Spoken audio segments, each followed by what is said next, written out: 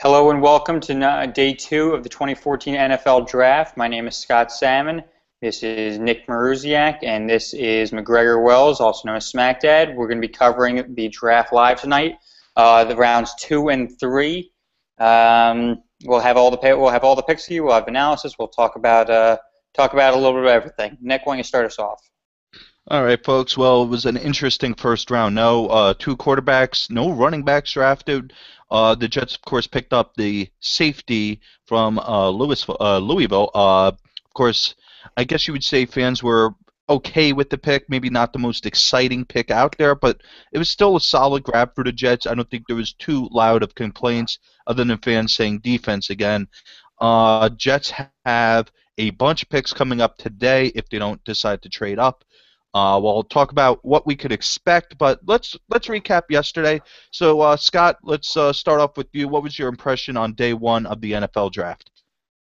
I think most of it was pretty unexpected. Some of the more unexpected picks were the Jacksonville Jaguars taking Blake Bortles with their third pick. Now, I don't know that many people really saw that one coming. So the Miami Dolphins take Juwan James, who was a bit of a reach.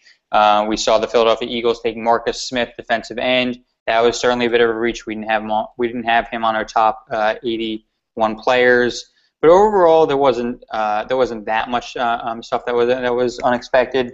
As you can see from our big board, most of our top guys are gone. The guys that we expected to go in the first round did, even if they didn't go necessarily in the order that we were expecting. McGregor, what do you think? I thought Kelvin Benjamin would win exactly where he belonged. Don't you, Scott?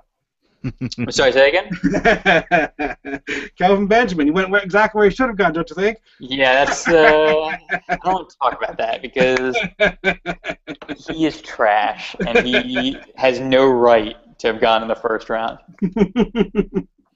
I knew you'd love that pick, Scott. I saw my first thought was like a hazy. I don't know. It was like a hazy. This should not be happening moment. Yeah, the Bortles pick to me was a bit of a reach. I liked actually the Philadelphia picking Smith. I'm higher on than the most are, but yeah, you're right. He wasn't marked that high for most people. But no, I don't think there was a whole lot of unexpected things going on.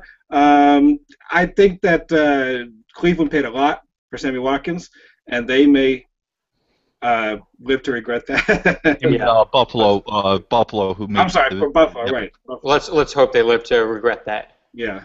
Related to that, since they drafted Sammy Watkins, the Buffalo Bills have now traded Stevie Johnson to the San Francisco 49ers. I believe it was for a conditional fourth-round pick next year. Right. So they were able to go. They weren't even able to get much for their former number one wide receiver. So it's going to be interesting, but it's going to put a lot more pressure on on Robert Woods and Sammy Watkins. It's going to put a lot more pressure on them now with Stevie Johnson gone. But they're going to have a very young wide receiver core in Buffalo. Yeah, absolutely. They're going to have a lot more speed up there, especially with guys like C.J. Spiller. It's going to be a lot fast. It's going to be a pretty fast offense up there. Cleveland got another first-round pick next year, so they got 2 this year, 2 next year. Mm-hmm. They're setting themselves up to be a very talented team in a year or two. I think that they're going to be a powerhouse very soon. If Josh Gordon ever gets his act together. Yeah, well, let's talk about that for a moment. So if you haven't heard the news, Josh Gordon has just been suspended for the year for failing a drug test. A lot of people thought the Jets should trade for him earlier in the season. This was his major concern, that he was one drug test away from a year-long suspension, and that's what seems to have happened. So overnight, the number one receiver on the Cleveland Browns is gone. I think that's most likely should influence their day 2 and 3 of the draft tonight and tomorrow. They'll probably be looking for a wide receiver pretty high now, just because they don't really have many good receivers now with Gordon out. And that brings us to our next topic here. Looking over this next round, what are you guys expecting? Let's start off with McGregor, because I know Scott's got some pretty strong opinions on it, so I'll let him clean up on this one. Go ahead, McGregor. Well, last year, no running backs went in the first round last year, and no running backs went in the first round this year. Now, last year, you had a mini run on running backs in the second round. I wouldn't be surprised to see that happen again this year. Most of the running backs this year are projected to go a little bit later than that. I think you're going to get a healthy number of running backs in the second round going. Wide receivers will undoubtedly start flying off the board. The interesting thing about wide receivers this year is that the two big guys went, right? But also Sammy Watkins at 6'1", Beckham at about 5'11", and Cooks at 5'10". Those size guys don't usually go in the first round. 3 of them, and all the really big guys, other than Evans and Benjamin, they all are still on the board. So you may see a bunch of big receivers, sort of NFL-sized bodies, go pretty quickly this round. Scott? So it sounds like from what Adam Schefter has said, it sounds like we're going to see a run on defensive linemen, offensive linemen, and possibly quarterbacks at the beginning of the second round, which makes sense from our big board perspective. Most of the top guys remaining on the board are linemen. For example, we have Antonio Richardson in tackle. We have Su'a-Filo, guard. Coney Ely, defensive end. Lewis Nix, defensive tackle. Rashid Hageman, Atuachu. All these guys are offensive or defensive linemen. Those are the most talented players up on the board. So it makes sense from a talent perspective that they'll be the ones to go off first if Adam Schefter is to be believed. I agree that the wide receivers are, at some point, there's going to be a run that starts on them there, and there's just so many talented guys. It's just a matter of time before they all start going quickly. Scott, let me ask you this. Let's go through your big board behind you. What's your top 5 guys? And McGregor, if you have like a top 5, I know you generally are pretty good. So let's start off with Scott. Who are the top 5 guys left on your big board? Do you expect them to fall soon, or do you expect them to start plummeting? Go ahead. Well, the top 5 are Jason Morrow, tight end, Antonio Richardson, Su'a-Filo, the guard, Coney Ely, the defensive end, and Lewis Nix, the defensive tackle. Like I said, I think Amaro might continue to slide for a little bit longer, but in a few picks, the value would just be too hard to pass up.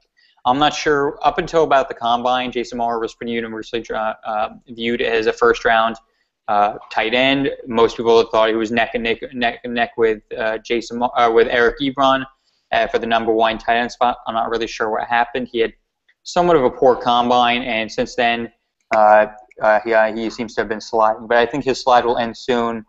As for the other guys, as I said, I think the linemen are going to start going pretty quickly. It sounds like the Houston Texans are trying to trade out of the 33rd spot for a team that really wants maybe like Hageman or another lineman such as that. But I think we'll start to see all these guys, the top of our board, start to go pretty quickly.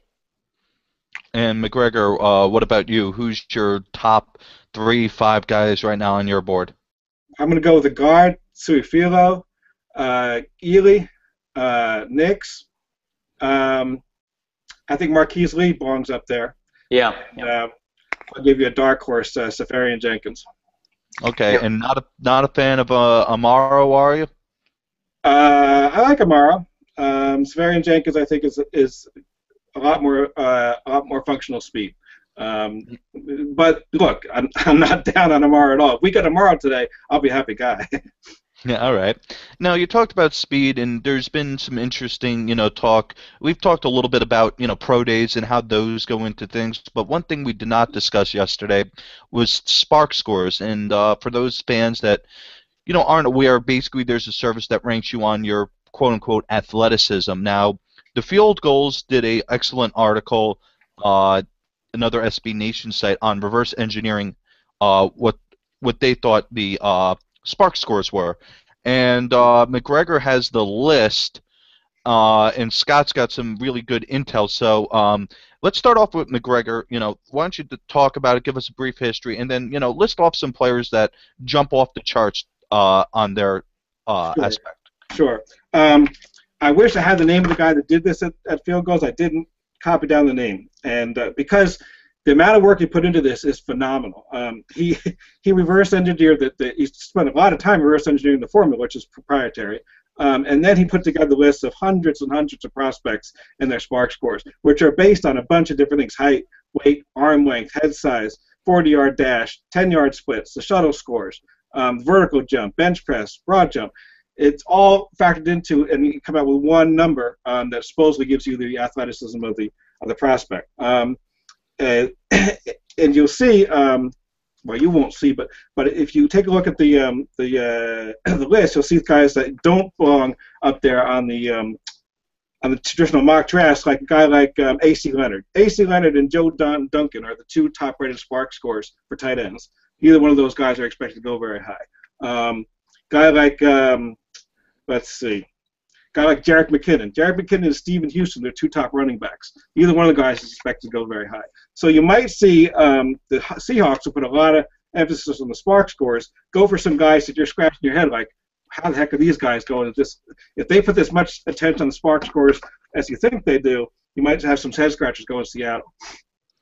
And Scott, on that note, you know a little bit about Seattle's connection to this, so why don't you go ahead and speak about that?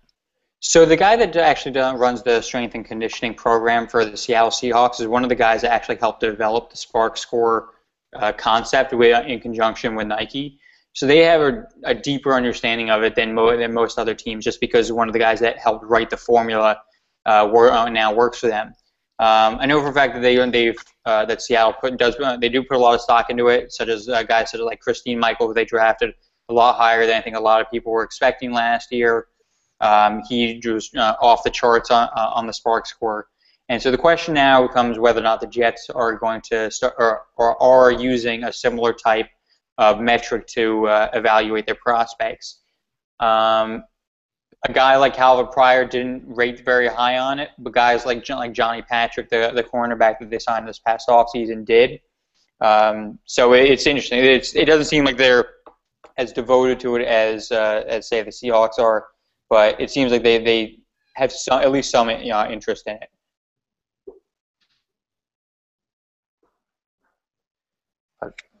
Where did Nick go? We've lost Nick for a second. We lost him. Okay. Well, anyway, so you said, can you maybe talk a little about some of those guys that you said aren't going to go very high but rated highly on the Spark Score? Talk about maybe any of those guys. Oh, well, yeah, you have A.C. Leonard out of Tennessee State and Joe Duncan. Those are the two guys at the top of the list for the tight ends. Interestingly enough, the third guy is a guy called Blake Annan. He, at his pro day, ran supposedly a 4.41. This guy's a tight end. He's 6'3". He's 250 pounds, and supposedly ran a 4.41. Do you think he gets drafted, or do you think he's going to go undrafted? If you had to guess. He had 16 receptions for like 180 yards in his 1 year starting. They used him as a blocking tight end. So you got to wonder what's going on with that. I saw some tape on him. He's got soft hands. He looks good. I don't know if he really runs a 4.4. These pro day times are usually 1/10 of a second fast or something. Yeah. But, even if he runs a 4.5, that's still fast for that size. That's real fast. I mean, Calvin Pryor ran a 4.58. So. Right. So I'll tell you what. I love 6th and 7th round draft picks. I love my lottery picks. I'm thinking about a guy like that. You know what? He could turn out to be a monster, and if he's not, he's a very good blocker. He blocked for his career at Cincinnati, and he's not huge. He's not going to be taking on big linemen and blocking them very well. But he's not one of these guys that is a guys that used to be having the ball thrown to him 20 times a game, and so when he's asked to block, he's like, no, I'm not doing that. Yeah. He's done it all his career. This is what he makes his bread and butter on. The reception stuff will be a bonus if it ever happens. So you draft him as a 7th round blocking tight end, and maybe if you're really lucky, you have a 10% chance of becoming a big time receiver. That's the kind of guy I like. What are some of the other late round flyers that you're interested in? Well, let's see. One guy that I think the Jets have a good shot at landing is a guy named Matt Hazel, wide receiver out of Coastal Carolina. He had about 990 yards last year. He's a tough physical receiver. He's about 6'2", about 200 pounds. Pretty good route runner. He's not going to wow you. He's not going to obviously with a late round draft pick, you're not looking at a monster, but I think he could help a team. I think he looks to me like he could be a Jericho Cotchery type, which ain't bad. And in this deep draft of wide receivers, he may go a little lower than you'd otherwise expect. So look from around the 6th round, 7th round if the Jets might be interested in him. If they have met with him, they're one of only, I think they're the only team in the league that did meet with him. So that's one guy. One guy that's kind of a late round guy that I just hate is Webster, Larry Webster out of Bloomberg. Okay. I don't know if you've seen any tape on the guy. He's defensive end, right? He's a defensive end who was converted from tight end. He is incredibly raw. He's got great physical gifts. He's fast. Well, basically, he relies strictly on his speed to get around the edge. If he doesn't get around the edge, he doesn't do anything. He doesn't ever make a tackle in the running game. He's run out of every play. He's run. I mean, if he either makes a sack, there's no impact whatsoever. I mean, he looks to me like a guy who 3 years down the road might pan out. And by that time, you look at a new contract. So if he does pan out, you get him for the expensive years. Yeah. I can't see. I mean, I see that people are projecting him in the 5th round, and I'm just like, wow. I know the Jets met with him too, right? They did meet with him. I hope they're not. I mean, he's a guy that maybe Rex looks at and said, "What I can really mold this guy," and I hope that's not what they're thinking. So on the topic of pre-draft visits, we've talked a lot again about pre-draft visits. McGregor, I know you came up with you had a list of all the players that have visited coming in the days before the draft and the weeks before the draft. Calvin Pryor is one of those guys. Right. As you just said, Webster is another one of those guys. Just wanted to say some of the guys that might be drafted tonight, or that most likely will be drafted tonight, that had pre-draft visits with the Jets. Some of them include Keith McGill, he's a cornerback, Marquis Lee, wide receiver, Paul Richardson, wide receiver, Jarvis Landry, wide receiver. We have Drew Archer, who came to visit, Jason Morrow, the tight end we mentioned a few times, C.J. Federitz, tight end, Troy Nicholas, Austin Seferian-Jenkins, all the top tight ends. DeMarcus Lawrence, one of the top defensive ends remaining, and Jimmy Garoppolo, one of the quarterbacks remaining. Now, on the topic of quarterbacks, actually, so we know they met with Garoppolo, they talked with him. He's expected to go pretty high now in the 2nd round. Another guy that's I'm hoping the Jets don't draft is Zach Mettenberger, but apparently the Jets have been in contact with him a fair amount in the days leading up to the draft. I wouldn't draft him if you gave me 17 rounds. But what do you think? What do you think about these quarterbacks? Kurt Warner loves the guy. Zach Mettenberger. He's Kurt Warner's guy. He loves him. Ron Jaworski loved Kellen Clemens, so. You never know. Yeah, that's true. Any quarterbacks that you're particularly interested in? Another guy that I hate, Carr. The guy throws off his back foot every other throw. His mechanics are terrible. His footwork is terrible. Yeah, he's got a strong arm. I don't see much else there. I hope we don't take him. I'd be kind of surprised if he even lasts to us. But what I'm hoping happens is one of my roommates is a Texans fan, and I am just praying that they take Carr right now, just so I can make fun of him nonstop and buy him a David Carr jersey. And it's almost unimaginable that they would take a guy named Carr, though, isn't it? It's not much that someone will actually relate to him. It'd be like the Jets drafting William Golston last year. It'd be, from a PR level, monumentally stupid. Right. Now, let me ask you something about that. You know, obviously, you have the Houston Texans and all those teams. What do you think there's going to be a move from them to go after a cornerback, or do you think they're going to trade down, or what do you think is going to happen coming up with this draft? I think they are trying to trade down. That's the report coming from, I think it was Adam Schefter earlier. I don't know if they're going to be able to or not, but I think they definitely are trying to right now. If they trade down, what do you think they're going to do about their quarterback situation? Well, I think that my guess is that they're hoping that the quarterback's going to fall a little bit longer, like a guy like Garoppolo or someone like that, and that they'll probably only trade down if they think the run on defensive linemen or something is coming next, since they obviously don't have a need at that anymore. Yeah, that makes sense.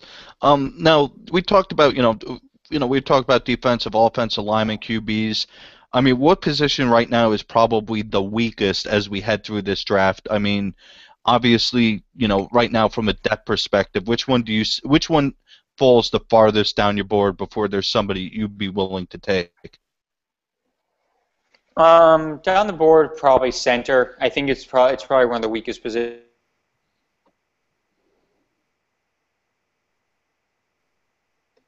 Martin, who we have ranked 52nd on our board. Another weaker position probably is inside linebacker. We have Chris Borland, number 44, and I think the only other player we have ranked in our top 81. Actually, we have two others. We have Shane Scove and Yawin Smallwood. So you have only three of those guys. So I think those are probably the two weakest positions right now remaining. McGregor, thoughts? And David has joined us. David, how are you doing, sir? Hi guys, sorry for a little bit of a delay there. Not a problem. No problem. So David, we were just talking about the weakest positions coming up in the draft. Obviously, Scott alluded to outside linebacker being one of them. McGregor, what are your thoughts? What do you think is the weakest position right now on the board? Well, I would say inside linebacker, but the trouble with saying something like that is that inside linebacker just isn't valued in the NFL. So you might have one or two guys at the top, and then the rest of the guys are going fifth or sixth round almost every year. So I would say inside linebacker, there's not much that appeals to me right now, but I think that's pretty much true every year. Yeah, I understand. And David, any other positions that you really think are weak right now? I know I didn't give you exactly time to get set up, but anything that you think is really weak right now? No, I mean, I think I agree that inside linebacker is probably one of the weaker spots. There are a couple that I still like. Yawin Smallwood's still there, who probably projects inside. He's got great length. And I quite like Max Bullock from Michigan State. He's another player that I really like. I haven't seen a ton of him, but what I've seen, I've been really impressed with him. But apart from those two, there's not a great deal to like at inside linebacker. Obviously, we're pretty settled at the minute with Harris and DeMario, but you'd always like to get a little bit of depth. I'm not sure we've actually even got an inside linebacker on the big board. I think we may have. I was just saying we have three actually. We have Chris Borland, we have Shane Scove, and we have Yawin Smallwood. And you mentioned Harris.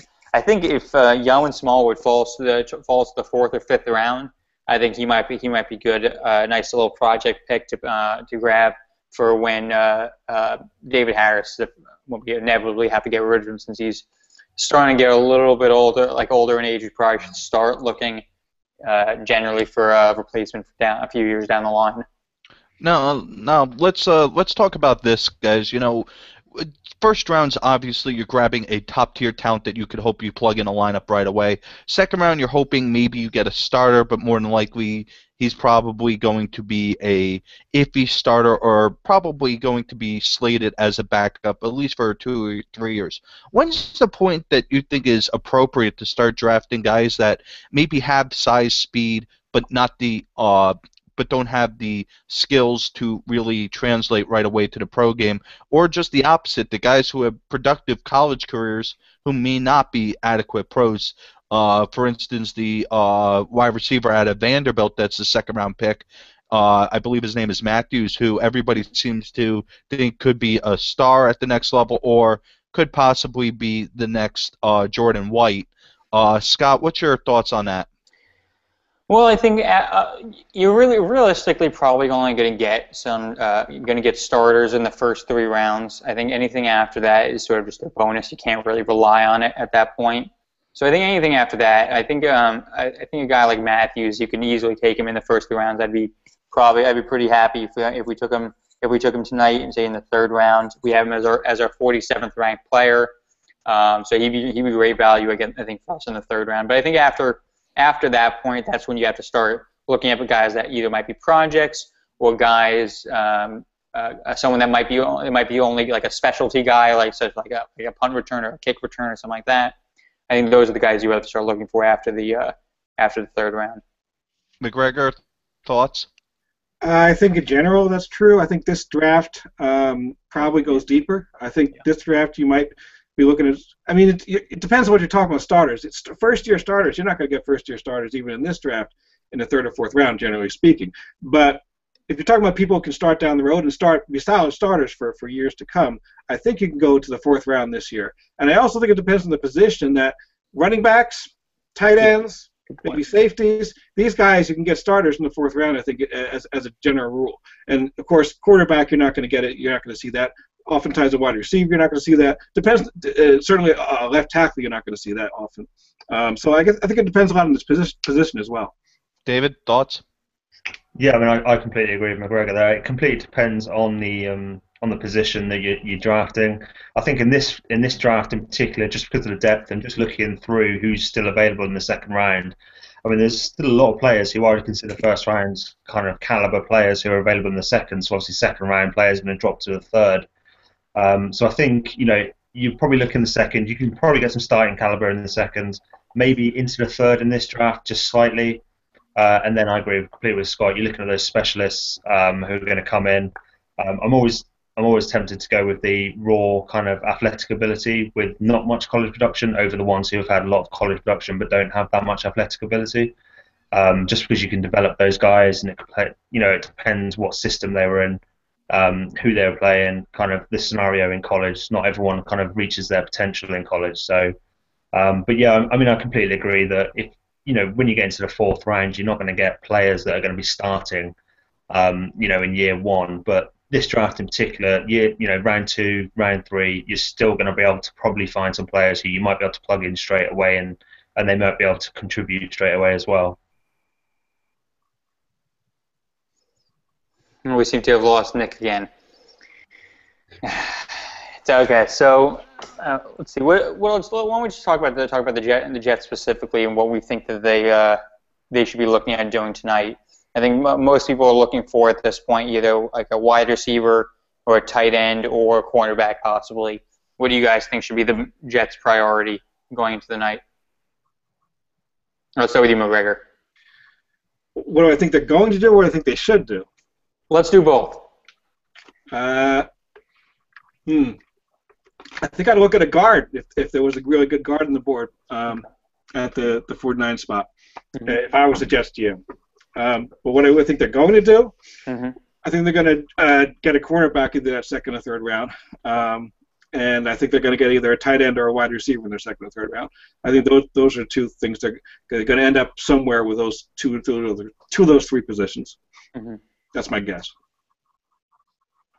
What do you think, Dave? Yeah, completely agree. I think that we may go with tight end. I think it depends if Amaro falls. If he falls, then I think it's going to be very hard to pass him up if he falls to us in the 2nd. And then we're going to have to probably look at cornerback in the 3rd, and that may be pushed on need. Where you're looking at McGill and people like that, maybe Desir, who you like so much. You seem to love Keith McGill, and the concern I have about him is that I think he's 25 now, isn't he? He will be 25 and a half years old on opening day. That's troubling. That makes me a little nervous. I think if he was a year or 2 younger, I think I'd be all for him. But that makes me a little nervous, just how old he is. I think if it was a year or 2 younger, he'd probably be going a lot higher as well. So I think that might be representing a little bit of value that we're getting. And if he can give us, 4 or 5 years of good production from a 3rd round pick, I don't think it's too much to turn your nose up at.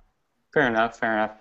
Now, my guy Pierre Desir, on the other hand, he's looking good for, I don't know, 10, 12 years. We got a lot longer with him. I don't think he fits the rec scheme myself. You don't think so? Why not? I think he's going to be a great press man cover guy. What do you think? He's more of a zone guy, or? You don't see him playing a lot of press coverage where he's up in the receiver's face. He's not giving these receivers jolts off the line.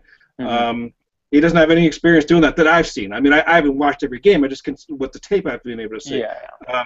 He also doesn't have the kind of recovery speed that you're going to need if you're going to be right up in a receiver's face. If he slips past you, you need to be able to catch up. Which Revis ran a 4.38. Program something faster than that, 4.33 or something. I think we're going to start having problems if we start comparing everyone to Revis, though. What's that? I think we're going to start having problems if we're comparing everyone to Revis. Of course, you can't compare him to Revis, but I'm saying in the rec scheme, you need somebody who has catch-up speed. And this guy, I think, runs something like 4.53, something like that in that area. I don't see on the tape that's a deceptive number. I think he really is a 4.5 guy, and I don't think that's going to be. I think it's hard to succeed as a Rex corner on an island doing that. And I don't see any experience at all, playing right up in the receiver's face and giving him a jolt off the line. What are some of the cornerbacks that you're interested in? I like Rashad Reynolds. I'd love to Okay. get Rashad Reynolds. Tell us about him. He's a lot faster. He's got more experience going right up at the street, playing press coverage. I think he fits the Rex mold much better. The problem I've had with him is I haven't seen him as much of a good tackler, which obviously it's not the most important thing for a cornerback, but it's something to, I think, be aware of. Then again, we'll also have Calvin Pryor back there to clean up anything he misses. But let's talk about wide receivers a little bit. Some of the top receivers that we have currently on our board. We have Marquis Lee, who's fallen a little bit. We have Jordan Matthews. We have we have Cody Latimer, Allen Robinson, Jarvis Landry. Those are our top guys up to number 60. Dave, I know you think pretty highly of Allen Robinson. Maybe talk about him a little bit. Yeah, I mean, Robinson's, he is still a little bit raw, but he is very fluid, and he's very, he does get in and out of his cuts very quickly. The thing with Robinson that I really like is he has got good size. I think he's 6'3", but he plays with a lot of physicality as well, which is really nice to see from a guy from, I'm not a massive fan of Penn State prospects, obviously after the Carl Brady situation, but he just has a lot of recognition, which I really like it in wide receivers. He will know when to come back to the ball. He'll know where to sit down in coverage. He'll know, he's beaten some press coverage, which, he's very physical off the line. I just think he's a really good prospect. He drops a few balls that he probably shouldn't be dropping. He needs to work on his concentration a little bit more. But this isn't Stephen Hill concentration. This is kind of just, the few lapses here and there. I really like Allen Robinson. I think he's going to be a great player. If he's there when we select, I'd find it very hard to pass him up. So you would take him in the second round? Yeah, without a doubt, I'd take him in the second. I was thinking about trading down and taking him in the first round, so I'd be more than happy in the middle of the second round. Okay. What do you think, McGregor? Oh, Marquis Lee is my guy. I think he's obviously had a terrible senior year. I wonder if that's more about his quarterback play and about being injured than anything else. He was electric in his junior year, or it's a sophomore year, whatever it is. It's 2 years ago. He was electric. If he had come out that year, he probably would have been a top 10 pick, top 15 pick, something. And I don't think you just lose it overnight like that. I don't think a full year of electric play is somehow just lost the next year. I think you have to consider that he must have either been injured or the quarterback play was terrible, which I think the quarterback play wasn't very good. Yeah. So here's my question. And obviously he's falling. It's questioned since he's by far our highest ranked wide receiver. A lot of people don't think he's going to last very long in the second round. So a lot of people have been asking whether or not the Jets should be trading up for him. You're obviously pretty high on him. How far up would you be willing to trade, and what would you be willing to get for him, or to give up for him? I hate the idea of trading up in this draft. I really do. You wouldn't do it at all. If we don't get the wide receiver, we get a guard or something. I'm happy with that too. Okay. So if you fall to us, you're running to hand the pick in, but you're not willing to give up anything to get him. Yes. Okay. No, What do you think, Dave? I really like. If you'd have asked me this in 2012, I'd have been all over Marquis Lee. I thought he was absolutely fantastic with Matt Barkley, and obviously he had Robert Woods as well to draw a little bit of the attention away from him. In 2013, he did struggle with a lot of knee injuries, and he seemed to really lack a little bit of explosion. Obviously, defenses were able to key on him as well. I'm a little bit concerned that knee maybe isn't 100% fit, and that's maybe why he's lost a little bit of that explosion, and he's not being able to kind of take the top off the defense as much as he was in 2012. But as a second-round prospect, like McGregor was saying, he was a top 15 guy in 2012. You don't just lose that.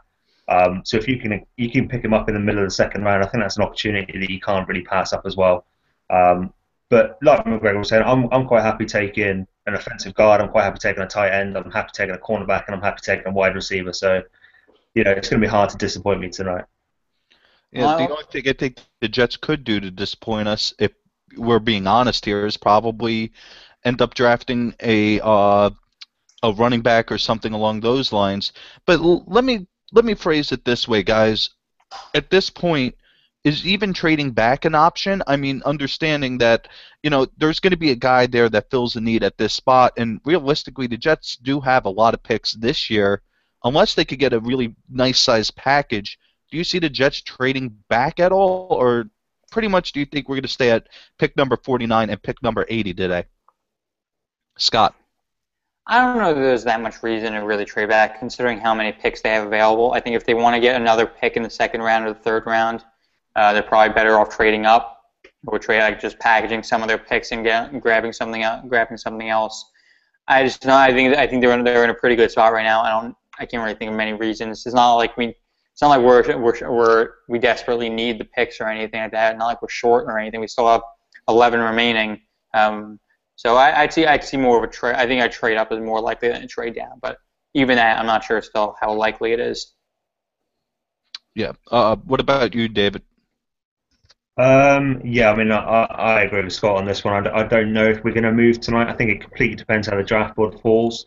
I think at the start of the night we're probably going to make our selection in the second round, but then if a couple of prospects start falling that we really like, I wouldn't be that surprised to see us move up from our position of third. Obviously, we've got the picks to do it.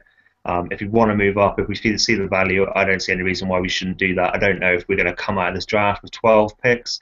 I don't know if it's kind of logical to come out of this draft with 12 picks, because 12 picks aren't going to make the team.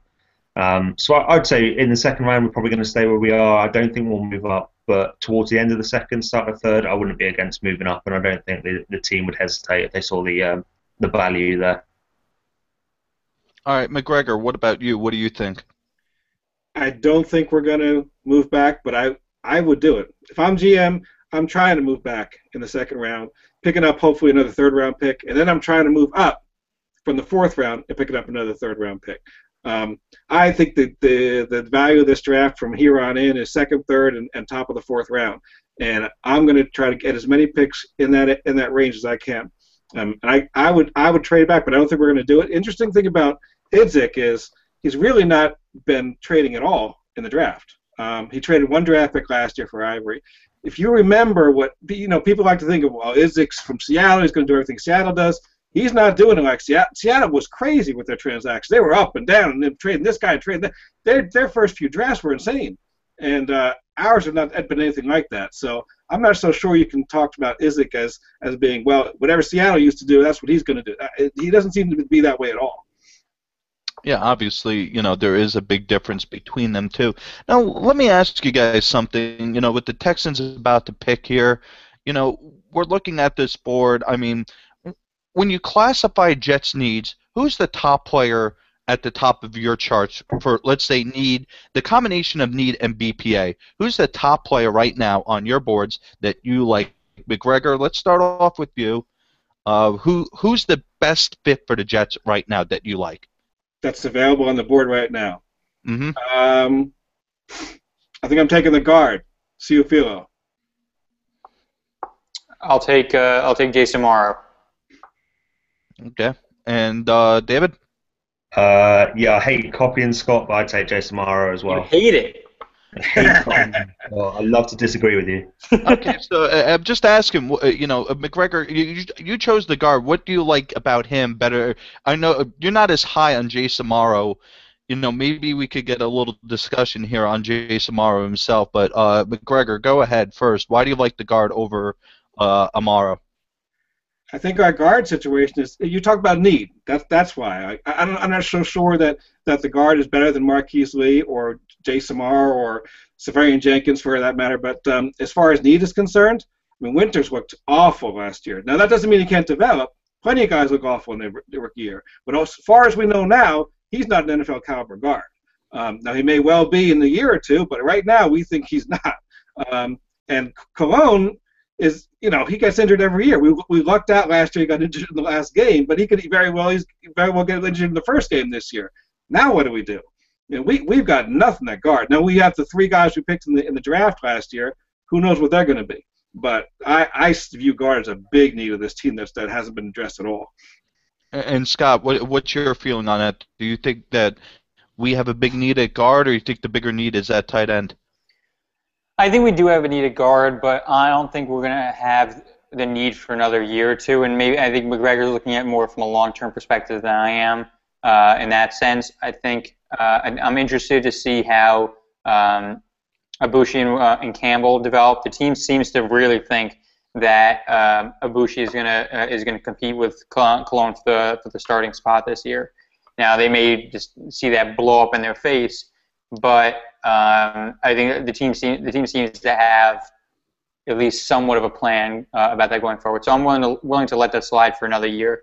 On the other hand, I think if I remember correctly, McGregor, you're a lot higher than on Jeff Cumberland than I am. Almost anybody does, but I I understand he hasn't been exactly a number one tight end. Yeah. I think on the other hand, I think we can give Geno Smith all the time in the world if he doesn't have people to throw to, then what's the point? So I'd rather see us surround him with weapons, make sure that he's the guy, because if we surround him with weapons and he still fails, then we know that we're going to need a quarterback. Whereas if we don't give him weapons and then he fails, well, it's kind of a self-fulfilling prophecy, and we haven't really learned anything from it. So I'd rather see us surround Geno Smith with weapons, and then next year, if the plan right now for a guard doesn't fill out, then I'd like to see them get a new guard. And David, thoughts? Tight end, guard, Amaro. What's your thoughts? I want both. I want a guard and I want a tight end. That's what I want. Like I was saying a little bit earlier, I'd be quite happy with both. I'm not a massive Cumberland person. I see a lot of raw athletic ability without much technical ability. But then Jason Amaro, he's more a slot receiver more than a tight end. He's very hard to bring down after the catch. The guards, I really like Gabe Jackson actually from Mississippi State. That's one of my favorite guards in this draft, just because of his run blocking ability. I think both him and what was this, Xavier? I think they're both very good run blocking. Dave, I'm going to actually cut you off right there because Xavier Su'a-Filo is now off the board. The Houston Texans have taken him with their first pick. I'm sorry to tell you that, McGregor. I know that you were a fan of him. Obviously, you were just saying you wanted us to take him. It's interesting because it opens up Jimmy G for the rest of the draft. I mean, a lot of people thought that was going to Houston. Yeah, I hope we don't take Jimmy G. But Su'a-Filo, he was our number 25 player on our board, our top-ranked guard. We've been talking about guards a little bit. The next top-ranked guard that we have is David Yankee out of Stanford, who is our number 40th player, and then we have Gabe Jackson, who is number 45 as our top two guards currently on the board.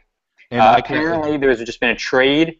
The Dallas Cowboys have swapped picks with the Washington Redskins. Ooh. I don't know the terms yet, but I guess this isn't surprising since the Washington Redskins desperately needed picks. I think that they only had a few remaining. Pretty surprising they did it with the Cowboys, though, don't you think? Yeah, within the division, absolutely. And it makes you wonder what the Cowboys are going after here. Obviously they had their chance at Johnny Football yesterday, but maybe this is their shot at grabbing a quarterback, and saying, hey, we're just protecting Romo instead of drafting for the future, but could be a number of different things. Could be, like we said earlier, could be a run at guard or at defensive line. Now, obviously, the Jets have the number 17 pick here, so we're still a pretty good while away from where they're going to be drafted. Let me ask you this, guys. How far do you think Amaro is going to fall? Do you think the Jets are going to have a legitimate shot? Obviously, they might have to trade up. He's right now the number one guy on your board, Scott, rated as the top, 15 talent, if I'm not mistaken? We have him at number 19. At number 19. So top 20 talent is still on the board. I mean, do you think he's going to go all the way, or who do you think is going to grab him? David, let's start off with you, sir. I think there's two teams that he's going to have to avoid if we're going to be able to grab him. The first one, maybe Buffalo. I think they might be interested in a tight end. There was talk that they were interested in Ebron in the first round, so they might be a threat. I think Baltimore also might be a threat to take a tight end. But we keep saying it, but we need to hammer this home. It's such a deep draft that some of these guys who maybe should have been taken a lot earlier, they're going to keep falling. Guys like Lewis Nix, I'm surprised that he's still there. I think Dallas might be interested in taking him, and that's why they've traded up. If I was a betting man, I'd say they were going to take Nix. But I think defensive line makes sense for them. Yeah. I mean, they could take Chewett as well. One of the Notre Dame guys. I think he's going off the board now. But Amaro, I think if he avoids Buffalo, then we're in a good situation. All right, Dave, I'm going to cut you off for a minute. We have the terms of the trade. The Redskins have traded their second-round pick for Dallas. Redskins have gotten Dallas' second-round pick and their third-round pick. So the Cowboys ended up giving a third-round pick to move up 13 spots in the draft. And it's interesting. Apparently, the Cowboys have been trying to, according to Ian Rappaport, they've been trying to trade up all afternoon. They tried with the Buccaneers, the Seahawks, the Raiders, and then they finally worked with the Redskins. What do you think? What do you think, guys? Was that a good trade by Dallas? Depends what they grab. Let's be honest here. It doesn't really matter until you find out what they grab or what they're after. I mean, we saw earlier, who was it that traded up a lot of spots? Not Buffalo, the other team that traded up and grabbed basically a guy that we thought was going to fall a lot farther. Now, obviously, in the first round, I can't remember. It was the big trade. Scott, maybe if you remember at all. Which one? You think of Brandon Cooks? No. It was Justin Gilbert. Who got Yeah. When they traded up and grabbed him. Now, obviously, in hindsight, you look at that trade and go, what happened? But this trade, it depends who they grab. McGregor, let's start with you. Who do you think they're grabbing here? I think they're grabbing Jimmy G. Scott? Interesting. I think they're going to go defensive line. Let's see. Coney Ealy and Lewis Nix are our top two guys, so I'll go with one of those two guys. I'll say Nix, or Ealy or Nix. And David, go ahead. What's your prediction, sir? Yeah, I think Lewis Nix or potentially Rashid Hageman, someone like that. Coney Ealy might also be a choice. I definitely think it's going to be defensive line, but I'm going to go with Nix. Okay. Now let me ask you something, guys. Here, let's try and go through a few of the positions the Jets are, potentially looking into in this round. Let's say cornerback, wide receiver, and tight end. So between Amaro and the next tight end on the board, what are the big differences? We've talked about Amaro a little bit, but the next guy on your board, what separates them two? And are they different styles? Maybe you could talk about the players themselves, and maybe some personal thoughts. Scott, go ahead because you have the board behind you. Well, I'm just gonna pause for 1 second just to say that the Cowboys have made their selection and they're taking DeMarcus Lawrence, the defensive end. So we were right about defensive line, not exactly about the right guy, but he was number 61 on our board. I think he's one of the top defensive ends that we had remaining. I think he was our third remaining defensive end. But as for the tight ends that you mentioned, so our top tight end is Jason Morrow. We have Colt Lyerler ranked second as our number 30th pick. I think that's been a little controversial to people because obviously he's not going to be taken until the 6th or 7th round because of some off the field things.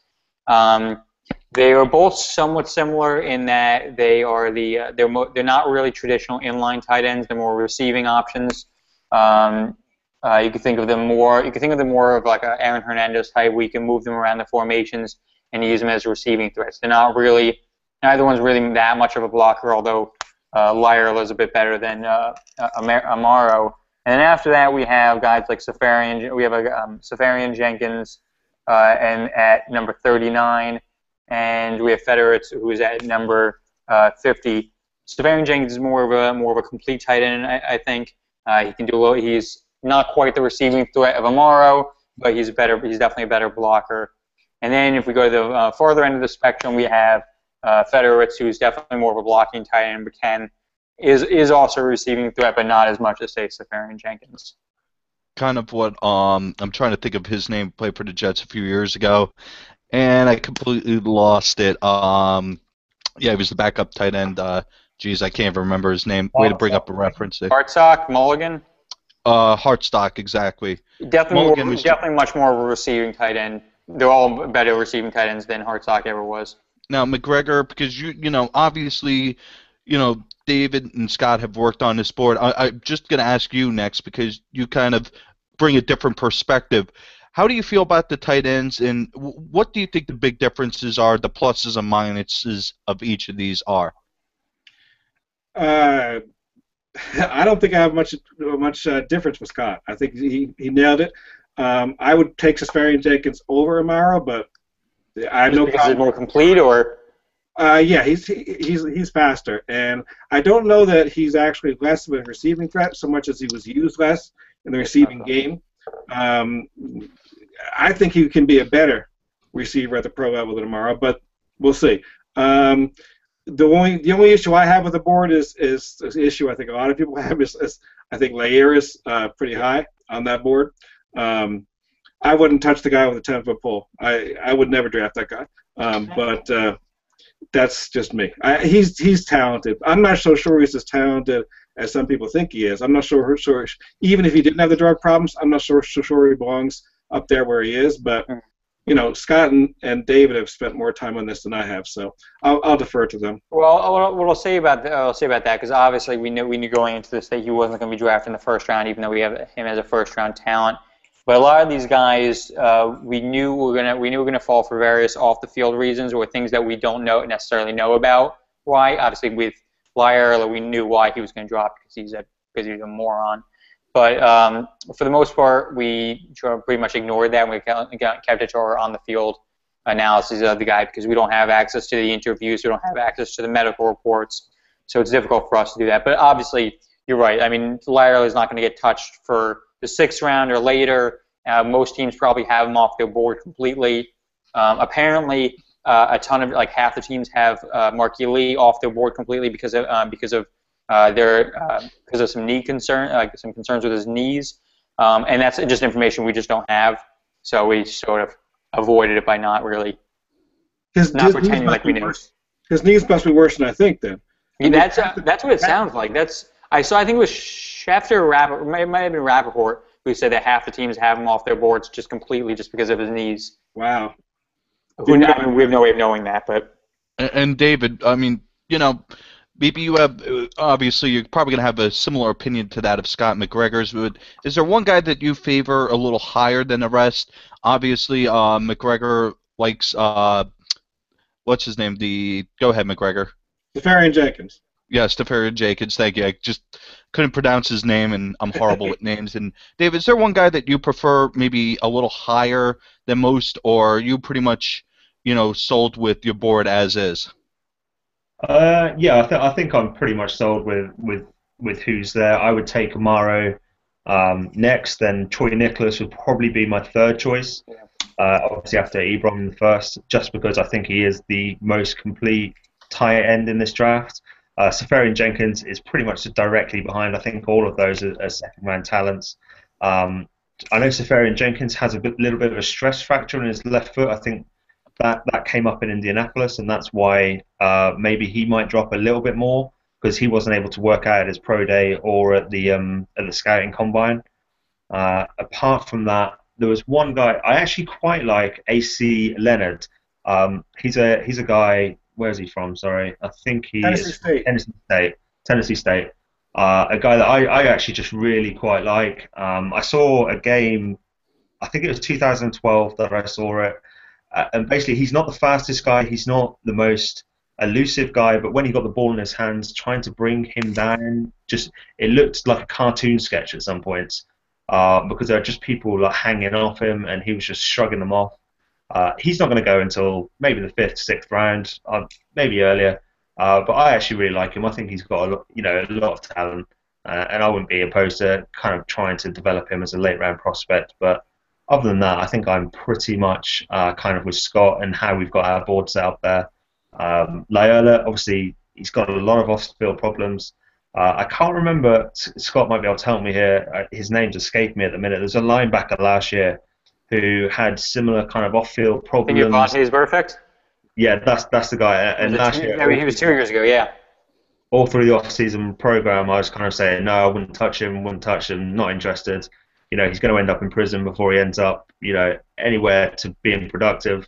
And then he goes and puts in a season where, I think was he a Pro Bowl alternative, or did he get to the Pro Bowl? Pro Bowl, yeah. So ever since that moment, I've kind of not completely written off the guys with the character problems. Yeah. Iola, like I was saying, he could end up anywhere. Yeah, I'm going to pause for a second to say that the Cleveland Browns have taken Joel Bitonio, who is our number 58th overall pick. He's a tackle right now for Nevada, but because he doesn't have really ideal arm length to play tackle, he's most likely going to have to switch into the guard position. I really was hoping that Bitonio would fall to us. He was one of my favorite remaining guards. But now he's off the board. The Browns have gotten a good pick. But it's surprising that the Browns didn't take a wide receiver, knowing now that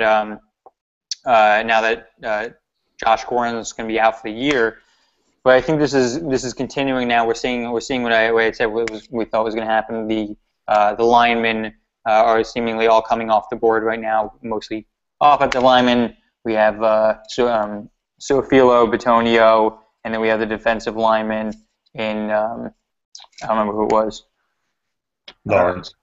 What's that? Yeah, and Lawrence. So No, we're seeing that lineman rush right now. no. Let me ask you guys, with the remaining offensive guards there, anybody in particular that you really, really like, or is it more they're pretty much all in the same kind of, I guess you call it ballpark, where, there's not a big difference them? Is there one guy that stands out that is you have to have him if you're going to go guard, or is it kind of whoever the board falls to us, we're okay with them?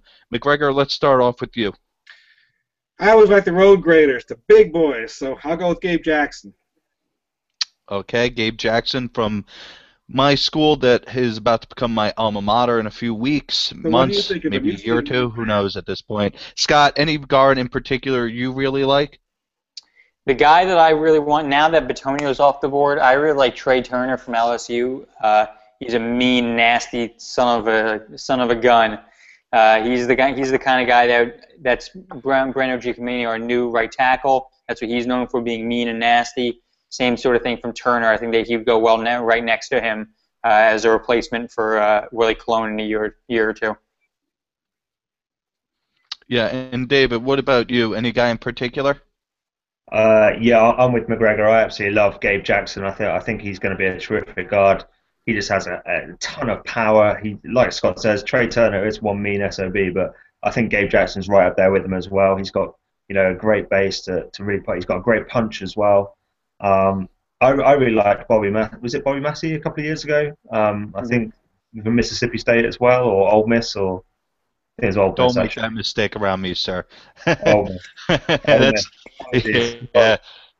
Ole Miss, and I really liked him as well. So I think it's Gabe Jackson is the guy that I would certainly put at the top of my board right now. But Trey Turner's not too far behind. And the Raiders are, of course, on the podium, just waiting for their pick to come in. Right now we've had that run that we've talked about with guards. We've talked about defensive linemen coming. We've talked about all these different things. I mean, there is a point where, the Jets are lucking out right now in that they're getting basically the skill positions. We're not seeing a big run. As you can see, Scott is readying the... I'm going to cut you off here. The Raiders have taken, with their second-round pick, they've taken Derek Carr, quarterback in Fresno State. Carr, I believe, was our... Let me find him on our board here. I know. 37? Yes. Carr was 37th on our board. I know that he was the top-ranked quarterback on Oakland's board, and Khalil Mack, their first-round pick, was their top overall player on their board. So they've really gotten, so far, the Raiders have gotten their two of the really top guys in the first 2 rounds. So they must be thrilled right now. And let's be honest here, good for Oakland that they're actually getting guys that are, they look like they could be decent.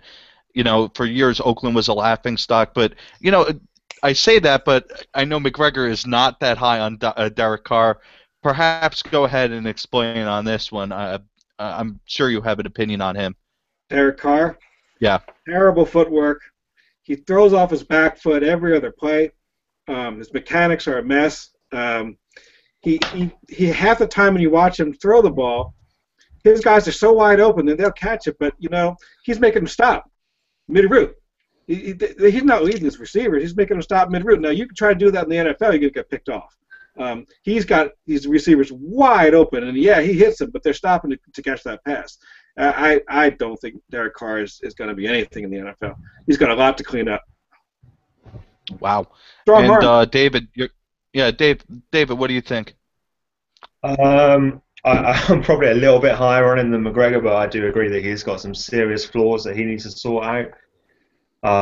One thing that I really took from Derek Carr was that anytime he had to face any kind of pressure, he just absolutely crumbled. Like, he did not like throwing when anyone was in his face. And, not being disrespectful to Oakland, but he's going to have to get used to that. I want to point out a while ago that that Derek Carr's brother, had said, this is a couple months ago, he said that wherever his brother wanted to go, he wanted to go as well as his backup. I don't think it's obviously not going to happen, but that'd be enough for me to say, no thanks, we'll pass on Derek Carr just because we don't need David Carr associated with us. Yeah, let's be honest here. Derek Carr had the ghost of his brother to deal with. And his brother, of course, was the famous first-round pick. I believe the first ever pick of the expansion Houston Texans. Yeah. And, yeah, he spent most of his career on his back in Houston. Then, of course, spent a few years in the Giants organization and I believe was part of their Super Bowl winning team, although he had probably as much to do with it as the towel boy. All right, so hold on a second. I just want to say that apparently, according to Adam Kaplan of ESPN, if Carr had already been taken, Oakland was planning on taking Tom Savage as their quarterback.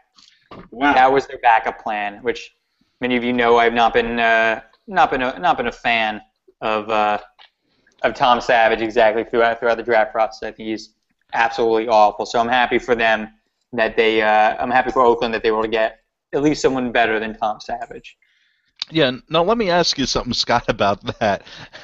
Is there a quarterback that you it seems like that there's quarterbacks you absolutely love and quarterbacks you absolutely hate. I've never seen you been like, all right, that quarterback's all right. Is there one guy that you're like, he's okay at least? Quarterbacks I have very strong opinions about. The guy I love is David Fales. I think he's our top-ranked remaining quarterback on the board. Guys I absolutely hate. I think to say about Fales. I think he's like a stronger version of. Think of him like a stronger version of Chad Pennington. He's just very, very accurate, built for a West Coast offense. Great timing throws. I think he'd be perfect for our system. Obviously, I like Geno Smith, so I'd be totally fine with passing him on Fales for that reason. But he's my favorite remaining quarterback.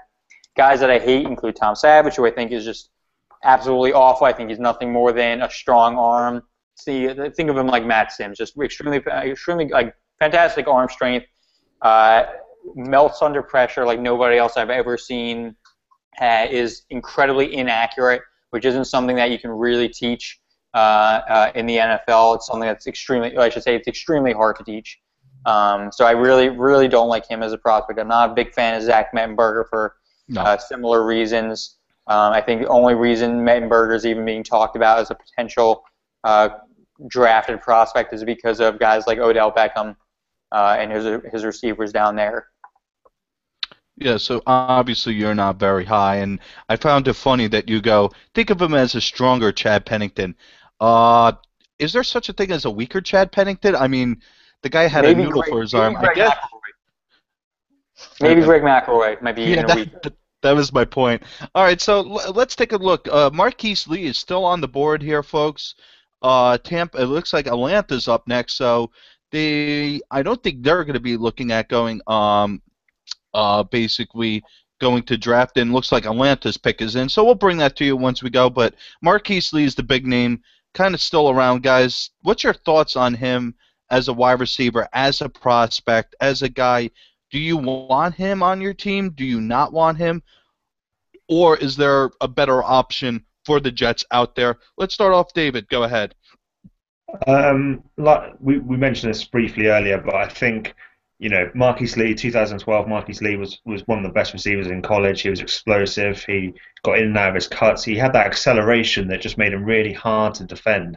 But I'm starting to get very concerned about his knees. I mean, obviously, we all knew that he had some knee problems throughout 2012 offseason, 2013. And then Scott mentioned earlier that there was a tweet by Adam Schefter or someone similar saying that nearly half the teams have taken him off their board completely due to his knee problem. And if you watched him in 2012 and then directly compared that with his 2013 tape, you're going to see a real difference in his explosion and in his acceleration. And obviously, those are two things that are going to, be heavily reliant on your knees being healthy. So I really like him. I don't know. I wouldn't take him off my board, but I would certainly want to have him, come in for a visit, medically checked before I selected him. So I can't actually remember if the Jets brought him in. If they did and they're happy, by all means take him, because in 2012 he was, nearly unblockable. Unplayable. Yeah. Let's go, Scott. What's your opinion? I'm actually going to pause here so that I agree with, first of all, just say I agree with everything David just said. I think if we're getting 2012 Marquee Lee, we're going to get an amazing wide receiver, but it's a big question mark right now. But I'm going to pause for a second just to say that the Atlanta Falcons have made their selection, and it looks like they've taken defensive tackle Rashid Hageman from Minnesota, who is our second-ranked defensive tackle remaining on the board, number 32 overall. Hageman, if you followed his story at all, he's sort of like I wouldn't say a modern-day Blindside because it's already modern day, but it's a similar kind of story that he was adopted as a child. His parents got him into football. Or his adopted parents got him into football, and now he's a second-round pick. So he has a great story on his own. Yeah. And so, let's continue with that thought, Scott. Marquise Lee, opinion, I mean, is he fit for the Jets, or do you think, better options out there? He actually reminds me a lot of Santonio Holmes, but obviously without the headache problems. I think he's a fantastic route runner. He has a knack for making those sideline catches. He even has a similar way of manner of catching. Like he extends his arms at the last moment. So I think there are a lot of similarities to Santonio Holmes, and I think Santonio Holmes would have been a lot better for us if he didn't have all the injury concerns and didn't have the off the field things. So I think he, in that sense, he would be a good pick for us. And McGregor, what about you, sir? Yeah, I mean, if he's healthy, I can't oppose picking him up. If he's healthy, he's terrific. But I didn't realize what Scott had told us a little earlier, that half the teams, if that's true, that half the teams are taken off the board because of his knee problems. It definitely raises a huge red flag. Yeah. These teams must know something about him, man. I can't believe they're taking him off the board just because, what they've seen on tape. But I think they must have brought him in for some medical visits. Yeah. And it's my guess. Yeah. Now, let me ask you something here. I mean, how far do you let a player like that drop with a knee problem? Obviously he's going to rely on his knees. It depends on the severity, obviously. Scott, do you have an exact did they tell you exactly why what was wrong with his knee, or is it just a quote-unquote knee problem? I'm not sure. I don't really remember what his knee problems were specifically this past season, just that he had them. I don't really know too much about it. Okay, not a problem. And obviously, that's the million-dollar question. Is it is it ACL? Is it meniscus? Dwayne Robertson variety of injuries where it's degenerative? Obviously, yeah. I mean, I'm not trying to spot you here. I'm just saying, in general, that could be why he falls. Now, you might have a team that they look at him, give him a clean bill, and they're just chomping at the bit to grab him. But if that's true, half the teams took him off the board. He may fall into the third or fourth round, and at that point, he may be a value pick in terms of what's going on. So, of course, right now we're looking at what we expect the Jets to kind of take a look at as we hit the second round. Obviously, the other need, of course, we've discussed tight end, we've discussed wide receiver, a little bit of offensive guard too. Let's also talk about cornerback. I mean, there are some big names still on the board. Obviously, they're not your top flight, sure shutdown corners, but they're pretty much good. They could be, a starter out of the gate. Scott, why don't you list off some of the corners, and let's list some pluses and minuses on them. Okay, well, some of the top guys that we have remaining are Pierre Desir, who we talked about a little bit earlier. We have Philip Gaines, cornerback, Keith McGill, Bashaud Breeland. Those are our top remaining guys. I think that's about all of them. Those are our top remaining guys. Oh, Stanley Jean-Baptiste. Baptiste is a guy I actually really like a lot. He kind of reminds me of Antonio Cromartie. He's a big guy. He's about 6'3". He's extremely athletic. When you watch him play, play man against a guy, he's pretty much glued onto them. I think he has a lot of potential. He's not nearly as polished as a lot of other guys, which is why he'll probably fall midway to the second round, or maybe even to the third round. But he's one of those guys I really like coming up. Okay, and David, any differences in the cornerbacks, or you got a guy that you are keying on? Yeah, I've got two guys that I really like. Keith McGill is someone I've spoken about quite a lot tonight already. But the other one is Philip Gaines, the cornerback from I believe it's Rice. He's another really big guy. I think he's 6'3".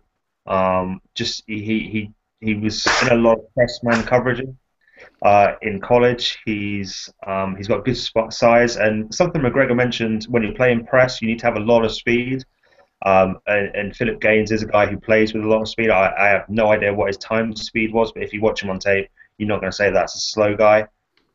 He's definitely got that. He's he did measure well at the combine. He's just a nice prospect. I'm finding it very hard to kind of pin down where he's going to go. Obviously, with these small school guys, it's completely dependent on how much emphasis people put on competition. I think he is a late second round selection.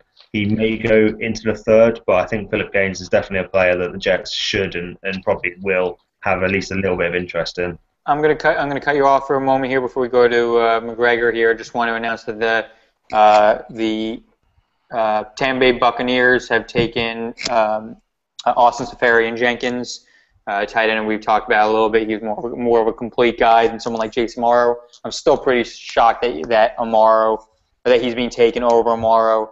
I think McGregor, if I remember, you said you were a little bit higher on him than I am. Yeah, I'm disappointed he's not going to be there for us. Yeah.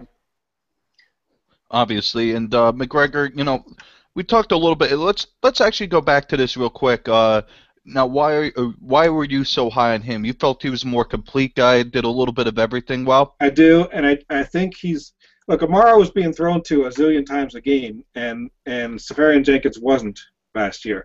But that doesn't mean Seferian-Jenkins won't be thrown to in the pros. And I think in the pros he may project as a better receiver than Amaro. Amaro has some speed issues, I think.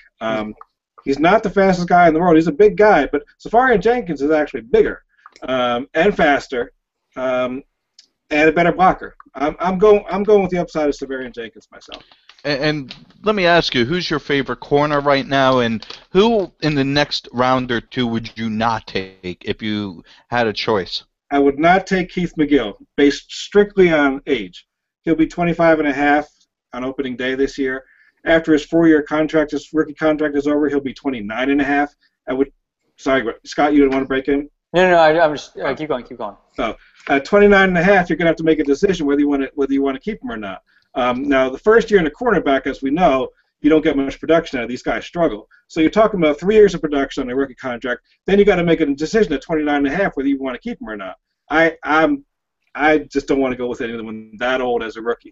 Not to say he doesn't play well. He does play well, but he's too old to me. Scott's I need to cut in for a minute here. There's a report from Ian Rappaport that the Jets were furiously trying to trade up with the Buccaneers. They wanted to take Marquis Lee, and their fear is that the Jaguars would take him. And the Jaguars pick is in. Obviously, that trade didn't happen. And so I guess we'll see who if the Jaguars did end up taking him or not. But the Jets obviously thought they were going to, and the Jets obviously wanted Marquis Lee badly. So that does not bode well. Obviously, the Jets were playing the game that he would fall. He got all the way down. We talked about this earlier here. We're in pick number 7, so the Jets would have had to move up 10 spots, which, judging probably puts them at a second, maybe a fourth, and then some other compensation, maybe one of their later picks this round. But obviously it comes down to what Jacksonville does here. Scott will break the news whenever it happens, but from the sounds of it, the Jets were after Marquis Lee, so they were after their big play threat. They may not get him. This may not end well for the Jets. Obviously, the Lions are next to pick, so I don't think they're going to be going after a wide receiver. Then the Bills, Titans. So there are teams And yes, maybe the Jets could trade up with the Lions if they are that concerned that Lee has not fallen. But again, it does look like Marquise Lee is possibly on the move. Scott? Yeah, the Jaguars have taken Marquis Lee. He's finally off the board. I guess the knee injury wasn't enough to deter the Jets or Jacksonville, but that's a target that the Jets were clearly interested in. Clearly, they're interested in getting a wide receiver. Mm-hmm. All right, Scott. Let's do it this way. Sorry, I'm snacking on here. I learned yesterday that this thing could go 4 hours, so might as well snack when you can. All right, so let's talk about other wide receivers on the board. After Marquis Lee, I mean, who's next? Who's ready to be a number one? Is there a number one still on the board? Or are you looking at... Yes. I'd say Allen Robinson probably has the best chance of the remaining guys, just because of his size. I mean, I don't like the term number one versus number two, but I think he is most likely to be an X receiver, to be that guy that's split out wide to the right. I think Allen Robinson is probably one of the best remaining. McGregor, thoughts? I'll go with Cody Latimer. I think Cody Latimer's got the best chance of being number one. I think he's a more physically gifted receiver than Robinson, but I like Robinson. A lot of big receivers on the board right now. Guys that can ultimately, if they pan out, can be a number one for you. I'm going to cut in for a minute to say that apparently there's been some sort of trade. I'm not exactly sure what's going on. It looks like Detroit's traded up. Or Detroit has traded with Seattle, maybe? I'm not. Yeah, oh, sorry. No, I'm sorry. Number 8 looks like. I'm sorry. The Rams have traded up with the Bills. That's what it sounds like is going on right now. Yes, we still have, I believe, looks like Seattle, but on my board it says the Lions. Yeah, a little confusing right now. We'll figure it out. It sounds. I know that okay. It looks like there have been 2 trades. The Seahawks have traded their 2nd round, 5th round picks for the Lions. For the Lions, 2nd round, 4th round, 7th round pick, and the Bills have also traded up. So it looks like there are 2 trades going on at once right now. Yeah. Ladies and gentlemen, welcome to the draft where picks are coming in fast and furious. So we're going to, let this kind of settle, and then we'll go into our discussion again. Obviously, 2 trades have just happened. Scott's pulling up the details fast and furiously as we speak. NFL has yet to update their tracker. I'm watching that as we speak. A lot of things going on here. Looks like the Rams have given the Bills their 5th rounder to move up 3 spots at this point, and then the Detroit Lions are now on the clock after trading for that pick as well. I'm still not sure exactly of the terms of that deal, but the Detroit Lions are making their pick right now. I'll have a few as soon as I know. Can I interject with a question here for everybody? Absolutely. Oh, of course. We just, if you believe the rumor, we just failed to complete a trade for, moving up to get Marquise Lee. We didn't trade at all on the board last year other than to trade out to get Chris Ivory. Question is, all this wheeling and dealing going on and the Jets are not participating, is it because these things are just not working out for us in terms of value, or is it just being cheap with draft picks the same way he was cheap with money? As he's welcome to get a steal on these moves, and if he's not getting his bargain, he's not going to move. Or he's just looking for a good deal and he's not seeing any good deals. Right. I mean, it could have just been as simple as the Buccaneers said, "Hey, you fleeced us last time. We're not going to trade for you anything less than equal pay, like something like that." But I'm not. Obviously, there's no way. I don't think there's any way of knowing. Yeah, not right now. I can't. I think generally speaking, though, we know Idzik isn't gonna make a trade unless it clearly favors the Jets. I think whether or not you characterize it as being cheap or being just looking for a good deal, it's obviously up to you. But he's not going to make a trade unless it's pretty clear that it's going to favor the Jets. And let's be honest here too. Remember something: it takes 2 dance partners here. Tampa, you never know. Tampa Bay may have loved Safarian Jenkins and said, you know what, we're not sure if he's going to fall that far, and it wouldn't be worth it to try and trade down and trade up. So you have to view it 2 ways, and I think, yeah, probably, Izdik stuck to his principles. David, honestly, let me ask you something here. We're looking at the Lions made a move for one of their picks, and then the Rams jumped up. What do you think these two moves are? I've actually just seen the Lions one, and it is for Van Noy. The Lions Kyle Van Noy, okay. the Lions Off took off the him. big board here. The Rams, I've got to believe that they're going to go cornerback. I don't know which cornerback they're going to go for. I can't actually see which one we've got. Who's our highest rated cornerback left on the board, Scott? Corner or quarter? Corner. Our highest ranking cornerback is Desir right now.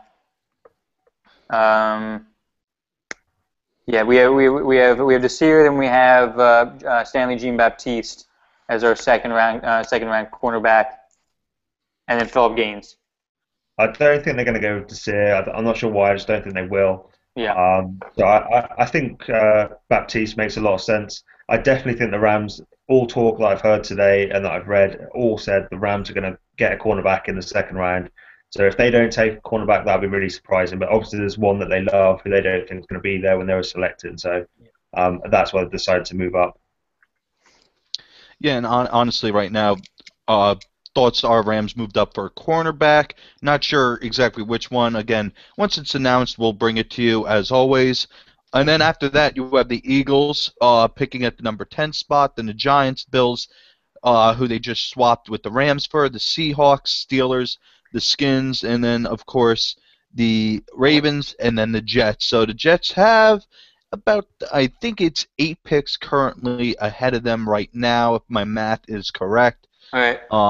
Nick, I'm going to cut you off for a minute. Apparently there's been another trade. Philadelphia has traded with Tennessee, so that's 3 straight trades in a row.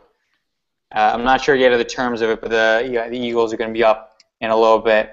So we have the Rams coming up who traded with Buffalo, and then we have the Eagles who traded up with Tennessee. Yeah, obviously, right, so some big trades happening. I actually mentioned that and didn't even know it was a trade. Yeah. So there you guys go. So big trades happening. People are moving around.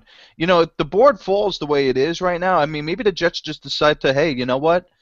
If there's this much dealing, maybe you go back a little bit. We'll figure it out. I mean, we'll have to see how this board falls. Obviously, we're still waiting on, I believe it's the Rams pick right now. The Lions just made their pick, the Van Noy. Yep, so obviously, we're waiting on stuff to get going here. Let's see. So, go ahead, Scott. Who's the top player still on the list besides Amaro, who seems to be, he's pretty much in a free fall right now, I would assume. This is pretty much I'm not sure what's going on with him. Antonio Richardson, offensive tackle, is our top remaining guy. After that, we still have a couple. It's mostly linemen up top right now. We have Antonio Richardson, Coney Ely, defensive end, Lewis Nix, defensive tackle. We got guys like Atuachu, who's an outside linebacker, or Steven Tuitt, who's a defensive tackle as well. So most of the linemen still up there as well. Yeah, I mean, as somebody said, Jay Nasty, yeah, the picks are coming in way later than anything. If you really want to know, you go on Twitter right now, but if you're really interested in hearing analysis and hearing the good old pipes of Sir David, then you want to stick here. Obviously, McGregor is joining us, as well as Scott Salmon. I'm Nick Baruziak. Welcome to, and we'll be continuing with our coverage of Gangrene Nation's coverage of the draft day number 2. Kind of an interesting day so far. We have seen a little bit of a run on defensive and offensive linemen, as was expected. However, we've also seen a cornerback, tight end, wide receiver, and outside linebacker taken. So you can't exactly say what's going on right now, other than basically we saw a very, 2 or 3 of each position. Right now, Scott's big board does show the Fat Cats seem to be on the chopping block. However, the Jets may not be exactly looking that way. So let's talk right now. How did the Jets look in their draft picks? Let's assume the Rams do take a cornerback. I know it's a big assumption, but let's assume that happens. How would we look as we head towards our pick? Scott, what are we looking at? I think wide receiver, tight end, I think is probably going to be our best bet at this point. I think if Amaro keeps falling, I think the Jets should be pouncing all over that. No, even Nicholas, I'm assuming he's still going to be on the board at that point. He would also be another great pick for us. So wide receivers, Cody Latimer, who McGregor mentioned, and Allen Robinson would be great. I think those are probably our best bets at this point. McGregor, thoughts? I think if he falls to us, I can't see passing up on Amaro. Yeah. We're weak at tight end. I mean, I know I'm higher than most people are in Cumberland, but we have a giant hole. Other than Cumberland, who do we have? If Cumberland gets hurt, even if you love Cumberland, if he gets hurt, what the heck do we have? Well, if we can pry Kellen Winslow away from Boston market, we could probably bring him back for another year. David, thoughts? Yeah, I mean, I completely agree with McGregor. I can't see us passing up Amaro. I think it'd be a mistake to pass up Amaro. We definitely, I don't know, there's just so many skill positions available. Amaro's definitely my number one. Robinson's probably my number two. I just saw, the Rams, I just saw the pick. It's LaMarcus Joyner, the cornerback. We don't even have him on our big board. We don't even have him on our big board. And sorry, I've got live coverage here, so I'm ruin it for everyone. But go for it. Who traded up, they took Jordan Matthews. Who did? The Eagles? The Eagles took Jordan Matthews. Jordan Matthews is I believe he's a top-ranked wide receiver on the board right now. Wow. Number 47. There you go. There you obviously go. Two of the top skill position guys are gone. The Rams taking a quarterback. Eagles taking Jordan Matthews. John B. Basically sighs a big sigh of relief as his favorite target goes off the board to the Eagles of Philadelphia. So, again, we're talking about this. There's a good chance that the Jets are going to end up with three different positions and have at least a guy or two in all of them. Right now, Jace Amaro is pretty much, I would say, the consensus pick if he does indeed fall to the Jets. Let's say he does get taken. I mean, who are you looking at, guys? Are you looking at going offensive line? Are you going looking at cornerback? Or are you going to look at receiver? And let's also be honest here. Who would you go? And then, assuming the Jets were going after Lee so hard, do you think they'll go after a wide receiver more now that Lee is gone and, of course, the wide receiver got selected by the Eagles? Let's start off with you, David. I think I've got a feeling we are looking at receiver. Obviously, we were high on Lee. I think obviously the organisation realised that they need to give Geno some weapons. They've given him Decker, who I thought was a fantastic sign, and they've still got Curley. The way it's fallen at the minute, we have so many options that we can go with. I think it's going to be offense. They might go with the guard. If Gabe Jackson's still there and they really like him as much as we like him, or Trey Turner, then I have no problem with them going offensive line either. I think I've got a feeling it's going to be a wide receiver though. But I'm nervous about the next couple of picks because I think the Giants and Buffalo, they need help on the offensive line and at tight end. So if a couple of our favourite selections are going to come off the board, they're going to come off the board in the next couple of picks, I think. All right. I'm gonna interject for a second. So apparently, what's going on right now is the TV broadcast is extremely far behind right now than what's being published on like Twitter or things like that, because apparently they're trying to space them out on the TV. So it's really far behind. So like we said, the Rams are making their pick. We've already said. I think it was the LaMarcus Joyner. This is who they've taken. 1 second. Yep. Yeah, they've taken LaMarcus Joyner. We know that the next pick, Tennessee, is already traded out. They were traded out with the Eagles. And so we actually know that now the New York Giants have selected center Weston Richburg, who is our 74th ranked player. I'm going to cross him off the board. There's no sense in continuing to holding this stuff off when we know so far ahead in advance, just because the TV broadcast is just so far behind. So. Buffalo, got their pick in. Just by the way, this one's just popped up for me. Buffalo's pick. I have no idea how to pronounce his second name. It's the Alabama tackle, Cyrus Quandiho, yeah.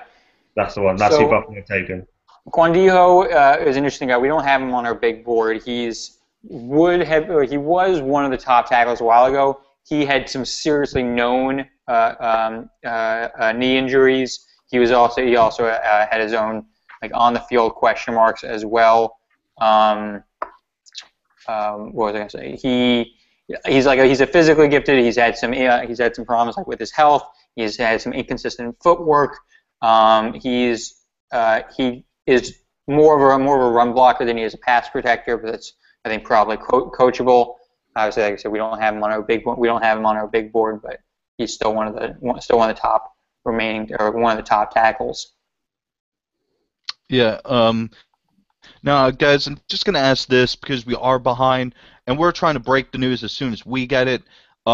If you want, we'll break the news inside the comment thread. You guys got us on video up here. We will break it. Please don't, post spoilers. Obviously, we're doing our best right now to get you guys the information. Obviously, NFL Network, ESPN, they're about 8 picks behind because they're deciding to do this. Hey, pomp and circumstance. The only time I'm actually interested, of course, is to see if Chad Pennington still has the mop top or whether he's gone with the crew cut. So obviously, right now the Eagles have selected, the Giants have selected. Looks like the Seahawks are on a clock. I'm looking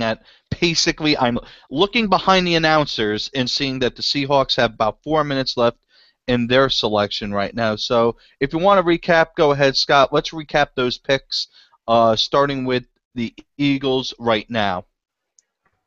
The Eagles are up on the board right now. 1 second. Sorry, hold on 1 second. Yep, go ahead. Not a problem. All right, so the Eagles have taken Jordan Matthews, who was our top wide receiver on the board. So that's 2 wide receivers and a tight end that are off the board now, in Marquis Lee and Jordan Matthews, and also as well as Austin Swearinger-Jenkins. Jason Morrow is still on the board, and we are about 4 picks away from the Jets, so it's possible that he might fall to us.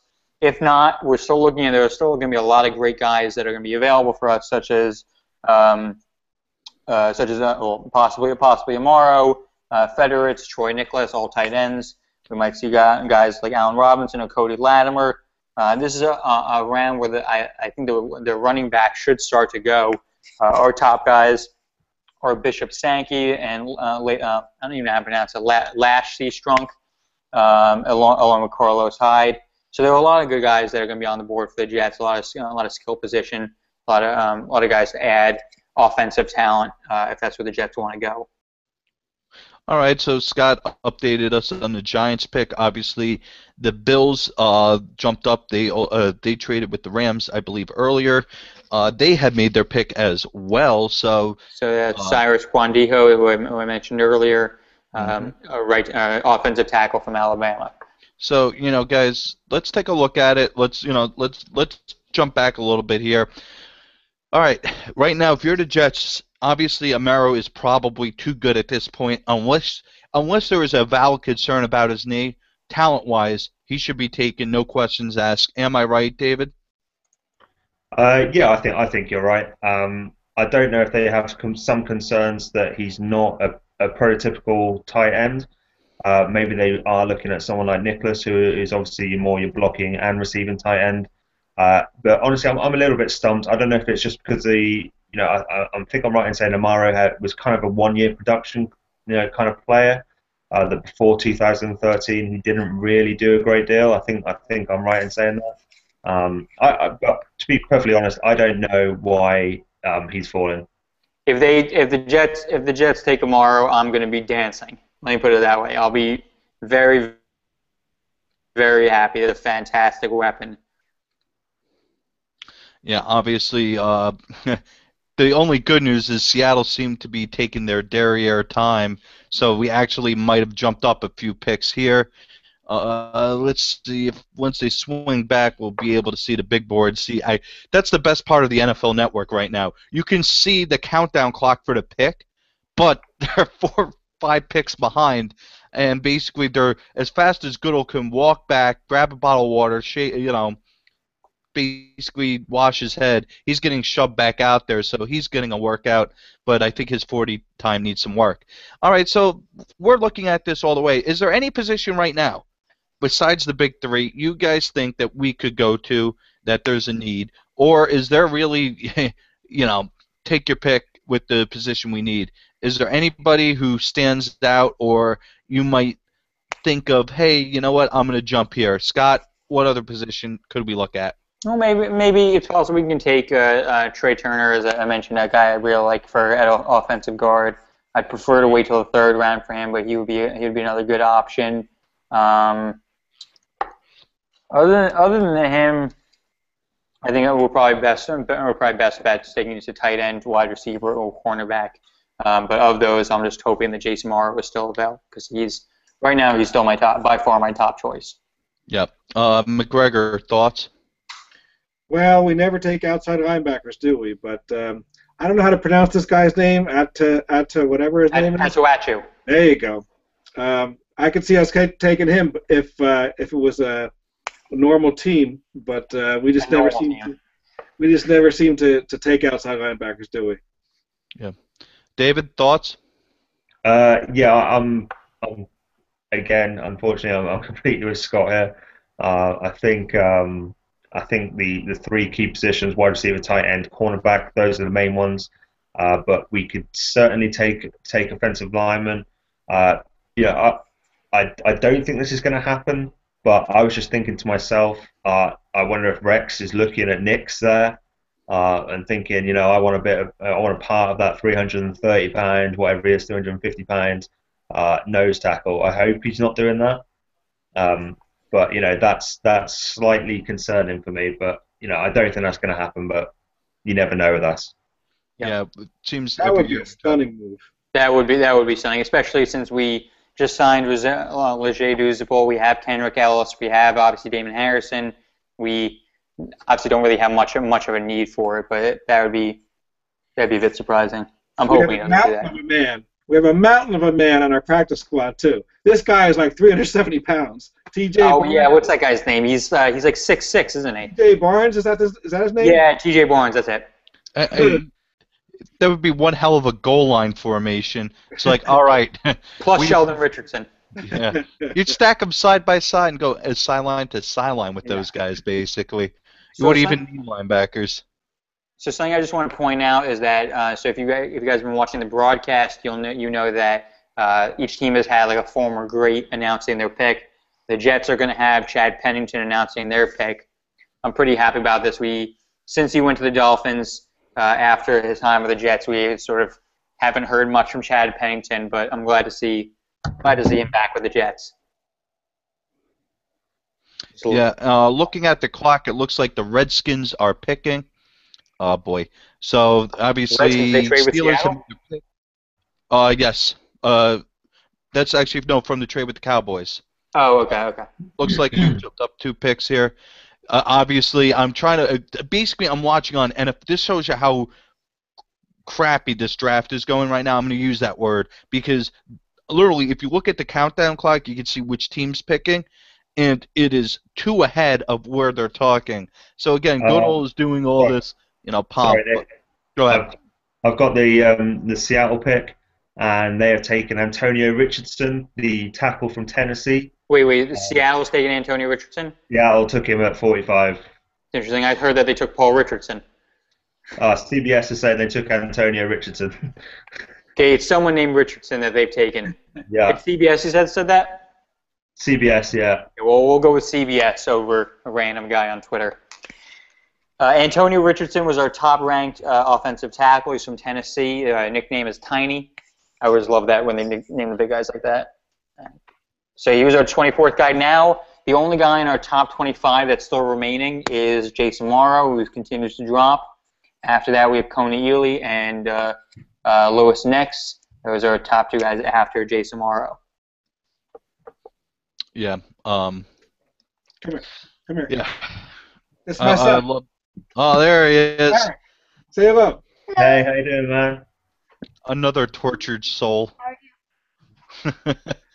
Ladies and gentlemen, it's Family Day here on Gang Green Nation's Google Hangout. He's the real Thankfully. expert. I'm thankful I don't have kids yet. I'm thankful too, Scott. You do when you have them. Yeah, I think yeah. everyone's thankful for that, Scott. Thanks, guys. Oh man, that was. Oh, ladies and gentlemen, we're about an hour and a half in, and already we've started laying jokes at each other's waist.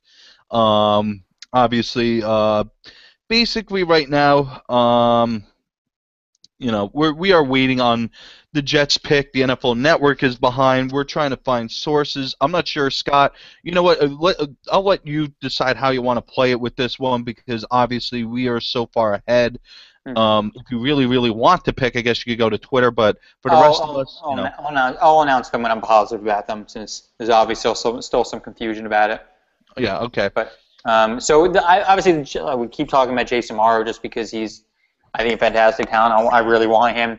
I think the only team that's really remaining that I'm really nervous about taking him ahead of us is the Baltimore Ravens, who pick right in front of us. The question is, I guess, if you think that they're going to do that, would you be willing to trade up for him? Or I know McGregor, you said you don't want to trade up at all. Was that just for a receiver, or would you be willing to trade up for Amaro? Well, trading up one spot really doesn't cost you much. I wouldn't mind doing something like that. Okay. I just want to point out that the reason that the Seattle has to now take a second-round pick at right tackle for Tiny Richardson is because they obviously lost Bruno Giacomini to the New York Jets. So that's obviously why they had to take him, because they lost their starting right tackle. And we lost Nick again. No, we lost Nick. We keep losing him. That's okay. So we have Seattle just made their pick of Antonio Richardson. We have Pittsburgh coming up, Washington, and then Baltimore, and then the Jets. Just a few more picks. Let's talk about. I guess we could talk about Pittsburgh. The guy I really want them to take, I think that they should take, is Baptiste, who I mentioned earlier. I know the Pittsburgh Steelers really like cornerbacks that are over 6'1". Baptiste is 6'3". He's a more of a Cromartie type, kind of raw, very athletic. I think he'd be a good fit for them. Can I interject 1 second, Scott? Of course. Stanley John Baptiste, your boy. Yeah. Highest rated SPARQ score amongst all cornerbacks. Really? A 41.5 vertical. Unbelievable. A 10-foot, 8-inch broad jump. A 4.45 40. This guy is an athletic freak. I think he'd be a good fit for. I mean, I would like him obviously for the Jets. I think it would make losing Antonio Cromartie not that big a loss because of that. But I think he'll make a lot of sense for Pittsburgh. I don't know if that's the direction they're going to go, but that's probably what I would do if I were them. Mm-hmm. What other notable SPARQ score guys do you have? On the cornerbacks, Sure. Keith McGill would be the next guy that anyone recognizes. All these scores, you see people popping up that, who the heck is that? You know, like the next guy on the board would be Deshaun Phillips from Tarleton State. I doubt anybody's heard of that guy. No. You know, but the next guy people heard of, Keith McGill. Yeah. That's David Boy. Philip Gaines is very high. Philip Gaines runs a 4.38 40. That's sweet. So what about wide receivers? You have let's anything take on a that? look. Let's take a look at the wide receivers. Okay. Give me just a second here.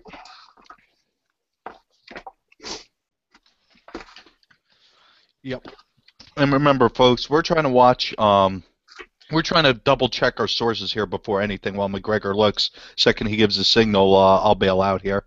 So I'm ready. Go ahead, sir. You won't believe the name for the top SPARQ score of wide receivers. Uh-oh. Nathan Slaughter, West Texas A&M. Anybody know anything about that? Raise your hand if you've ever heard of him. The next name, though, is Get out of interesting. here. You've heard of the next name. I did an article about him. Jeff Janis of Saginaw Valley State. Yeah, Speedster, right? What's that? Speedster, right? He blew up the combine in just about every category they had. Yeah. Then comes Dante Moncrief. Okay. Mm-hmm. Guy named Taylor Martinez out of Nebraska. He's Okay, actually yeah. a quarterback. I guess he's being projected as a wide receiver. Yeah. And Cody Latimer. So, and Allen Robinson comes next after that. So a lot of guys, people are pretty high on. Yeah, Dante Moncrief is on our big board as well. I'm trying to find where he's number 67th on our board. He's actually, I think, our third wide receiver, ranked after Cody Latimer and Allen Robinson. But we'll get some other guys. So while we're at it, I'll just talk about some of the wide receivers in general. We have Cody Latimer, Allen Robinson, Dante Moncrief. We have Devontae Adams from Louisville. That'd be pretty cool if we take another Louisville guy. We have Motavious Bryant from Clemson, who was the second fiddle to Sammy Watkins, another athletic freak. And that's all the wide receivers we have on here. Right after, I know the guy that we have is the guy that I thought. Hey guys, I'm looking at the NFL clock. I don't mean to cut you off. Looks like the Jets just got on a clock. The Ravens may have picked, so that may have just happened. I just saw it switch on NFL Network very briefly. So if you guys want to, start so Pittsburgh, Washington, and Baltimore have all picked already. We don't know who they've taken. Yeah. Okay, well, if CBS is saying that the Steelers took Stephon Tuitt. Wait, I'm sorry. Say again. So sorry, there's a lot of confusion on this one because NFL Network just reported that the Seahawks took Paul Richardson instead of Antonio Richardson. So there's obviously a lot of confusion about this. But yeah, I've seen in other places as well that they took Antonio Richardson. So there's a lot of confusion going on right now. This is not a good moment for the NFL. As far as I can see, they looks like on TV they announced it as Paul Richardson. Seattle took Paul Richardson, the wide receiver. Yeah, and reporting is Paul Richardson. Okay, Paul Richardson. I was right about to mention before. Paul Richardson's isn't on our board for wide receivers. He's just off of it. He probably would have been the next ranked wide receiver that we would have had. Yeah. So there's obviously still a lot of confusion going on here. Pittsburgh, their pick is in. They're about to make their announcement. I'm hoping it's Baptiste, but I'm really not sure right now. And again, guys, we're trying to follow this as best we can. I'm literally watching. They're showing. I don't know why they're showing the picks so late, but it is way behind. Basically, at some point, they should just throw a stop and basically throw it to basically, just go pick, stop, 10-minute break, take a breath, and go through. No movement allowed, but almost like a NASCAR red flag for this draft because this is a disaster. Looks like the Jets are still on a clock on NFL Network with about 4:30, so the Jets have yet to pick. That's good, I guess. So we're gonna try and bring in the information, guys. Who's your pick right now? Figuring everything out. What do you guys have? For the Jets right now, I'll take Morrow. Is it Amaro across the board? McGregor? I think it's probably unanimous, yeah. And David? Yeah, 100%. I'd take Amaro. All right, so again, if the knee injuries aren't a concern, we're going to take Amaro, looks like, or we want to take Amaro, but again, we don't know what the injuries are. Obviously, we're not privy to some of the data here. We're basing this on skill only. Let's say he has a big knee concern. Jets know about. For a minute. Hold on a second. I'm just going to cut you off for a minute. The Steelers have taken Stephon Tuitt, defensive end from Notre Dame. Tuitt was our 36th ranked player and our second remaining defensive tackle after Lewis Nix. So I'm going to cross him off the board here. But still, a lot of guys remaining for the Jets. Yep. So obviously we are still waiting, ladies and gentlemen. We will break the news. Do not break the news in the thread. Scott will do it verbally, and then I guess I'll type it out or somebody will type it out. David, if let's say Amaro is as badly, his knees are as bad as some people think, who's your pick? I don't think Amaro actually had any problems with his knees. I think that was Lee. I haven't heard of any problem. I don't know if I'm wrong here. I haven't heard of any problems with Amaro's knees. Or what was the big issue with Amaro? Is it just a free fall? Yeah, I mean that was the question. I think McGregor alluded he doesn't have the top end speed. Obviously, he's not a great blocking guy. I don't know if that's the case. But if you want a purely receiving tight end who can find those soft spots in coverage, and he does have some moves after the catch as well. He's not an easy guy to bring down. I would say Amaro's got to be your guy. I imagine it maybe because he doesn't have a history of production. He's had 1 year of really good production, and that might be why he's starting to drop a little bit. But I can't see him dropping much further. Yep. So obviously we're in stall mode right now. But McGregor, who's your pick if it's not Amaro? I'm going with the big boy, Gabe Jackson. But can I interject about Amaro just for a second? Go for it. It would be interesting mix of tight ends if we did pick Amaro, because we'd have Cumberland and Amaro, who basically serve the same role. Neither one of them can block worth a damn, and they're both receiving specialists. Obviously, Amaro projects to be a much better receiving specialist than Cumberland, but if we're putting those two as our number one, number two tight end, who the heck is blocking? I'm gonna interrupt for a minute to say that the Redskins have taken Trent Murphy, linebacker. So we actually had so we actually had Murphy on our board at number 68, and then we realized Dave and myself realized that we had left off Phillip Gaines, and so we had flipped the two players. So we'd swapped them, but the Trent Murphy, the player that was just taken, would be as close to being on our board, but just off of it. Yeah. The guy. Sorry, Nick, just to interrupt. Go. If this is true, I hope it's true because these have been CBS been on the spot tonight. But they're saying that Baltimore took Timmy Jernigan, the defensive tackle from Florida State. So it looks like Amaro will be there for the Jets, who obviously are now on the clock. So if they want Amaro, they've got him in their laps. Apparently, there's a word from Bart Hubbock that the Dolphins have traded their pick to San Diego. So this has just been. I don't think have you guys ever seen this many trades in a single round? Maybe the first round years ago.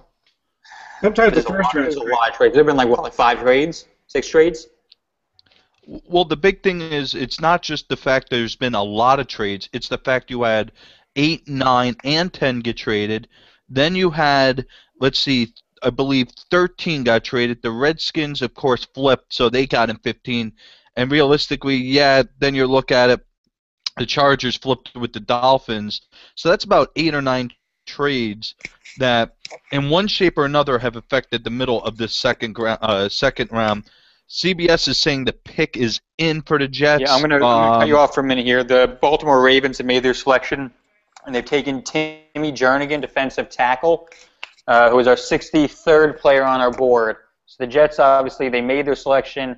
They still have a lot of guys remaining. I mean, there's Jason Morrow remaining. There's Adewachu, who you mentioned earlier. There's Jimmy Garoppolo. There are a ton of tight ends, ton of wide receivers. Cody Latimer, Allen Robinson. They could go Gabe Jackson. They can go David Yankee. They can go Trey Turner. There are a lot of picks right now that are on the board for the Jets. Obviously, they made their selection. We're just not sure who it is. But there are a lot of guys remaining, or there were a lot of guys remaining for their selection. And again, this is the interesting point where we are waiting right now for the announcement, because basically what's happening is the NFL Network is at least a pick behind. In fact, I think the Jets milked the clock enough that they are now 1 pick behind. Goodell is shuffling as fast as he can. Scott, go ahead if you have news. I don't have it yet, so I'm looking forward to seeing what Chad Pennington has to say. Yeah, I'm hoping it's Amaro. Amaro makes so much sense for them. Yeah, that's Amaro. That's the thing, and it's interesting. It's interesting right now because the NFL Network, CBS, all of them don't have our pick. So the NFL may have just stalled and said, you're not announcing this pick. Yeah. Or the Jets could have run out of clock a la Minnesota Vikings a few years ago. Remember that disaster? Mm-hmm. But, yeah, I mean, so... Go ahead. No, I was just going to say, I'm like Jason Moore, the thing about him, he's like 6'6", he's just a monster target, obviously mainly in passing game. He'd be a perfect addition for Geno Smith. And it's the same thing with a guy like Allen Robinson, another tall receiver on a team where, except for other than we don't really have like a ton of massive threats. I mean, now we have Eric Decker, but before our leading receiver was Jeremy Curley, who's 5 foot nothing. So another big threat for him would be fantastic. Yeah, it looks like everybody's stalling, guys. NFL Network, nothing. CBS, not anything at this point, at least on my end. Jets pick is coming up live. You know what, at this point, let's just break it with the TV, if that's all right by you guys. I mean, yeah. I have a feeling that's going to end up happening. I want to point out for a second here, this is a quote from Jake Steinberg, pointing that every pick so far has been leaked ahead of time, except for the Jets. Yeah, that's interesting. I have a feeling this is the NFL stalling it. Oh, yeah, well, or it's either that or John Idzik has Manish Mehta in the back room with his hands in chains, now letting him tweet. Yeah. And you know what? Here's the other thing, guys. Let's be honest here, McGregor. Is this the only draft you can remember us being this far behind, and having this many options? Let's be honest here. The Jets could screw it up and not take Amaro, and still end up making a good pick here. Am I not right? Like, I think there's a lot of good talent. Yeah, if they don't pick Amaro, there's plenty of other good picks on the board.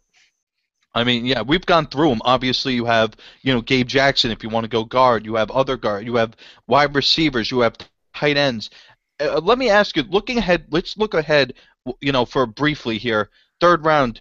What position do you think is going to have the most depth there? So let's say, we're drafting for this round for, let's say, a need, and we want to go for a need next round. Which one would you go for? I'm thinking probably receiver. I mean, I think there's still so many great guys left on the board. They're really not going off the board yet, which is kind of surprising to me. I can think of half a dozen or more that are they're gonna be great receivers, and they're still not being touched. So I'll go with receiver for the third round.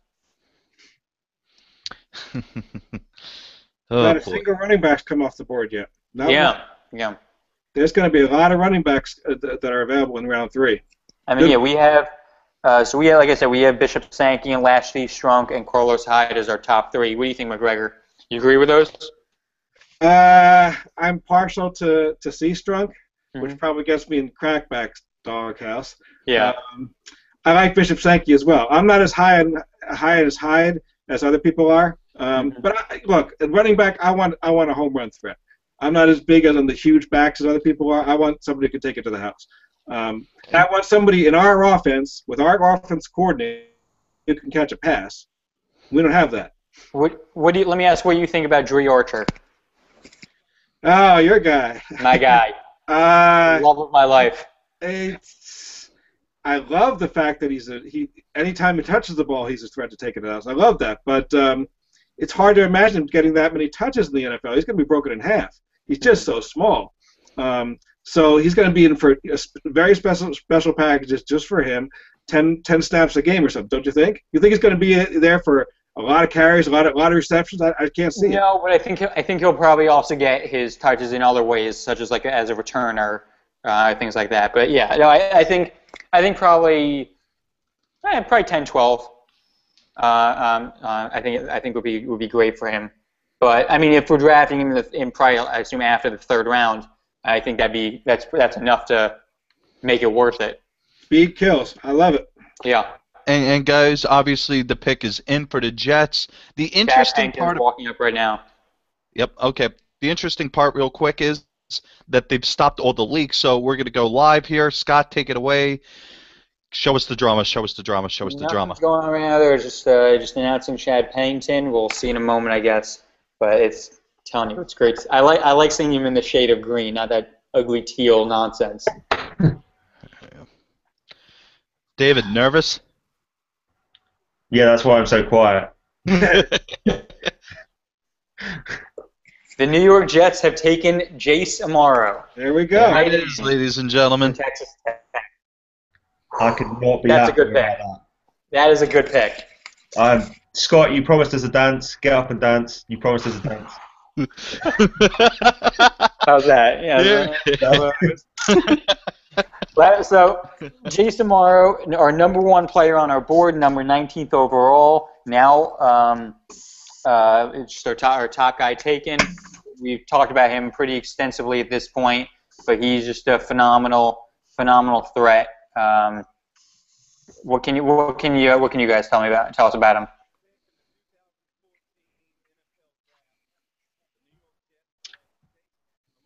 Anyone want to take him?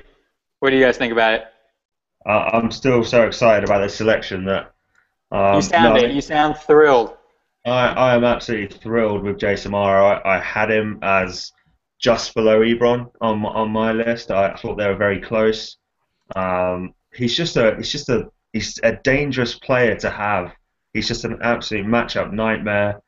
Safeties, nickel corners, everyone, they're going to be absolutely having bad dreams about having to cover Decker and Amaro. You've got Curley, you've got Chris Johnson coming out of the backfield. I can't remember the last time we had this much offensive talent. So I'm really excited. One thing I will say about Amaro is his route running is a lot better than a lot of the other tight ends. I will say, like McGregor was saying, Safarian Jenkins is probably a little bit quicker, and he's probably just as good a receiver. But I think the plus point on Amaro is his route running is so much more crisp than some of the other tight ends. I'm just really excited to have him, and I think it's a perfect kind of selection for Geno. It gives him a little bit of a safety blanket, and hopefully he uses him a lot better than Sanchez used to use Keller. Yeah. Let's be honest here, too. Amaro fills a big need.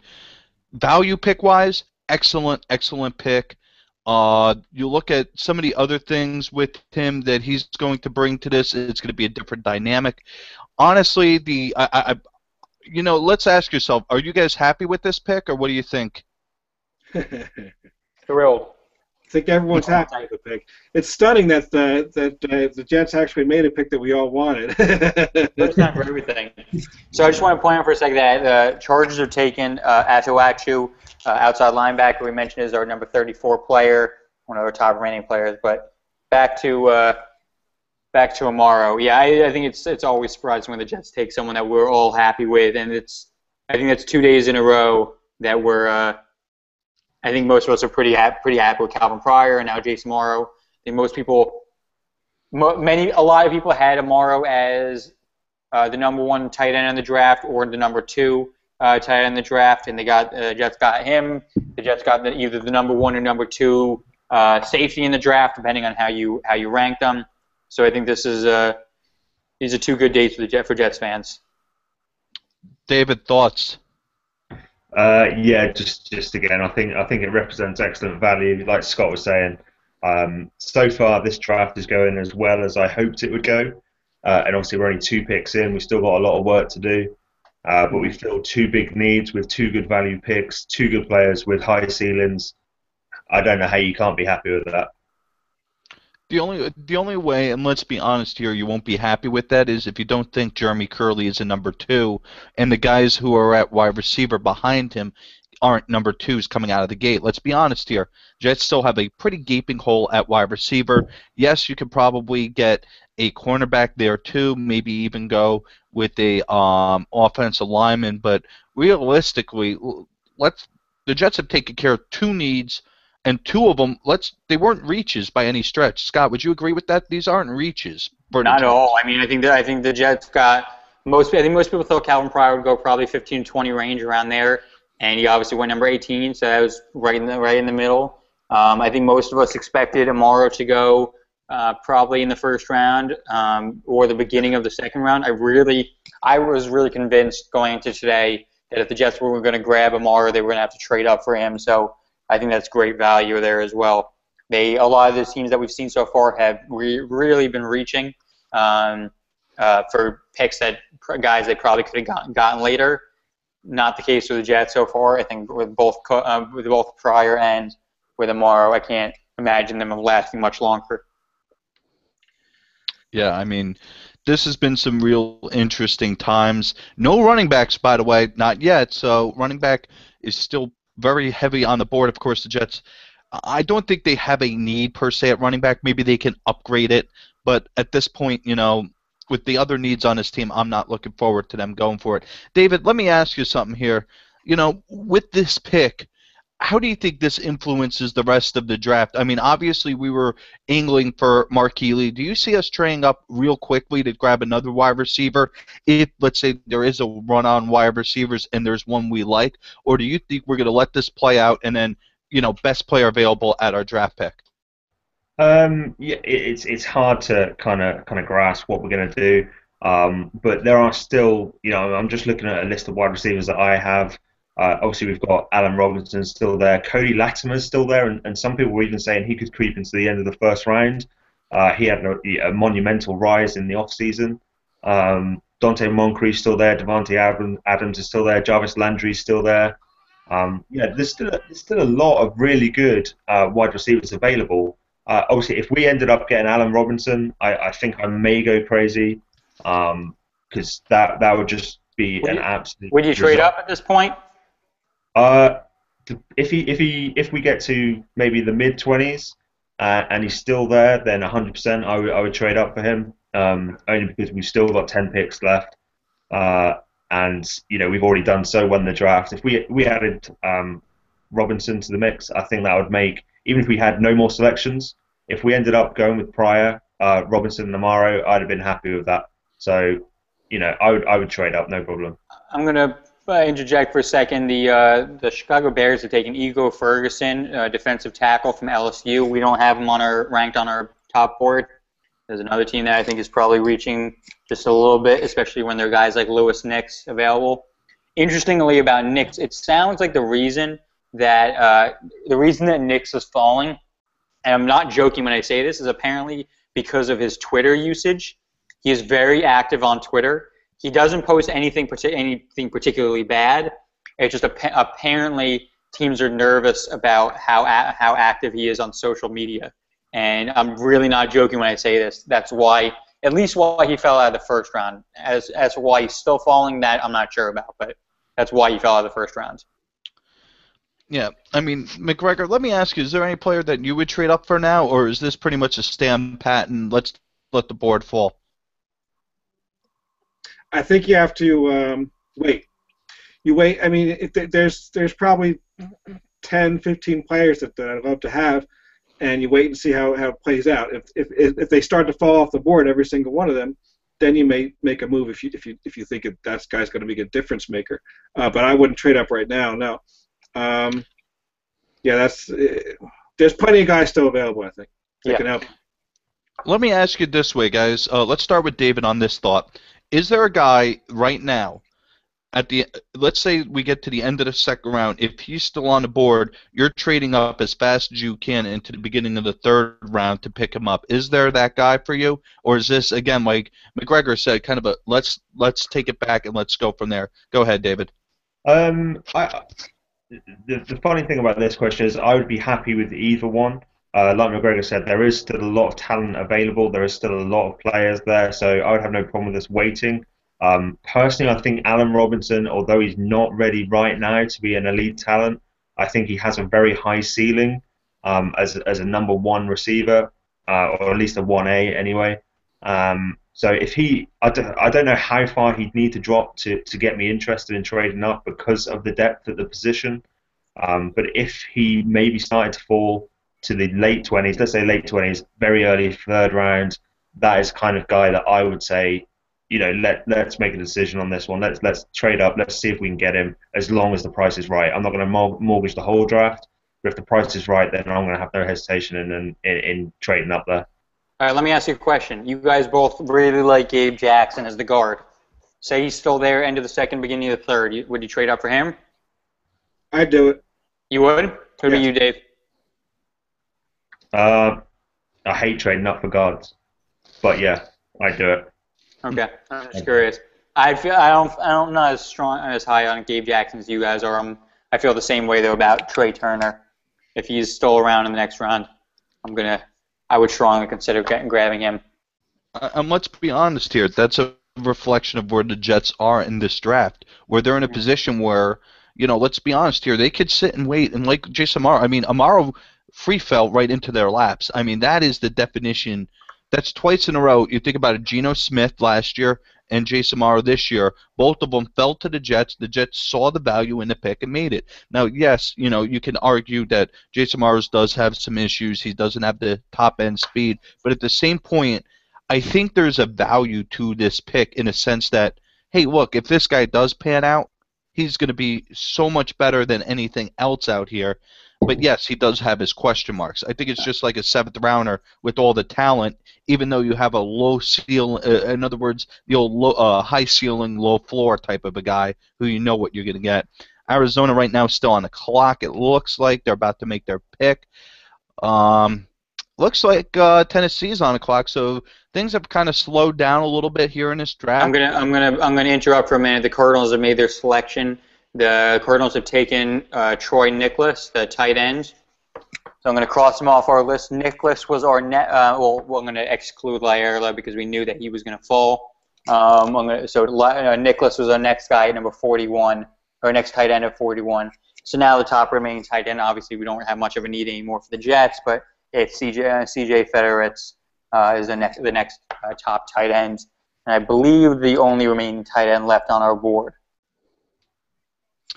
Yeah, and looking at NFL.com, they give us a C. Actually, CBSSports.com, they gave us a C+ for Jason Morrow, saying we should have grabbed a wide receiver. Yeah, okay. Thank you. They're also Jason Morrow just tweeted, "Jets Nation, I won't let you down. #Jets." Okay. Does the pick of Jason Morrow effectively end Cumberland's career with the Jets? Not this year. He'll still be there this year, but by next year. Is it going to be because they play the same position basically? They do the same stuff. Because Morrow presumably is going to do it a lot better. I think that's a good question. I think obviously for this year, no. I think it depends. Right now, they're really the only two tight ends that the team effectively has. So unless we see them get like a blocking tight end, I think should get rid of Jeff Cumberland because then he'll provide something definitely of more value. But right now, I would say no because I think even if Amaro turns out to be amazing, you still want good depth, and Cumberland is certainly good depth, even if he isn't a quality starter. And not to discount that thought, but he's not signed at a ridiculous contract, and we do have some money to burn. It's not like he's a big hit on a cap, so maybe you keep him around as a backup tight end, as that second wide receiver tight end. Hybrid type thing. You move Amaro out wide and you keep Cumberland inside. You could play around with these tight ends a lot. You could set them up in the wings. You could set them up on the edges, even in the slots. So there's a bit of honestly, it ends his streak as the number one tight end for the Jets, unless this guy bombs out, similar to Dustin Keller, similar to how many other tight ends have bombed out with the Jets. There's a lot that you could do with two tight ends, so I don't think it ends his career by any stretch. But if I'm Cumberland, I'm at the point where this is the make it or break it year. If you don't show something, you're gone. Scott, go ahead. Yeah, I just want to say, so someone pointed out on Twitter at this point that the Jets have gotten their top two picks. They've gotten them just before the run has started on them. Obviously, not long after Calvin Pryor went. We saw HaHa Clinton-Dix, we saw Deion Buchanan, we saw Jimmy Ward, all the safeties who went not long after Calvin Pryor went. Now we saw Amaro go, and then Nicholas went almost immediately after. I could see Federitz going soon as well. It's possible the Jets have maybe started two position runs. At the very least, they got their guy right before they all went off the board. Mm-hmm. All right, guys. So let's take it a step back here. Right now, honestly, Scott, what's also interesting me? We've only had, let's see, one wide receiver, two wide receivers, three wide receivers. One position I haven't seen anything come off the board yet, except from the Rams, and LaMarcus Joyner is cornerback. Guys, let's discuss this. I mean, cornerbacks are still plenty on here. Scott, how many do you still have on your big board? I'm just going to cut you off for a minute. The Green Bay Packers have taken Devontae Adams, wide receiver out of Louisville. Devontae Adams was number 72 on our board, and I think our fourth wide receiver on our board. But as for cornerback, obviously the top tier guys have all been taken, like Denard, Fuller, Vera, etc., Gilbert. So now we're seeing guys like Desir, Baptiste, Gaines, McGill, Breland. Those are all the guys, and I think a lot of these guys, like Breland, for example, Breland I think is probably a third-round guy. I think Gaines is probably could go either in the second or the third. So I think these guys, some of these guys, should still be around by the time the Jets pick next. It'll be interesting if Baptiste falls next round. I know we really need a wide receiver, but I'd find it hard to pass up on Baptiste if he's still around in the third round. McGregor, thoughts? I agree with Scott. Baptiste would be a perfect fit for the rec system, I think. Yeah, I mean it'd be like never losing Antonio Cromartie. Yeah, I think from a skill set perspective, I think he's just remarkably similar. And David, what's your opinion? I mean, a lot of cornerbacks there. I mean, let's be honest here, we have yet to see that big run on quarterbacks yet. When do you think it'll happen? Will it happen? And do you think one falls to the Jets that the Jets just can't pass up? Yeah, I think it's going to happen. I think it'll be at the end of the second round, probably the start of the third round, and we start to see them really come off the board. You're going to have the likes of Baptiste. I think he's probably going to go before the Jets get to pick in the third round unless they move up. Obviously, there's also Philip Gaines is another one who I think fits Rex's system perfectly. I hope he's still there. I had him down as a second round talent, so I think they are going to come. I don't know when, but I think in the next kind of 20 picks, we're going to see 3 or 4 of them go off the board. And we're going to have to look at it when the Jets get on the clock. If they start to run, then the Jets have got a decision to make whether they think they need to move up to grab one. I just want to point out for a minute, we've gotten pretty excited. The Jets have only had 2 picks. They still have 10 more picks remaining.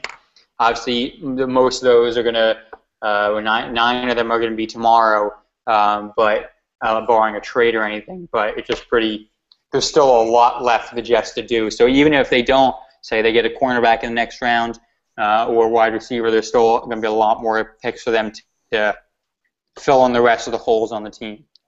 Yeah, and understand something here. The best positions, let's be honest here. Remember yesterday we said, well, safety was the position the bottom falls out. You could argue the same with tight end, I guess, where the bottom kind of there's this kind of talent, and then if bottom falls out. Realistically, it looks like cornerback would be the next position where most of these guys are like B- C+ prospects, and then wide receiver seems like it's got a lot of B prospects still left. Am I not right, Scott? Go ahead. Nick, I'm just going to cut you off for a minute here. The Titans have made their pick. They've taken the first running back off the board. We've finally seen a running back go. Bishop Sankey out of Washington, who was our top-ranked running back. I'm curious. If I remember correctly, McGregor, Sankey, I think didn't he have a good SPARQ score? You would know better than I would. Let me take a look at that. All right, give me a second. I'll get back to you. Absolutely. Obviously, the first running back. What's that? I'm glad the running backs finally went off the board. And it is interesting, folks, because look at the running backs in years past. They were generally your first 5-6 picks. Now, the position has almost lost its value, but it's still a valuable position to a lot of teams. You still need a running game to set up the passing game. You still need the running game when, hey, it's 4 minutes left and you got to get 3 first downs. McGregor, go ahead, sir. There are 5 running backs that are basically tier 1, blow the doors off of all the other running backs in the draft. Jerick McKinnon is at the top on the SPARQ score, followed by Stephen Houston, Torrance Hunt. Raise your hand if you know who he is. Lace or Lash Seastrunk, okay, and then Bishop Sankey. So okay, Bishop Sankey, yes, is a very high. Yeah. Yeah, he's way up there. Okay, that's what I thought. And I know Seastrunk is our number 2 guy, and you also said he's also in that first tier, kind of a LaShawn McCoy type player. So it'd be interesting. I don't think the Jets don't really need a running back that badly after trading for Chris Johnson. So I think it'd be hard to see them taking one of those guys, but you never know. Obviously, most people weren't expecting a safety in the first round, except for obviously McGregor over here, who happened to get that pick right. Happened to get it right. Happened to get it right by coincidence, sheer coincidence. The same way it was lucky. I thought Geno Smith was going to be our starting quarterback last year, right? Just luck. Yeah. Sheer coincidence. What You're made lying. you think that? What made you think that the Jets were going to take Pryor? You want the honest answer, or do you want me to tell you some BS story about how great I am? I want both. It was a total goofball pick. I figured that they were going to pick someone who nobody was mocking for the Jets, because that's always the way it happens. Every pick we get in the first round, nobody mocks them to us. So I'm looking at all the mocks, and there's Beckham, and there's Cooks, and there's this and that. The one guy that's on that range, around that phone on that range, that nobody's mocking to the Jets is Pryor. That's it. And it's like, all right, well, we never pick a safety. I'm going to go with Pryor. That's it. Well, and sort of on that, on the Jets picks, I want to mention there's a tweet from Dan Leverfield from Jets Confidential, who many of you know I don't exactly have the best relationship with, but he just tweeted a moment ago that Jason Morrow was thrown out of the Meineke Carr Care Bowl for punching a defensive back, and that the Jets added a couple of, and this is his words, tough hombres. And I think that's definitely true. There's definitely we saw with Chris Johnson, now we see with these guys, the Jets are definitely making an effort to get tougher. Same thing with Breno Giacomini, a lot more physical type of football than what we haven't seen since 2009, since 2010. Yeah, Scott, your relationship with Leverfield could be described as, let's see, what's it, Romeo and Juliet's parents. I mean, they're not exactly the most lovable people in the world, but yeah, it's one of those folks that if you ever, go ahead, sorry. We don't get along very well. No, not at all. I just want to point out for a second. I'm looking on the Gangrene Nation, and we have our pick approval poll up. Right now, there have been 114 votes so far. All 114 are in favor of selecting Jason Morrow. I've literally never seen a unanimous poll, even when we're talking about like a poll on how amazing I am. So this is surprising. Yeah, it's pretty unanimously no, other than you. I didn't want to bring this up, Scott, but I don't think you won that poll. Too bad the only option was, yes, I love him. I don't think you won that poll. Yeah, I abstained. I think abstain beat you, Scott. One vote's all it takes. One of the interesting points from that approval article, I was just reading what John wrote, and he's put, now that we've gotten this out of the way, let me tell you how thrilled I am the Jets got Jason Morrow. I think a few years from now, he's going to be a top 5 tight end in the league. Who said this? Kind of nightmare few provide. Who said that? That was John. Oh, okay, yeah. So everyone in Gangrene Nation's very happy. Yeah. Yeah, I mean, let's be honest. It's not a pick that, in the first round, it would have been a reach. It wouldn't have been, but in the second round, that's a pick I think you have to make. You know, there might have been better guys for the need. Scott, go ahead. Sounds like we're about to have a pick coming up here. No, I mean the Bengals. I mean their pick is in, but I'm not ready to announce that yet. I don't know. I think right now, I think John Idzik has rightly gotten some leeway. I think just because he's been a new GM. I think right now, I think he's showing he deserves it. I think pretty much everyone's pretty happy with our first 2 rounds. When he said that the draft would be our lifeline, and I think he's making it worth it, because you could say that all you want, but if you're not making good picks, so far obviously we haven't seen these guys play yet, but so far they seem to be good picks. What do you guys think? Yes, I agree fully. That's an excellent statement, McGregor. Yeah, you can't argue with the pick so far. I mean, there's arguments to be made about Pryor that other people on the board would have been a better fit, but you know what? I'm happy with Pryor. I'm happy with Amaro. I think it's going well. So I'm going to post off a second to say that the Cincinnati Bengals have taken running back Jeremy Hill, who was nowhere near being on ours. I think interesting. Now there's been a trade. Looks like San Francisco is traded with Denver, I think, is the deal that's going on right now. Yes. There's yet another one. Jeremy Hill's selection's a little odd. I was not expecting that one. Yeah, that does scream. All right, we've kind of talked about the last pick. Let's kind of focus on the future here, Scott. So let's take a look at your big board. Who do we have on the big board still left? Who has left? What do we got? Well, some of our top guys, we got Antonio Richardson, the offensive tackle we thought was taken earlier. Turns out he wasn't. So he's our top guy remaining on our board. Who else? We got Coney Ealy, defensive end. I'm really surprised he hasn't been taken yet. Lewis Nix, who's fallen because of his tweeting apparently. Then we have guys like Cole Ireland, David Fail, so I'm not expecting to go till later. Then we still have some more, another lineman, David Yankee. Gabe Jackson's up there as well. We have quarterback and Jimmy Garoppolo. So those are some of our top guys. But after that, we're going to start getting a lot more into our running backs and wide receivers after that. So the Broncos are receiving the second-round pick and the seventh-round pick from the Niners, and the Niners are receiving the Broncos' second-round pick. I couldn't see the rest. So like a fifth-round and a sixth-round pick. This is an interesting trade. There are a lot of picks being swapped here. Yeah, again, the second round seems to be the movers and the shakers.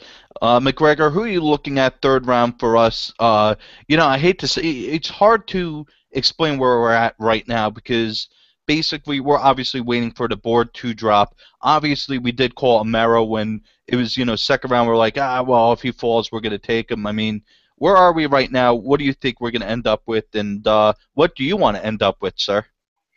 So I'm gonna take a hold before you go on. I'm just gonna cut you off for a moment to say that the Denver Broncos have traded up. Like as we said, they're taking Cody Latimer, who is our top wide receiver on the board. So I'm just gonna cross him off here. Sorry, Smack. I keep going. What were you saying? I was about to say Cody Latimer. Good thing I cut you off then. I was hoping he was going to fall to the third round. No luck for you, sir. Oh well. Anybody else? Our big guy's still on the board, right? Gabe Jackson? Gabe Jackson's still there. Gabe Jackson's still there. Hope he falls to us. Yeah, David, what's your thoughts? I've got two. I've got Gabe Jackson and Allen Robinson.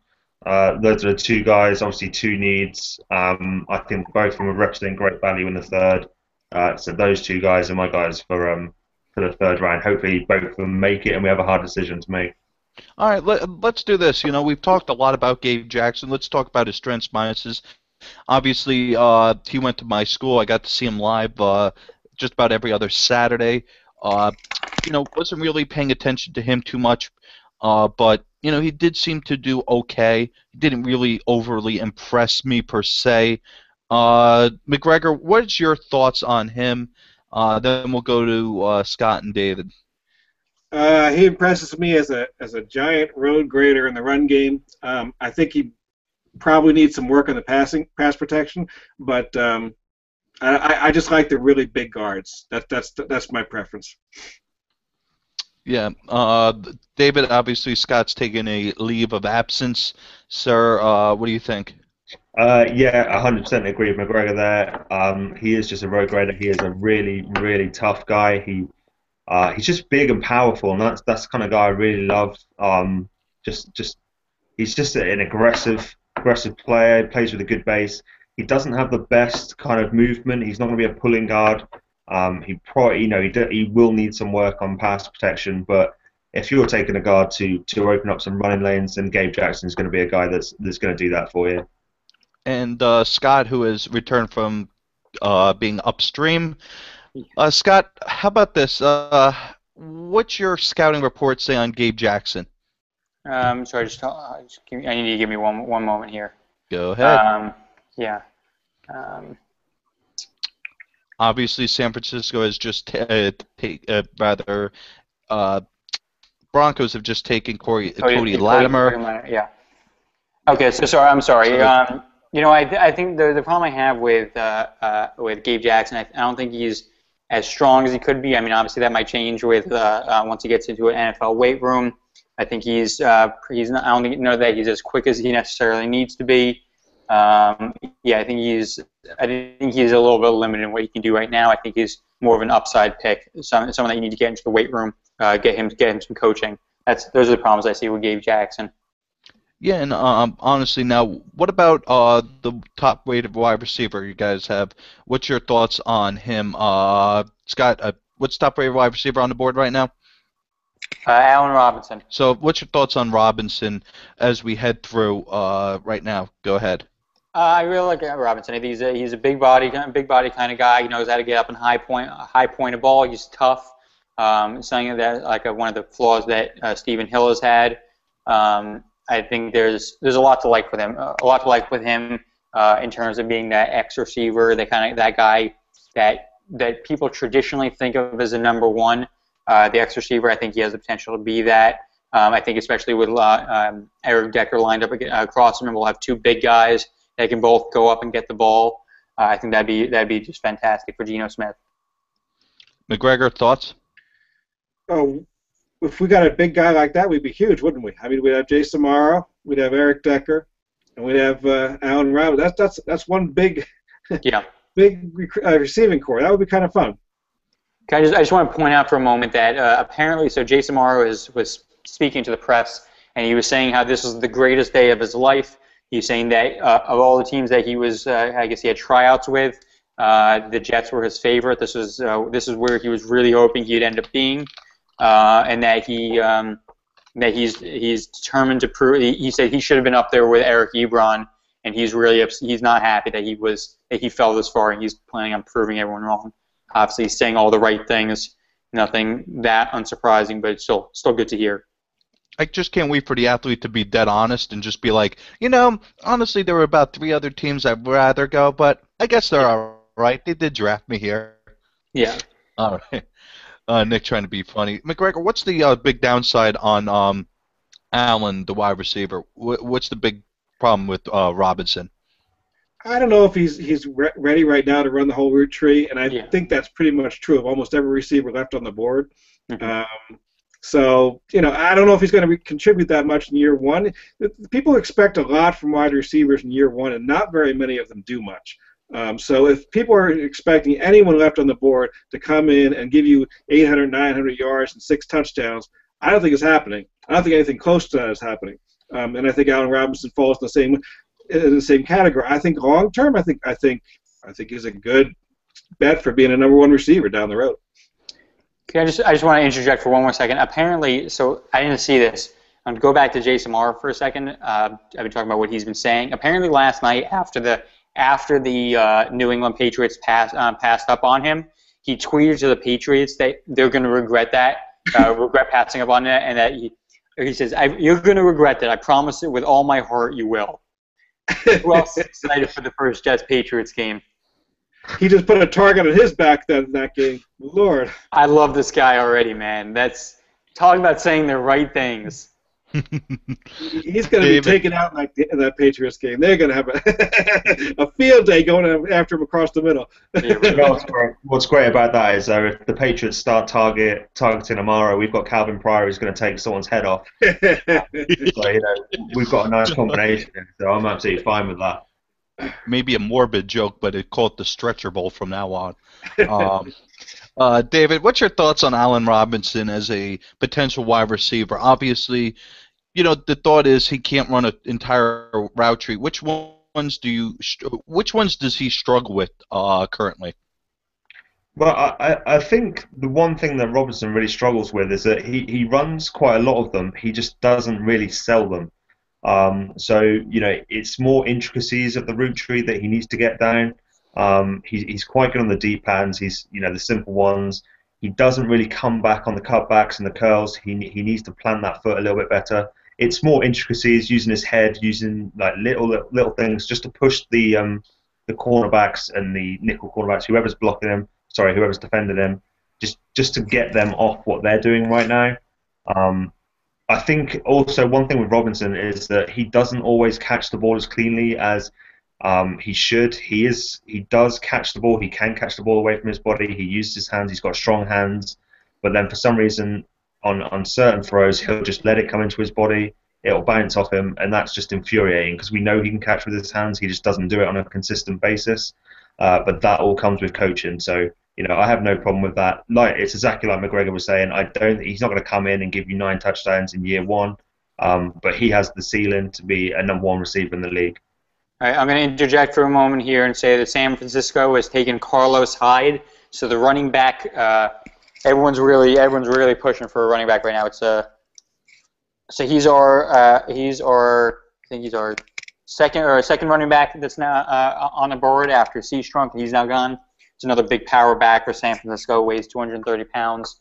Big guy. So seems like a San Francisco kind of pick. It makes you wonder about last year's third-round pick, Lattimore. Lattimore, yeah. I mean, you think about it. They've already got Frank Gore. You know, they've just picked this guy. I mean, honestly, yeah, I get why they're doing it because Frank Gore is getting up to probably about the stage where you expect him to start deteriorating, you know, and everything. But you know, let's be honest here. You know, this is the example of a team stacking up picks. Like we said, BPA over need. You know, San Francisco really doesn't need a running back. But again, if you see a player like this that you think could be really good, they're going to go and snap him up. Same way other teams have done the same thing with, you know, the Jets didn't really, let's per se it that they didn't have a need at tight end, even though, yeah, they've upgraded it instead of a direct need, let's say, other than a number one wide receiver, had that been on the board. So again, you know, we've talked about Robinson, we've talked about Gabe Jackson. You know, guys, what's the other pluses and minuses to some of the guys you're looking at in the third round? Which guys are you guys targeting right now for us in the third round, and what do you like about them? Start off with you, Scott. Well, I think like the guys I was saying, like Baptiste, I think he's a little bit raw. I think he's gonna need some time. He's not gonna be a day one. He's not gonna be amazing right off the bat. He's gonna need some time to develop as well. I think that's what you're gonna get with most of these picks at this point. You're not gonna get so many day one starters there, guys that are just ready to go right off the bat. If they were, they probably wouldn't be falling into the third round.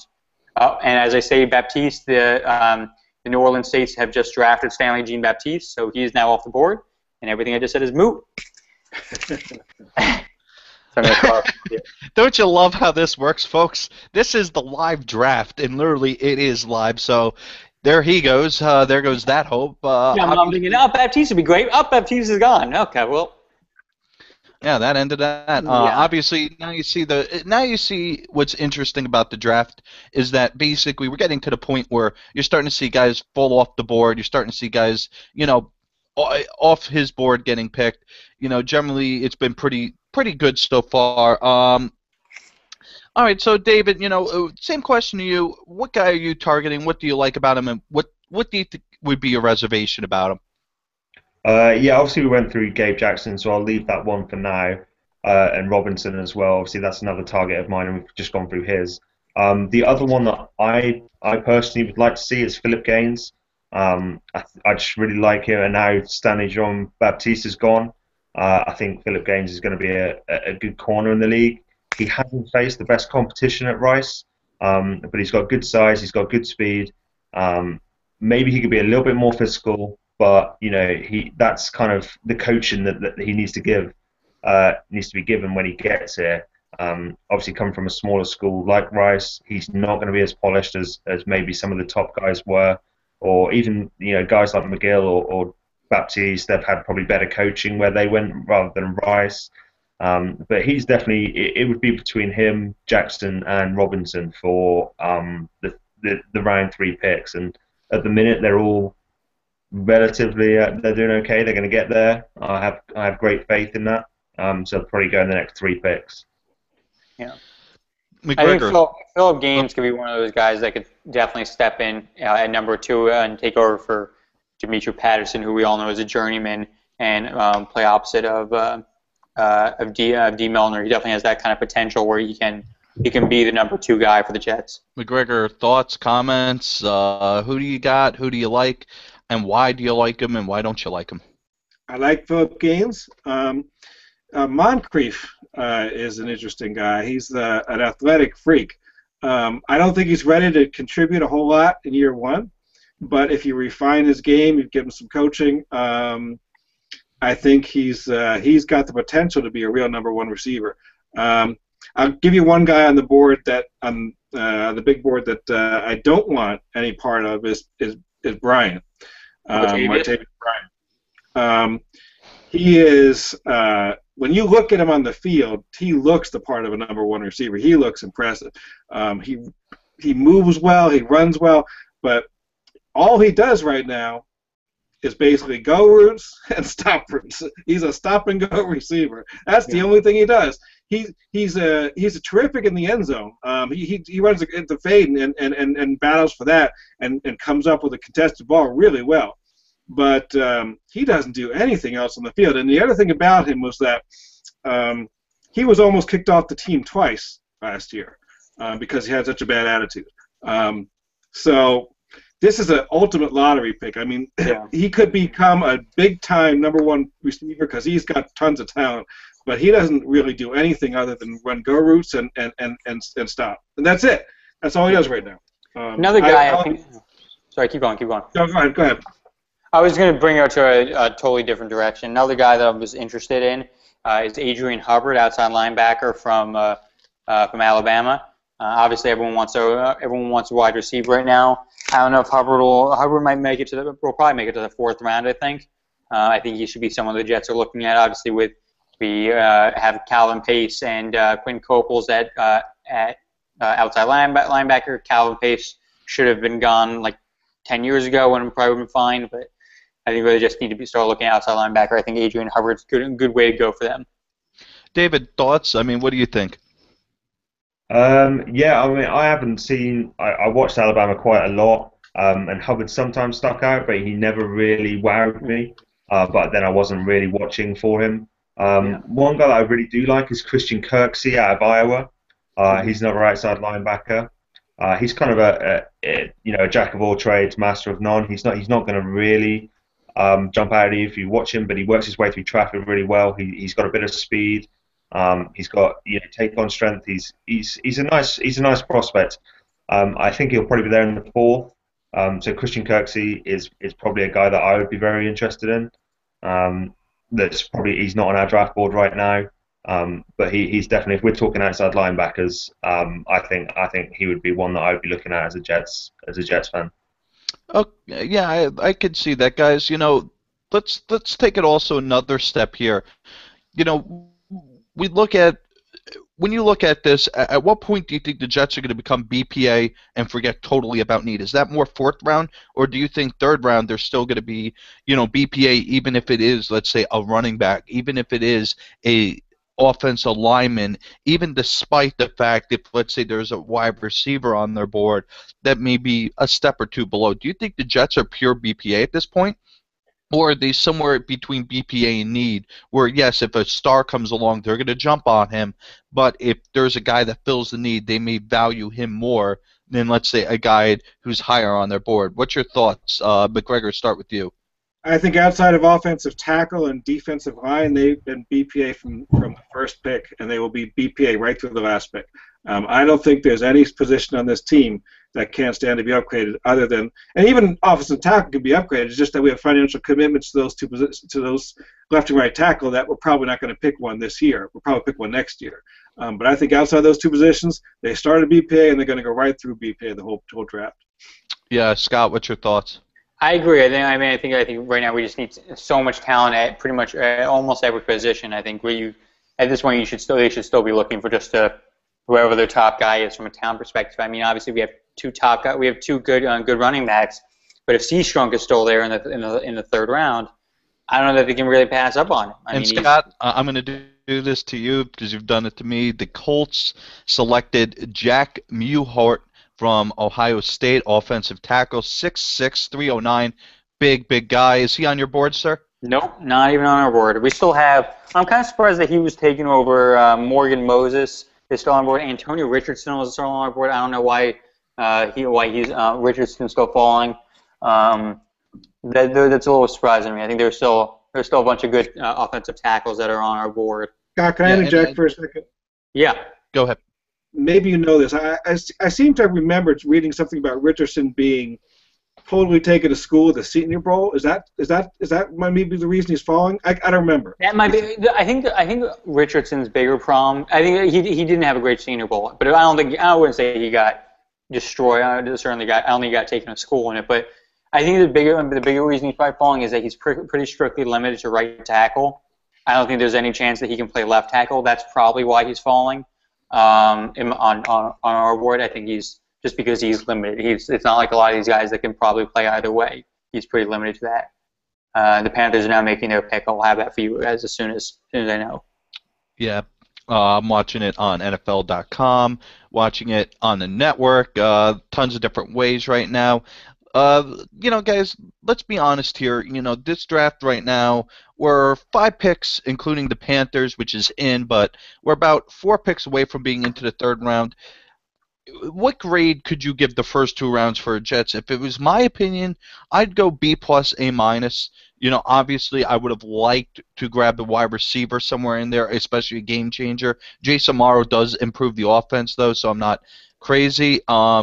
Scott, looks like the Panthers have selected Coney. Coney Ealy, yes, defensive end. So Ealy was our top-rated defensive end, number 26 on our board. Cross him off.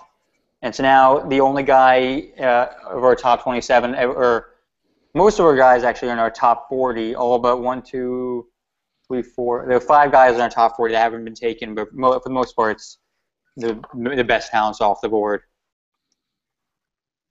yeah, so let me ask you guys, how would you grade this draft so far from the Jets? 2 rounds in, and then we'll talk about the third round in the future, but let's kind of wrap it up as we leave the second round. What would you give a grade, Scott, so far?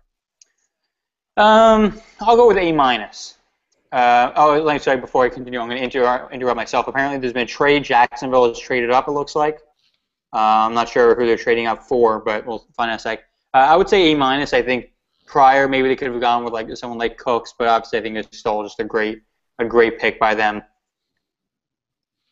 So I'll go with A minus. McGregor?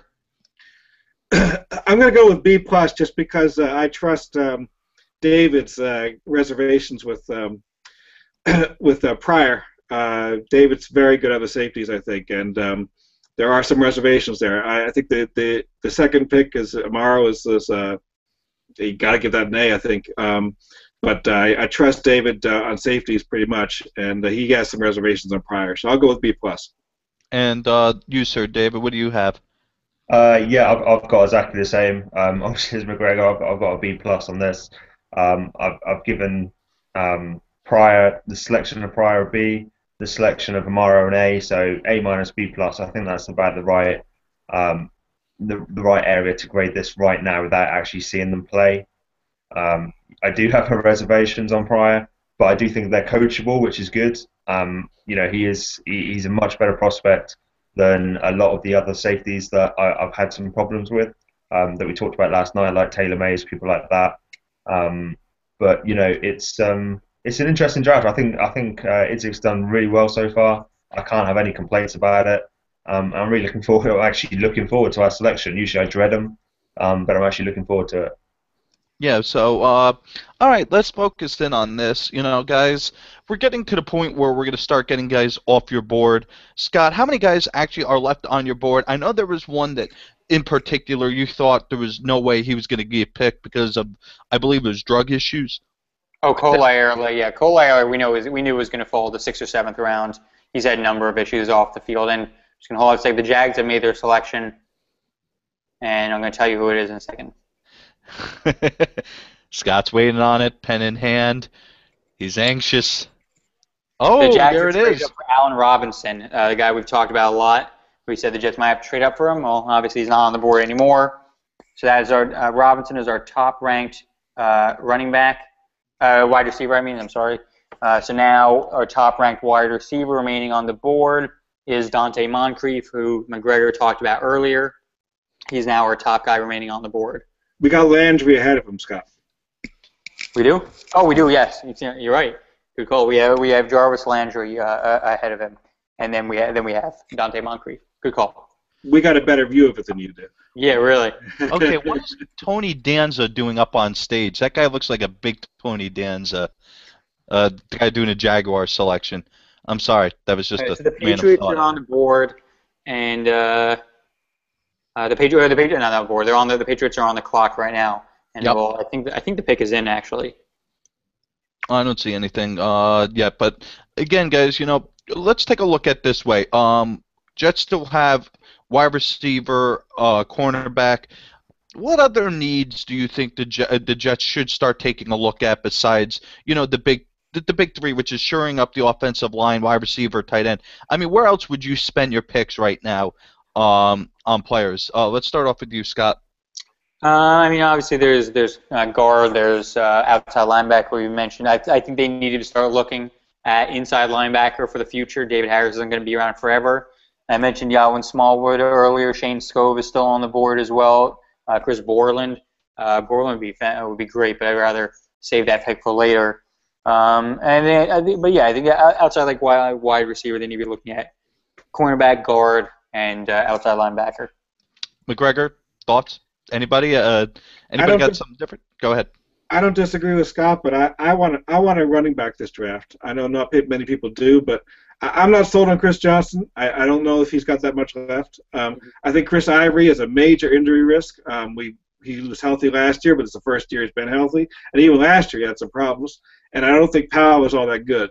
So I also think we need somebody who's going to be a big factor in the passing game, which we just don't have. Now, Chris Johnson may fill that role for a year or two, but he's not going to do it for long. I'm going to interrupt for a second. Apparently, the Patriots have made their selection. I'm just going to announce it at this point. The Patriots have selected Eastern Illinois quarterback Jimmy Garoppolo. Yep, there it is. That is a fascinating pick, I think. Obviously, they're looking to.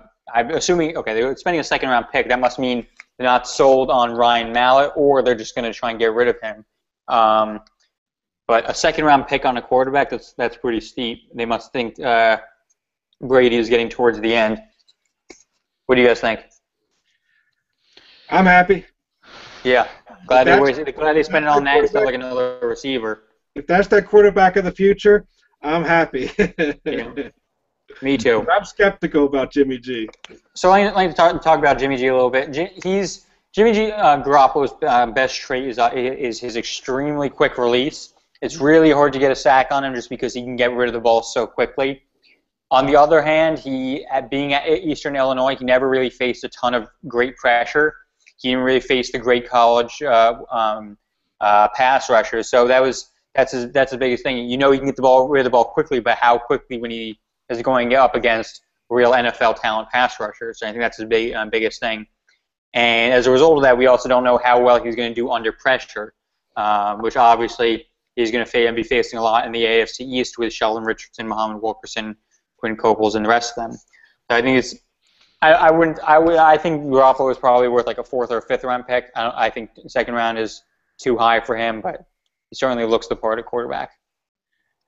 I think that the quick release is seductive. It's something that it's like somebody comes out with a cannon arm, and that's their big trait. Well, it's nice, but that's not what's going to make you a great quarterback. There's plenty of great quarterbacks that didn't have cannon arms, and there's plenty of quarterbacks with cannon arms that weren't great. How many great quarterbacks in the history of the NFL were known for their quick release? I mean, that was a great thing about them. There was Joe Willie and there was Dan Marino, and that's it. That's it. I'm gonna point out for a sec. Aaron Schatz of Football Outsiders just tweeted, "Wow, Patriots with a colossally wasted pick taking Jimmy Garoppolo, a quarterback with serious flaws. So much for maximizing Brady's window." When you watch him play, he plays in this funky system where he does one read, and it's pre-snap reads. He'll pick out his target before the snap, and he'll laser focus on that target, and he'll do whatever it takes to get the ball to that target. He never, ever goes through a progression. Now, maybe he'll be able to do that in the pros, and maybe he won't. We just don't know. It's a total crapshoot. He never does it in college. Now, I don't want a crapshoot in the second round. I just want to point out for a second that now Jimmy Garoppolo is the highest drafted Patriots quarterback since Drew Bledsoe went first overall in 1993. They either love him or they think Brady's going out. I don't know. Or they think Brady's going out. Interesting. Or number 2, they're planning on a future and grabbing somebody. I don't know. David, thoughts on this whole Jimmy G situation here? Yeah, I'm with both. I've never been a massive fan of Jimmy G. I think, he does have a quick release. His arm's not bad, but like McGregor was saying, he doesn't really move through any of his reads. I think he's really going to struggle when he needs to read a defense, especially one that's throwing a lot of stuff at him. At Eastern Illinois, he wasn't facing defenses that were throwing a lot at him. When you've got these exotic blitzes coming from all angles, he doesn't feel pressure very well. He doesn't move in the pocket very well. He's going to have a nightmare in the AFC East with Williams and especially the Jets front that they're doing. And just on a separate point, I've just seen the Dolphins beat writer has tweeted that they selected Jarvis Landry, the wide receiver from LSU, which is it's not really a surprise. With Jarvis Top-rated Landry. wide receiver on the board. Yeah, absolutely. I mean, he is a good player. He doesn't really have that explosive top-end speed. He's not the kind of player who's going to blow the top off the defense. He's not a quick-twitch athlete. He's kind of just a reliable receiver who will likely find soft spots in coverage and pick up receptions. He's a good receiver, but I'm not going to be losing any sleep with the Dolphins selecting him, to be honest. No. Yeah, so obviously Dolphins went wide receiver, Patriots went quarterback. Very interesting two-pick back-to-back there. Seahawks are on a clock at number 32. A few bandwagon I just want to point out we're almost done with the second round. There's still an entire another round to go, so we're only halfway there, guys. Still a lot more to go. How you guys doing? You need a bathroom break? 9:30. What have we been going for? About 3 hours right now, give or take? Yeah, something like that. About 3 hours. Yeah, I mean, so That's a all right. slow round. What's that? That's a slow round. I think everybody's must have been using almost that whole 7 minutes. That's a slow round. I think it's the trades have certainly thrown it off. The trades, the There have been NFL dropping. a lot of trades. Don't forget, the NFL dropped the anchor with the you know, we need to announce it with this special guy and this special guy. Yeah, so let's recap round 2 as a whole, guys. What's your impressions on round 2? Did it go as you expected? Obviously, nothing ever goes as expected, or was this completely out of left field? David, you know what? We haven't started with you in a while, so why don't you go ahead? Yeah, I think most of the players you expected to come off the board in round 2 really did. I'm really surprised that Lewis Nix is still there. I thought he would have gone a long time ago. I find it really hard to believe it's about his tweeting. Yeah. If it is, then organisations need to take a look at themselves, because he's a great prospect, a great talent. But I'm just looking through the second round and how it's played out. There were a lot more trades than I thought there were going to be. There's a space of about 6 picks where 5 of them were trades, which is really strange. But yeah, I mean, it's kind of gone how you would expect. Most of the top players are off the board. There's still a lot of cornerbacks left though, which we're obviously quite happy about. And there's still a few wide receivers. Obviously, we saw a few go there towards the end with Adams, Latimer, and Robinson all going in the last 10 picks. But there is still plenty of receivers left on the board. There's plenty of cornerbacks left on the board. So I'd say it's a good round, because the Jets got their man. They got a good player with great value, and they're still set up quite nicely for round 3. So as far as the Jets are concerned, that's a great round. Yeah. All right, Scott, thoughts? Yeah, I think the running backs a little surprised me. There was a little bit of a run there. The beginning didn't surprise me how many defensive tackles and offensive linemen went off the board. I thought that was pretty unsurprising. Now the wide receiver run seems to be coming on now, which I'm kind of surprised that didn't happen a little bit earlier. But I think other than that, it's been pretty. Really, running backs are the only thing that really surprised me, I think. Yeah, I mean, let's be honest here. Running backs, we didn't have that huge run on corners, realistically. We had John Baptiste go, but realistically, guys, this sets up pretty well for the Jets. And actually, perfect transition. Let's talk about third round. What do you guys expect to happen? What do you think is going to happen? Let's start off again. Let's start off with David again. What are you expecting as a whole for the third round? I expect the cornerbacks to really start coming off the board in the third round. I think a whole flux of them will come off around about 5 to 10 selection. Other than that, I think obviously Nix is going to go early. I can imagine Nix going early. I think a couple more quarterbacks are going to come off the board as well. I'm really interested to see where Aaron Murray comes off the board, actually, the quarterback from Georgia. He's a guy that I really liked before he got injured. He's not got great size, but he has got a lot going for him. He's got great pocket awareness. He's got a relatively nice delivery. Aaron Murray's going to be a really interesting one. He could not go until the 6th round. He could go in the 3rd. It depends kind of if a team falls in love with him. But the 3rd round, I think it's going to be more of the same. More wide receivers, more cornerbacks, and I definitely think that Jackson and Trey Turner are going to go off the board in the third.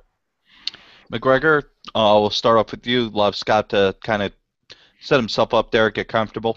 Go ahead. I don't have much to add with David. I agree with pretty much everything he said.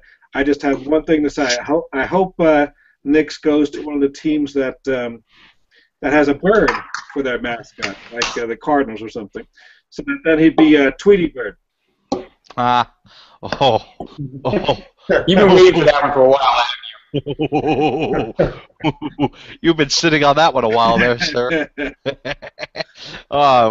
McGregor, ladies and gentlemen, he'll be here all night. Enjoy the meal. Scott, what are your thoughts as we head into the third round as a whole? What are you expecting? Aaron Murray, I'm just going to take him in and take the opposite side of Aaron Murray. I am not nearly as big a fan of him as Dave is. I know John is a big fan of him as well. I think he's in the best case scenario, he's a developmental wide receiver. The problem is he was a 4-year starter and never really developed in college. I think he's pretty much the same kind of player that he was the freshman year. And I don't know. I feel like if we want to see a guy develop and he hasn't done it in the past 4 years, I don't know why we should really expect him to do so in the future. So I probably wouldn't take him for like the 5th or the 6th round. Probably at the earliest, I'd probably wait till the 6th or the 7th, ideally. But I don't think he should be someone the Jets should really be looking at. I think if they're looking for a guy to back up Geno maybe and to push him a little bit, I think they're for that similar kind of style. I think they're better off with going with David Fales a little bit earlier. Yeah, I mean, let's be honest here. You know, you have to look at it. You know, we have to look at this in two ways here. We have to look at, you know, okay, are the Jets going to get to where they want, or are Jets going to have to trade up? And McGregor brought up something a little earlier that I really am interested in asking you guys here. Okay, so the Jets could potentially move up twice in the third round. Do you think they're going to get aggressive here, or do you think they've already tried to get aggressive? So, all right, looks like the pick is in for the Seahawks. It's Justin Britt. Yeah, tackle. This is another guy that's not even on our board.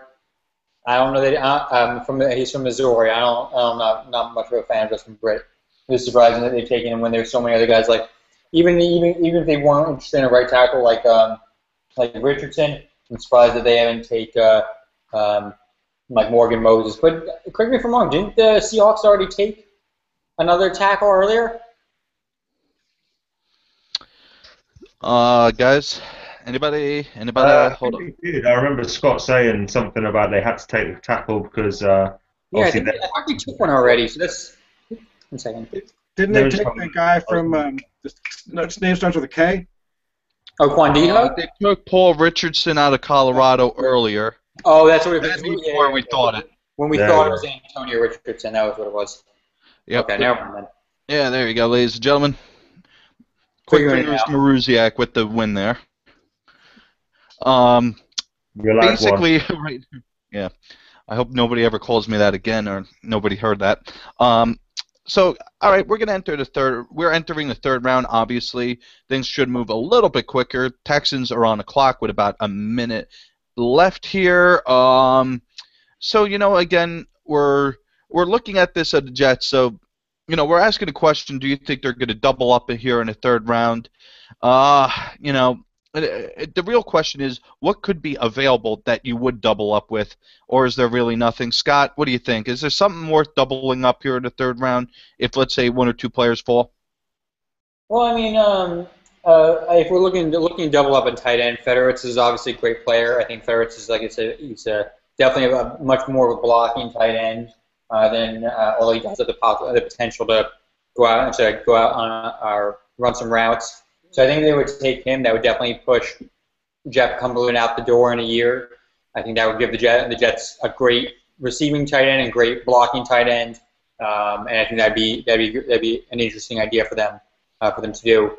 I think if they're interested, they could definitely. There's still definitely room to double dip at wide receiver. Obviously, they haven't taken one receiver yet, so they'll need to take 2 spread out. But I think tight end would actually be interesting with Federer. What about you, McGregor? He stole my idea.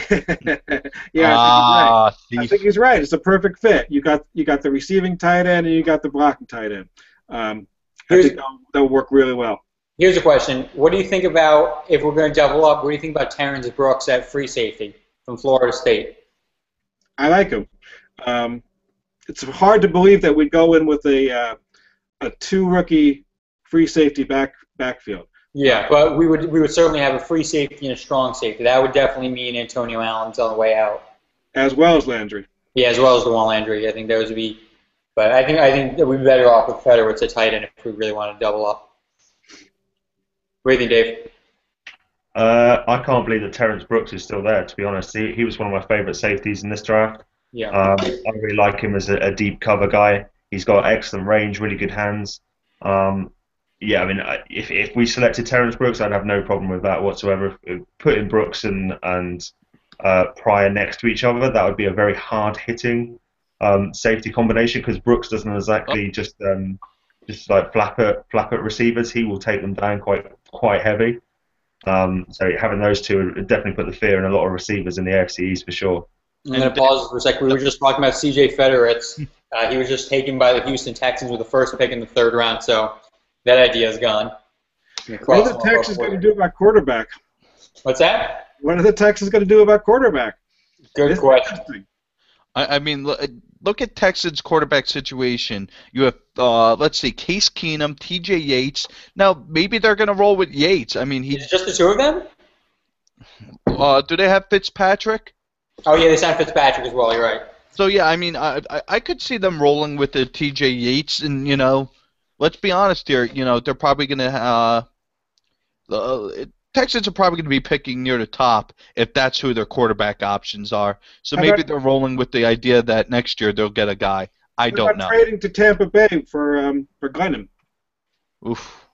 You think they might do that? Yeah, that could be interesting. That could be a thought. Now, has Tampa Bay gotten a quarterback?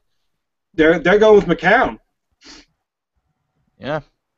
So I don't know about that. I mean, Levy Smith can't stand Glennon apparently. He put McCown in there the minute he had a chance. Maybe they'll trade for Ryan Mallett. Yeah. That won't be an option now. Yeah, well, if the Patriots have just taken a second-round quarterback because they obviously don't trust Mallett as the backup or the guy for the future, would you really want to trade for him? I would. No. And the Redskins are about to select. Hold on. Here it comes. Morgan Moses, offensive tackle, 6'6", 314 from Virginia University. Scott, on the board, or? He is. He's number 77 on our board. Yeah, we are getting to the point. Yeah, again, you know, that's the million-dollar question right now is, you know, what are these other teams going to be doing? I think at this point it's interesting because the Jets have picked for what we believe their needs were. And you know, we talk about the Jets being BPA, but you look at it, the two picks were need-based picks. Even if they were BPA, they fell into a need category. You know what I mean? So think of it this way. You look at Tampa Bay, they obviously should probably grab a quarterback. You look at Houston, they should. But they're both letting quarterbacks slide. You know, maybe this is a chance for the Jets to, you know, get a late-round quarterback at a good value, almost like what they did with what's his name? Out of Alabama quarterback that everybody. There's been another where they took a seventh round flyer on him, and we're just saying, hey, look, if he turns into something good, we'll flip him. If not, it's a seventh round pick. You know, that's my idea of a seventh round pick. It should be used on that, but that's just my personal thoughts. So go ahead. I'm going to cut in for a minute. There's been another trade, it looks like. I'm not sure exactly the terms yet, but one sec. Hold on one moment. It looks like the Dolphins have traded up. It looks like it's what's happened right now. Yeah, it looks like the Dolphins are on the clock. Who do you think they're going after? Let me put it this way. Okay, so the Redskins just took Morgan Moses, who we had at 77, as opposed to the Miami Dolphins, who took a first-round pick. They took Morgan Moses in the third round, as opposed to Juwan James, who the Dolphins took as a tackle in the first round, who was number 53. I think if you're looking in terms of value, I think Dolphins just got hosed there. Random. Now the Dolphins are on the clock. That's why I mentioned that. Yeah, again, remember when you asked me, what do you think about this pick? And I said, well, let's figure out who they draft first. This could be a great pick, or it could be, a hosed pick. Maybe they grab a Lewis Nix the third. Maybe they grab a Gabe Jackson, who, have fallen to this point, but on talent alone should be picked a lot higher. There's a lot of room here, and you wonder what the pick is going to be. David, what's your thoughts? To be perfectly honest, I have no idea what the Dolphins are going to do now. I tend not to pay too much attention, but they may go best player available. Obviously, Nix is dropping, and he does represent great value right now. So if they're going to go best player available, Nix might be an option. They might continue to try and revamp that offensive line, and Jackson or Turner would be options here as well. They've just picked a receiver, so I can't see them going there. I would go probably defensive line or one of the lines. I want to interrupt for a second. Apparently, according to Ian Rappaport, the Patriots were planning on taking Blake Bortles if he had fallen to their first-round pick. They were willing to take a quarterback in the first round. Either they are not high on Mallet, or he is gone, or I don't know what the issue is. They must I'm going to say right now, close to the end there. Yeah, that's exactly my thought. Is they think if Brady's done after maybe a year or two. That this is, yeah. You can see it how they're building their team these days too. They've been stocking up on defense for a couple of years now. They're not planning on building that team around Brady anymore. Brady is old news. No. No. That's for sure. Interesting. I don't know. Well, the sooner he gets out of there, the happier I will be, especially with Garoppolo filling his shoes. Yeah, 100%. I'm looking forward to that. I think we all are as Jet fans. All right, so obviously Dolphins are on the clock. Haven't seen their pick come in yet. The second it will, we will update you as we always have, as we always will. Basically, right now, Jets are in a position where I think they're in a holding pattern.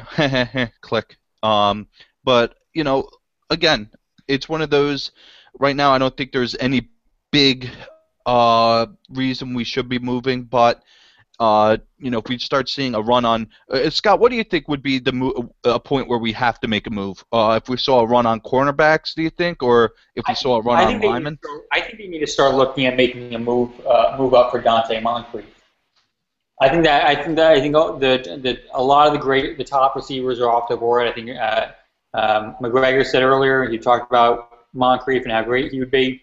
I think he'd be a great option. I think they need to start looking at whether or not they need to trade up for him, because there's still 1, 2, 3, 4, 5, 6, 7, 8, 9.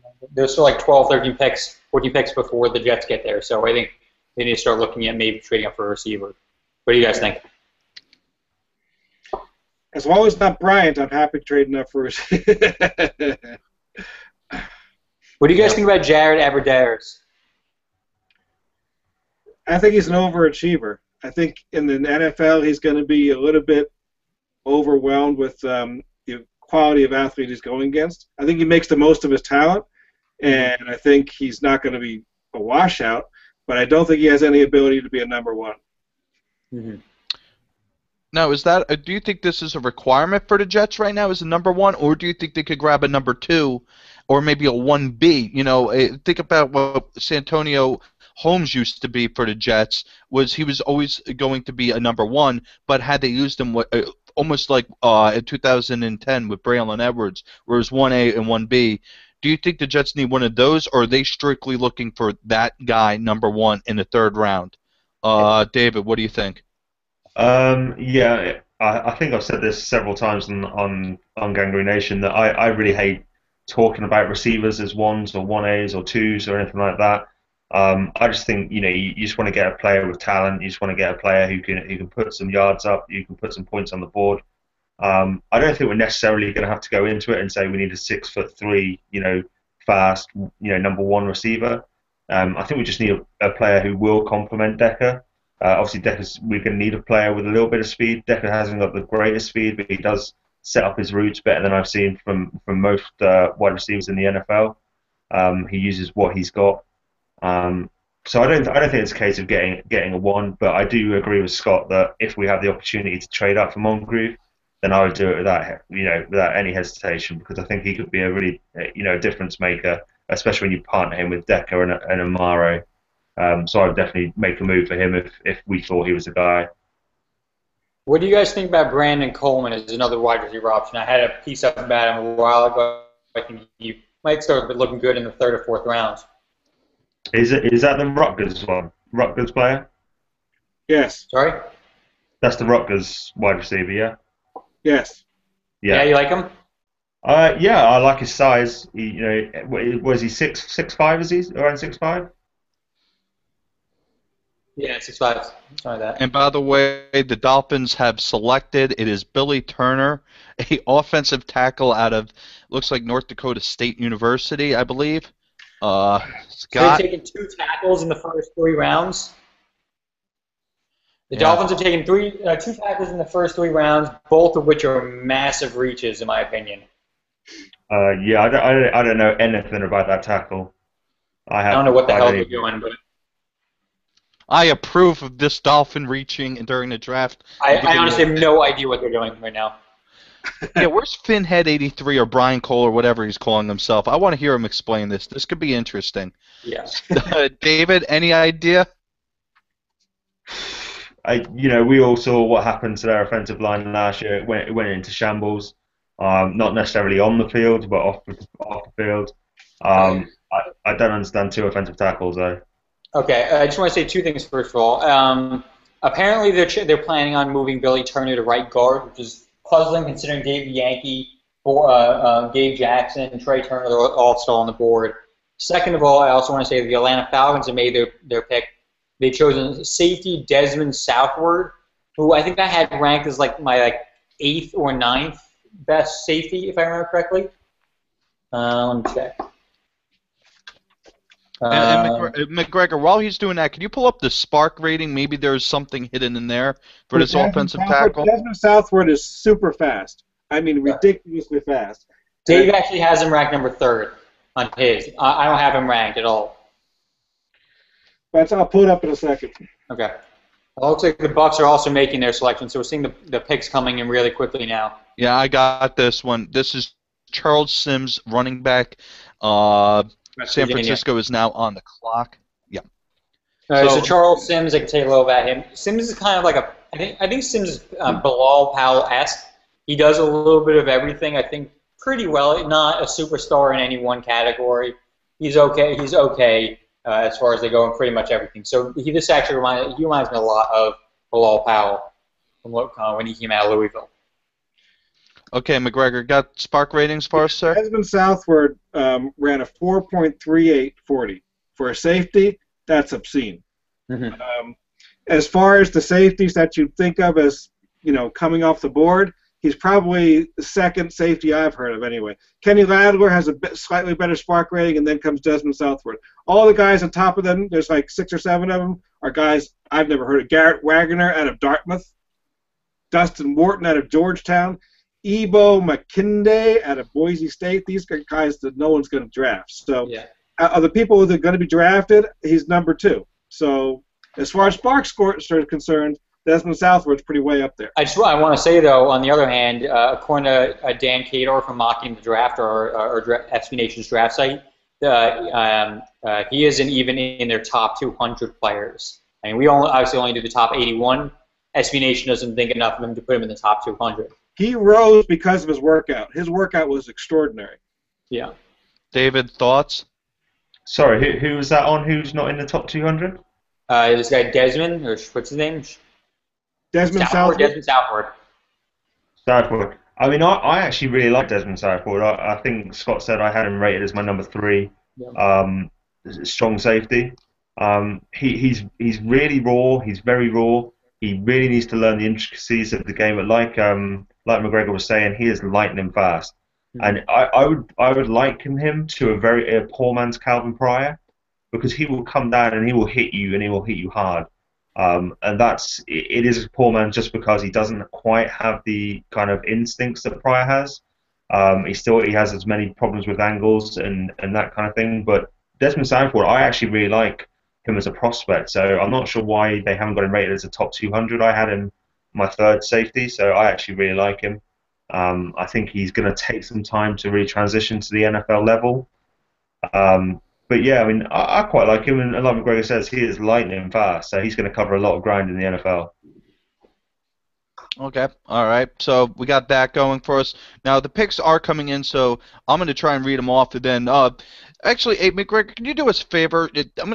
Let me try and look up this tackle the Dolphins took. See if he's got a high spark rating, or is this just one of those picks that makes no sense on any sort of level? The Dolphins. I don't know the spark ratings on the offensive line because it's not really okay. Fine offensive lineman. I mean, you're not looking for those kind of things. You're not looking for 40 times things like that. So I don't have the spark ratings on the O-line. Okay, then never mind. So again, looks like we're clueless on a Dolphins pick. The reason I think that's more bizarre, it's bizarre, first of all, because they would take 2 tackles in the first 3 rounds. It's more bizarre is because they want to move this tackle to guard, and there's so many great guards available. I can't think of anyone who would have said before the draft that Billy Turner would have made a better guard than Gabe Jackson or Trey Turner or whatever. I can give you his numbers. He's 6'5", 315. He runs a 5.16 40, and he's got 34-inch arms, 25 bench press. What's your thoughts, McGregor? I don't know much about him other than that. I love it. I love the nonchalance of it. So obviously the Dolphins made a pick that's bizarre because they traded up for him, of all things. Currently, I'm gonna hold on a second. I have a scouting report here on Billy Turner. All right, just beat me to it, Scott. He's a small school prospect who lacks refinement but has the traits of an NFL lineman. Plays with an attitude but gets out of control and will miss blocks. Needs to get stronger, has a good punch and doesn't reach. He has quick, choppy feet. So sounds like an extremely raw prospect that has the potential to get there. Like Rob Turner almost? Yeah. This is just a little bit from the NFL scouting report they did on him. Has a bit of a bull in a china shop element at this stage of his career, but has the multiple tools and could easily develop into at least a swing backup, which is and potentially more at the end. So they're saying he could potentially get molded into a swing backup, which doesn't strike me as kind of. Great when you got all these great guards on the board. Yeah, especially Jackson. I don't understand that. They must have seen something they didn't like or something they really liked in Billy Turner. So I want to point out, this is completely off topic, but apparently Jerry Jones has admitted that Johnny Manziel was the highest rated player on their draft board at 18. And the reason they didn't take Manziel and I think they took Zach Moore, if I remember correctly, the guard, that was because they have so much money invested in Romo. So just interesting. Yeah, it was really hard. I'm sorry. No, go ahead, McGregor. Go ahead. It was very difficult to understand them drafting a quarterback that they expected to start when you have $40 million in money cap space that you're going to come off the board if Romo is cut. I mean, what the heck are you going to do with Romo if you're starting this first round draft pick? It was never made any sense for them to go after Manziel. Yeah. No, it really didn't. That begs the question, though. If they did think that he was that high, do you think they're going to draft a quarterback coming up soon? The cap room just doesn't make any sense for them for at least another 2 years. I don't see how they do it. How are you going to sit Romo and have his gazillion dollars on the bench? I can't see it. Well, all right. So if he keeps thinking, then yeah. Maybe. Yeah, let's be honest here. All right. So we got that. We've touched on a lot of things here, so let's recap right now. The San Francisco 49ers are on the clock. Their pick is, I believe, in. It is. But doesn't look like they're. He's walking up to the podium right now. They're going. doesn't look like it's live. Oh, there it is. Sorry. So Marcus Martin, a center out of USC, 6'3", 320. Yeah. Scott jumps to the gun here. Yeah, Marcus Martin is actually a top-rated center. I think in general. Yeah, a top-rated center on the board.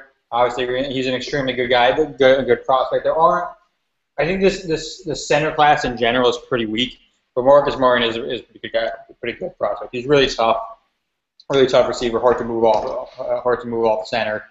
I like him a lot. Yeah. Yeah, I mean, he's a decent prospect there. So the Browns are on the clock right now. They have the 7th pick. Jets are, let's see, how much math do I have to do here? Jets, I believe they have about 15 picks, give or take. Before the Jets? Yes. 1, 2, 3, 4, 5, 6. 10 more picks. 10 more picks. So again, it's coming in fast and quickly here. Obviously, 3rd round, there's not as much time, not as much waiting and so. All right. Let me ask you this. Go ahead. What do you got? We talked for a while back about trading for Denarius Moore from the Raiders. What do you guys think about that? What's it going to cost? Let's say a 4th-round pick. No. You wouldn't do it for that? I might do it for a 6th. I would do it for a 6th. A 6, okay. David, thoughts? Yeah, I'm with McGregor. I certainly wouldn't do it for a 4th. I may be tempted with a 5th. I think he does have talent. I always find it really hard to judge players coming from the Raiders just because sometimes I have no idea what that organization is doing. So they haven't had good quarterback play for so many years. Now it's hard to judge their receivers especially. But yeah, I mean, it completely depends how the board falls. At the minute, Moncrief is still there. If we select him, I really wouldn't entertain trading for more, but it completely depends if we're able to get someone like Moncrief. The reason I'm asking is if the Jets decide to say pass up wide receiver in the 3rd round, if he might become their best option to getting a starting caliber wide receiver. That's why I mentioned it. Yeah. There's still interesting guys available after the 3rd round, I think. Yeah. All right. Josh Huff would not be a bad choice at all. Mm-hmm. And I'll tell you what, Jeff Janis could be a big-time player. You don't know. Yeah, but what round would you take him in? 5th, 6th, somewhere in that range. Okay. Interesting. So yeah, obviously, we got some guys here. Guys, what are we thinking here? Looks like the Browns have. We're about to find out what it is. Yeah. It looks like they're again stopping with the updates. Chris Kirksey, outside linebacker out of Iowa. Scott? Isn't even on our board. I think, Jay, you were just talking about him a moment ago.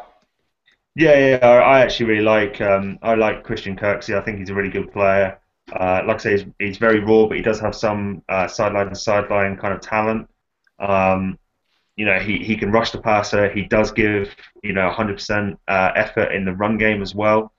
I think 3rd, 4th round is exactly where he was supposed to go. So I think it's a relatively good pick for them. Maybe a little bit early than I probably would have chosen him, but it's not a bad selection at all. I could see that. I'm surprised Scott? the Browns aren't taking a wide receiver. I'm surprised that they're not taking a wide receiver, knowing that Josh Gordon is out for the season. They still haven't taken anyone.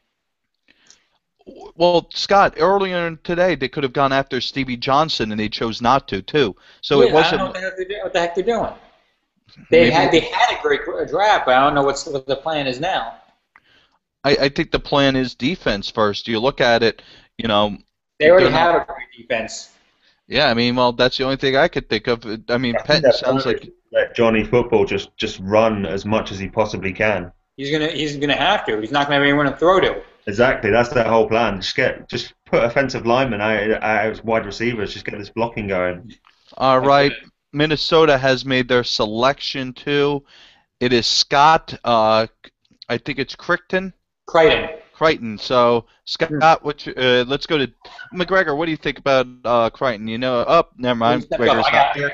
Go ahead. So Crichton is I believe our top ranked. Yeah, he's our top ranked defensive end on the board, ranked 48th overall. He's a good pass rusher. I really like Crichton. I was actually kind of hoping you'd call a little bit more, and the Jets might be interested in him. But what was I going to say? Okay, so he's the kind of guy. Crichton's the kind of guy that he's always active. He never takes a play off. He can do a little bit of everything. You can put him all over the line wherever you want. But obviously he's mainly defensive end. The reason I thought he would have been interesting for the Jets is because of that versatility. The Jets obviously value that. But he can do a little bit of everything, and he's just a high motor guy. So I think he's a good pick for them. David, what's your scouting report on him say? Mine is exactly the same as Scott's. I think the versatility is obviously one of the most important traits that he's got in his favour. He's also quite a strong athlete. He's very strong at the point of attack. And like Scott says, he just doesn't take plays off. I mean, if you want a player who's going to go at 100% every single snap, you know, he could be absolutely exhausted, but he's still going to be coming at you as fast and as quick as he was in the first snap of the game. I think, you know, defensive coordinators are going to love that about him. And that's just a really good pick. That's a really solid pick. I would give that a really high grade if I was, you know, especially from a value perspective. Yeah. All right, so we're a few picks away from the Jets actually picking. We're getting closer and closer. So let me ask the question, guys. Who is it? Why do you want him? And what's the downside? Still Gabe Jackson, I assume? Is this the same thing as Jason Morrow? Why are you falling? Why are you falling? I don't care. Come to me type deal? Yes. McGregor? Moncrief's still on the board, right? Yeah. You know, I'll take either one, Gabe Jackson or Moncrief. And David? I wouldn't mind for Gabe either. Yeah, it's exactly the same. Gabe Jackson or Moncrief would be absolutely perfect here. Let's see. Dave Yankee's a guy. I think I'm more surprised that he's been dropping so far. I think he could have gone. I would even ranked a little bit higher than Gabe Jackson. I was surprised that there's been almost no buzz about him lately at all. So Moncrief is surprising that he's still on the board. I think I would have thought going into this that around now would have been a perfect time for Trey Turner. He's obviously still there. Phillip Gaines, I'm kind of surprised that he hasn't gone already as well. Yeah, I'm also kind of surprised. Our number 81 guy is Trey Mason. I'm kind of surprised he's still there as well, especially when someone like Charles Sims was already taken. Yeah, so obviously some really big names on the board still. So let me ask you guys here. Again, we talked about this. The Jets have the picks for it. Could the Jets double dip in round 3? In other words, pick somebody and then move, let's say use 2 fourths, maybe even a fourth and a sixth. Find a package deal to move up again in the 3rd round. Do you see that happening? David, thoughts? Yeah, I could definitely see that happening. Like we said, we've still got the picks available to be able to have a little bit of maneuverability. So why not? Why not? You know, at least entertain it. I know we've got you know, the compensation picks we can't trade. So we are going to have selections in these rounds anyway. If we see the value, if we see someone falling, you know, if let's just say we have Moncrief, we take him with our selection, and then Gabe Jackson continues to fall. You know, you can really sort your offense out by trading back into the 3rd round to take someone with the caliber of Gabe Jackson. So I think, you know, as long as the Jets see the value, as long as they, you know, find a trading partner who's not asking for the world, there's no reason why we shouldn't move back into the 3rd if we see the value there. All right, and before we head to Scott Salmon, looks like Buffalo Bills have selected Preston Brown, linebacker out of Louisville. He's an inside linebacker. Scott, same question to you. Do you think they're going to double dip in the 3rd round, or would you? No, I don't think they will. No, you know, I don't think they will. I think there's really no inclination by it's obviously tried to trade for Marquis Lee, but they except for the trade for Chris Ivory, they haven't really been trading many of our picks. And again, go. So I just want to point out for a second, the Giants have taken Jay Bromley, defensive tackle. I want to know what the hell is going on with Lewis Nix right now, that he's still falling. I mean, this is pretty unbelievable to me that you take Jay Bromley, from a guy from Syracuse, over Lewis Nix, one of the best defensive tackles in college football. McGregor, thoughts on double dipping? Thoughts on the Giants passing over Nix? What do you got for us? Moving up back into the third round. If you go by the trade value chart, it's going to cost us our 5th round pick, and that would be to get just at the very back of the 3rd round. We'd maybe get the last pick of the 3rd round that way. So unless we're going to trade picks from the next year's draft, it looks like it's a little bit difficult for us to move up very far into the 3rd round. We'd have to use our top 4th round pick and our 5th round pick. If you want to move a little farther up, then our 6th round pick as well. I don't know. It doesn't seem like it's a really good possibility. Okay. All right. And guys, what's your thoughts on Nix? Is there something out there that we just don't know about? What's with this guy's free fall, McGregor? I can only guess that Next, I think. Go ahead, Scott. No, you go. Have we lost Scott? Might have. McGregor, go ahead. I find it hard to believe it's about Twitter. I know that's Scott's theory. That's why I heard why he had fallen out of the first round. I don't know what's going on now. I wonder if there's some sort of health issues we're not aware of. That's possible. One thing I will say is watching him on a week-to-week basis, because I'm not sure if you guys know, I am a Notre Dame fan. So I do watch him throughout the season. He did struggle with his weight. Obviously, he's a big guy by nature, but he does put on and lose, his weight quite quickly, quite easily. And he has had some problems with his knees. Not so much that I think there's going to be a problem for him to drop out of the 3rd round. I thought personally he would go right at the top of the 2nd round with Houston maybe taking him. I honestly, from watching him on a week-to-week basis, he is one of the premier defensive tackles in college football. So I don't know why he's dropped to this point. How much? I'm sorry. Go ahead, David. No, go ahead. Sorry. I'm just asking a question. I don't know the answer to it. How much medical information do these teams have on these players? Do they get to have their own doctors examine them? For instance, they bring them for a meeting at the facilities. So let me talk about this a little bit. Yeah, go ahead, so when each player goes to the combine, they are inspected by a representative doctor from every single team. They all have people there. They can all order medical tests. They can all order like X-rays, MRIs, whatever they want. They do them all at the combine, and each team gets their own set of them. They have their own doctors looking at them all. So what will happen is that they'll go from prospect will go from room to room, and the doctors will from say like the NFC West will inspect them. Then they'll go to the next room, and then the AFC West will inspect them. So they're getting checked out by every doctor.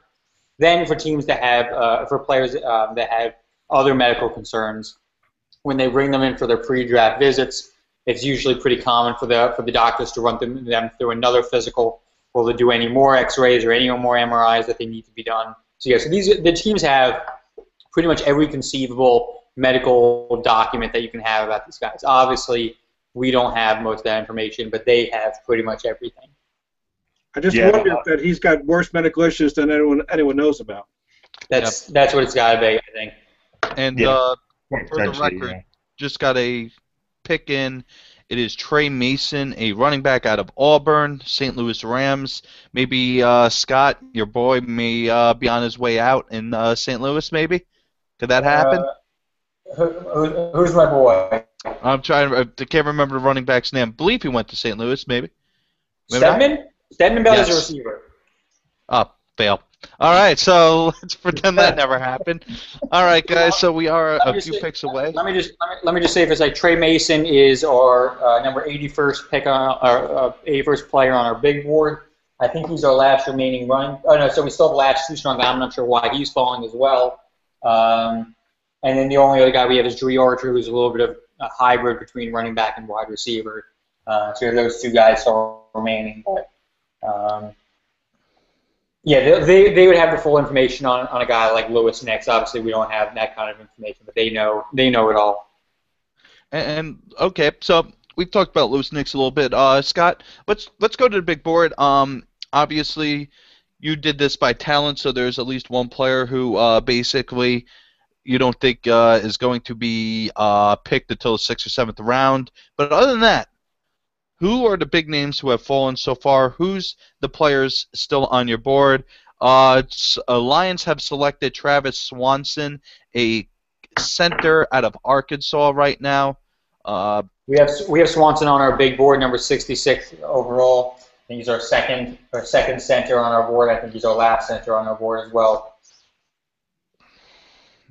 Okay. Right, So like the guys that have fallen, obviously we still have Antonio Richardson. I'm not sure what's going on there. Lewis Nix. Those are the main two fallers. Then we have guys like David Yankee, Pierre Desir, but those are guys that should go roughly around now. I'm kind of surprised that Jackson fallen a little bit. Yankee, I'm a little surprised about as well. But we're still in like that rough range. The only two guys that we really have that have really fallen are Richardson and Nix. McGregor, go ahead. Sorry, Dave. Go ahead. Sorry, I just did a little bit of reading about Nix just to see if I can find more about the injury issues. I always knew he had knee tendonitis, which is what I referenced earlier. But he also actually had season-ending surgery this year to repair a torn left meniscus. So maybe there's some complications with that. And like Scott was saying, all NFL teams will have access to his medical history as well as testing them himself. So that torn left meniscus, he hasn't played since having that worked on in surgery. So that may be a bigger issue than anyone's letting on or anyone's telling the media as well. I'm gonna interrupt for a second now. Just say that the San Francisco 49ers have taken Chris Borland, who is our top-ranked inside linebacker. That's a great pick. That's a good pick for them, I think. It's going to add to an already great defense. And now the only two remaining inside linebackers that we have on our big board are Shane Stove and Yawin Smallwood. Those are the two remaining guys that we have at that position. All right, we're about 2 picks away from the Jets being picking. Looks like the Skins pick is in. We'll announce it as soon as we see it. Guys, who's it going to be? David, let's start off with you, sir. I'm going to go with Moncrief. You talking about the Jets pick? Yes. Yeah, Jets pick. I'm going to go with Moncrief. Scott? I'm kind of stuck. I'm thinking right now. I'm between Moncrief, Turner, and Desir. So we have like our receiver, cornerback, and guard. Come back to me, man. Let's get to McGregor. Let me think about this for another minute. Go ahead. Phillip Gaines. I think we're going Phillip Gaines. Okay. Okay. All right. So 3 different picks. Let me take this now. So now that we've had Dave, you said a wide receiver. McGregor, you said a cornerback. I'll go with guard Trey Turner. There we go. So three guys, 3 separate picks. Let's see who wins this round, if anybody. Obviously, the looks like I think Washington's pick is in. We're waiting on that. Ravens pick next. Then, of course, this is Jets, Jets. And realistically, guys, let's be honest here. This draft is pretty much fallen to the Jets. I mean, draft for need, draft for BPA. You could make the case either way this year for the way we've drafted. Now, if, obviously, we draft like a nose tackle, then okay, we're definitely doing BPA. But at this point, I mean, you can't argue with the 2 picks or BPA. I think this draft has fallen pretty much the way, like in a really good way for the Jets. They've been able to take their pick of the litter pretty much at the first 3. I mean, we'll see in a second, but at the first 3 picks, they've been able to pretty much go with whatever they want to do. So I think so far it's been pretty good for them.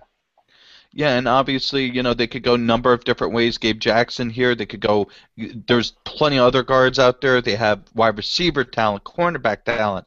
I mean, for a team that had so many holes, for them to be in the third round and still have the ability to fill some of those holes, that says something. They're doing a little bit of luck, a little bit of skill, I guess you could say here. And again, like we said earlier, imagine they take a cornerback in the first round. Look at their safety options coming up now. Look at their other options. Now you still have a pretty good shot at picking a number 2 corner, possibly picking up a guard. I mean, McGregor, right now, do you think the Jets are in a good place? Yeah, I think so. I do. I think it's fallen well for them, and I think they can add another piece right here that will help them. Maybe not this year, but was for a long-term starter.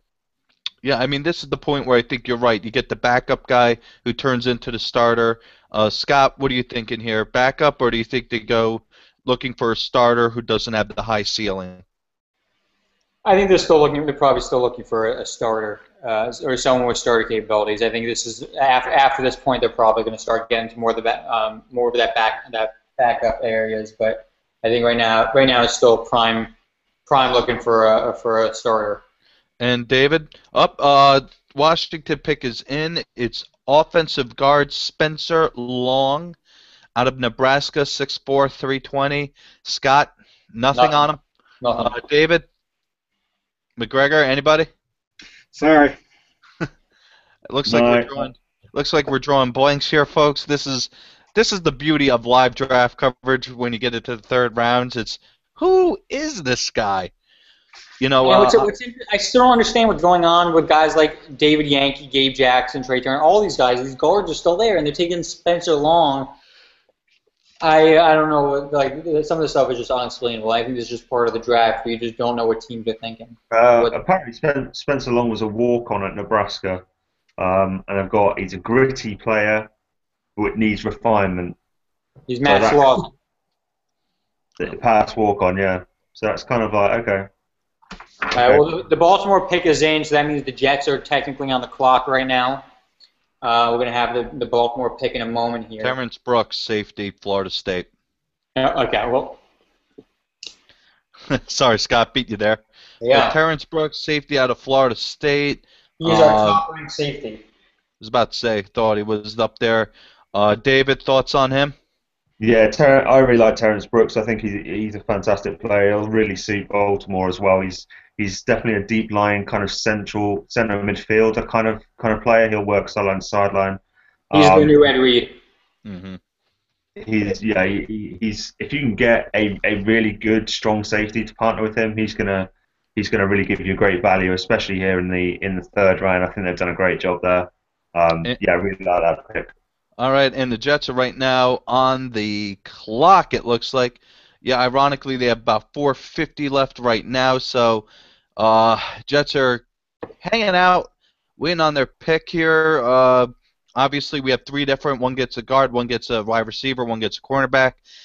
Again, the Jets are in a place where, oddly, if they don't take your number one guy, you still would not say that's a wasted pick because they do have so many holes, and so many of these positions are open. I mean, cornerback, offensive guard, all these positions. So we'll see what happens. Obviously, we're going to update you as the pick goes. Scott, you look anxious. No, I mean, I'm just ready to see what happens. I think the Jets would probably trade up after this. I think there are a lot of great guys that are on the board. They have three fourth round picks, 3 6th-round picks, 2 7th-round picks, and obviously their 5th-round pick.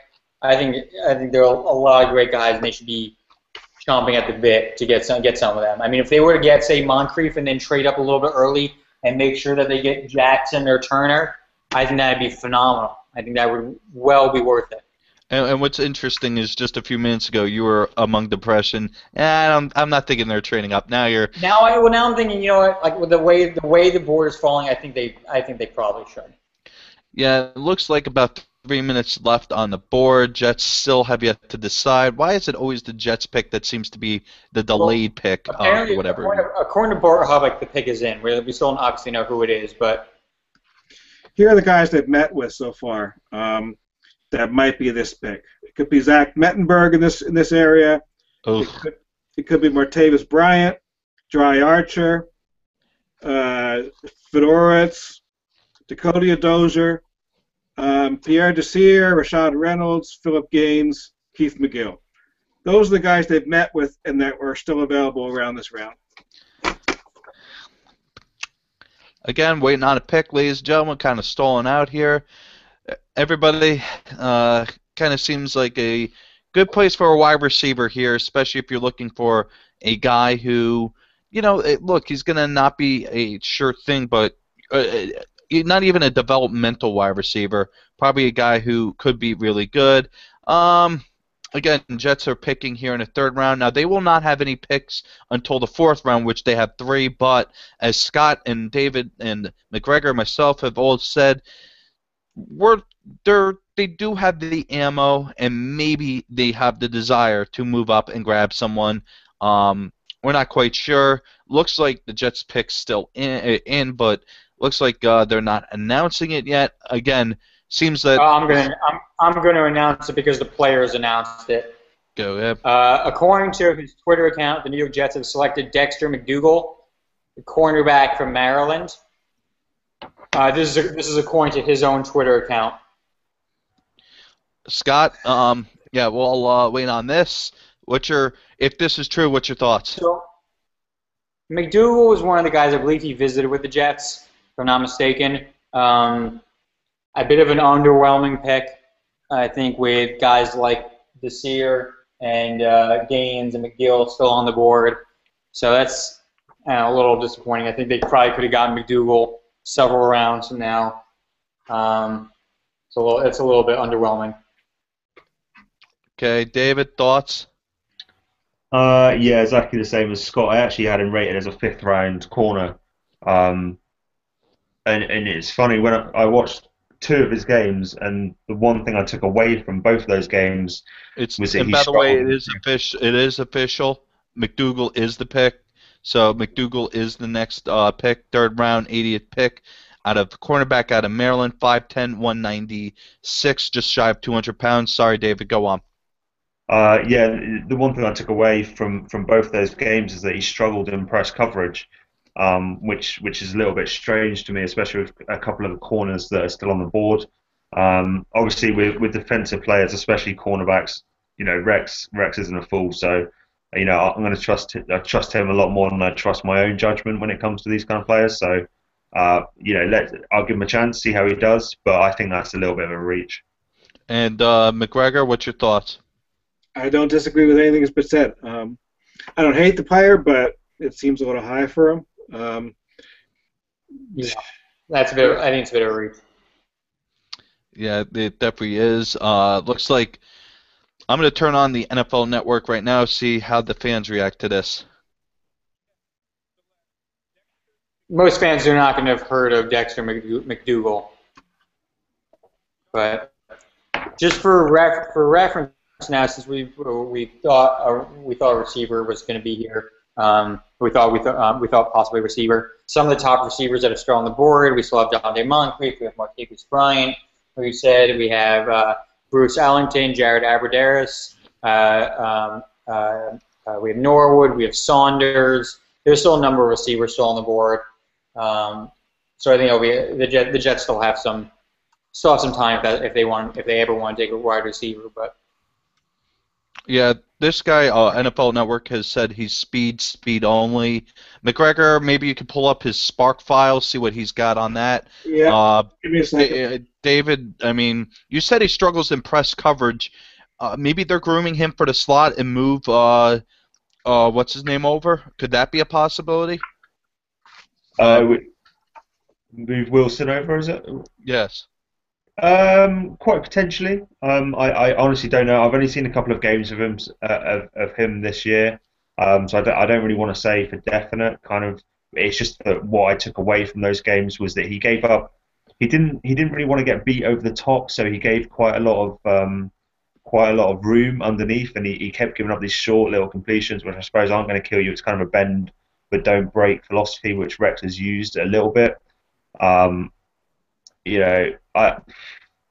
I'm not a massive fan of this pick. I'm going to be honest, but let's see. Apparently, Mel Kiper and Todd McShay are both saying that that this should have been he should have been a second-round pick. They both seem to love the pick, but And NFL I is. don't see what they're saying. And there goes Gabe Jackson to the Raiders. The Raiders have picked Gabe Jackson. McDougal's SPARQ score is pretty good. Not great, but pretty good. But the two measurables that stand out to me are he's 5'8.5". I mean, he's a small corner. And 4.51 40-yard dash. That's not great. I mean, that combination, small and not all that fast in a press coverage corner, I don't know. That to me screams either they're gonna put him on the slot. I can't see him being put up. And for those who are wondering, Gabe Jackson from Mississippi State has gone to the Oakland Raiders, so he is off the board officially. Raiders are having a great draft. Yeah, the Raiders, they're having a good old-fashioned good draft here. Now the Bears could end up here with a wide receiver, or they could go safety with Brock Vereen. Scott, who else is safety on your board right now? I think actually we're out of safeties on our board. The last one was just taken. Yeah, I think we're at safeties remaining. And it doesn't really matter. They go DT with Will Sutton. So Will Lewis Sutton. Ball continues. Yeah. Yep. And yeah, that's what's going on, guys. So Dexter McDougal. Oh boy. I mean, I don't know. Let's be honest here. All of us believe it's a reach. Now, well, I don't think. I think on his best day, he'll be a serviceable slot guy. I don't know why we're taking a slot guy when we have Kyle Wilson there. Maybe because we don't think we're going to have him next year. Maybe this is an indication that we're not going to re-sign him. That's a possibility. So apparently there's been some sort of trade. The Eagles have traded with Houston, so the Houston's now on the clock, it looks like. Yes, Houston is on the clock. So we'll see in a second what's going on there. But interesting. Now this is going to be interesting for later on, I think, because it's going to show you what kind of pick you're going to have to get. What you're going to have to give up. Looks like Houston made their pick pretty quickly. Let's see. I would hope they knew. I would hope they knew when they traded up. I mean, but yeah, I mean, well, if we're going with the competition manager from John Idzik, well, we know Kyle Wilson now has some competition. They're obviously not going to give it to a third-round pick, but they're gonna want him to win it. Yeah, I mean, one other thing. Oh, there it is. Lewis Nix III just went to Houston. Well, there it goes. That's a good value pick. One thing I was just saying was one thing to consider on McDougal is that he missed most of last season with a shoulder injury, which apparently he suffered on September the 14th, and he missed the last 9 games of the season while he was getting surgery on his shoulder. So he's small, he's quite slim, and he's got a shoulder injury that was quite serious that he missed 9 games with. So that's a really risky pick. I mean, unless Rex knows the famous Scott, he's better. I guess they know something up there that we don't down here. Yeah. That is the definition, ladies and gentlemen. When you're looking for the definition of I hope they know what they're doing. That's it. Yeah. I'll say. I mean, I don't know. I don't know what to tell you. Hey, Scott, have you pulled? Has anybody found what Houston paid to get up there? No, I haven't seen anything yet about that. Okay. Yeah, I haven't seen it either, so I'm waiting for it. The second I see it, I will notify you guys because I think it's going to be interesting to see what it cost for the Jets to jump back in. Arizona, Green Bay, Philly, Kansas City, Cincinnati. Wow. Just think about this. Lewis Nix, J.J. Watt, and Clowney on the same defensive line. Jesus. That's... Oof. McGregor? Yes. Scared much with that line? Lewis Nix, Clowney, and J.J. Watt? Glad they're not in our division. Yeah. Andrew Luck. Nobody's going to want to face. No quarterback going to want to face Houston with that line, and that's just the way it is. It's going to be rough. Yeah, that's not going to be easy for them. He did miss 5 games in 2013 with knee surgery, so yeah, knee could be an issue with him, but for a straight value pick, hats off Houston, nicely done. Again, waiting on the picks here. Guys, what's your thoughts? I mean, as we enter the fourth round, seems like we've got our cornerback. He wasn't a cornerback we really wanted, let's be honest here. But what about Well, the wide quarterback we expected. Yeah, exactly. What about wide receiver? There are still a lot of guys. I don't know why Moncrief is still available. Yeah, I mean, that would be interesting to see if he falls all the way. I mean, would the Jets make a move for a wide receiver in the third round if he's still falling? Kareem Martin. I interrupt for a second here. The Arizona Cardinals have taken Kareem Martin, defensive end from UNC, not on our board. I think, we're out of defensive ends on our board actually. So they're all from here on out. They will all be off our board. So yeah, Kareem Martin, 6'5", 272, kind of I guess you would say a smaller DE, wouldn't you say? Yeah. Or more of a 4'3" DE. Obviously not a Mo Wilk that is a big boy. But Green Bay on the clock. They got about 2 minutes left. I mean, looking at it this way, guys, who is the pick that you think the Jets have to make in the fourth round? Do you think there's a pick they have to make? Do you think they have to go wide receiver, or? I think if Moncrief is still on the board, they have to go in that direction. I think. What if? Okay, McGregor, thoughts? Yeah, I would take Moncrief if he's available, but if he's not, I think I'd like to pick up one of the running backs here. If C-Strunk's there, I'd love to get him. If C-Strunk is still there. Yep. David, thoughts?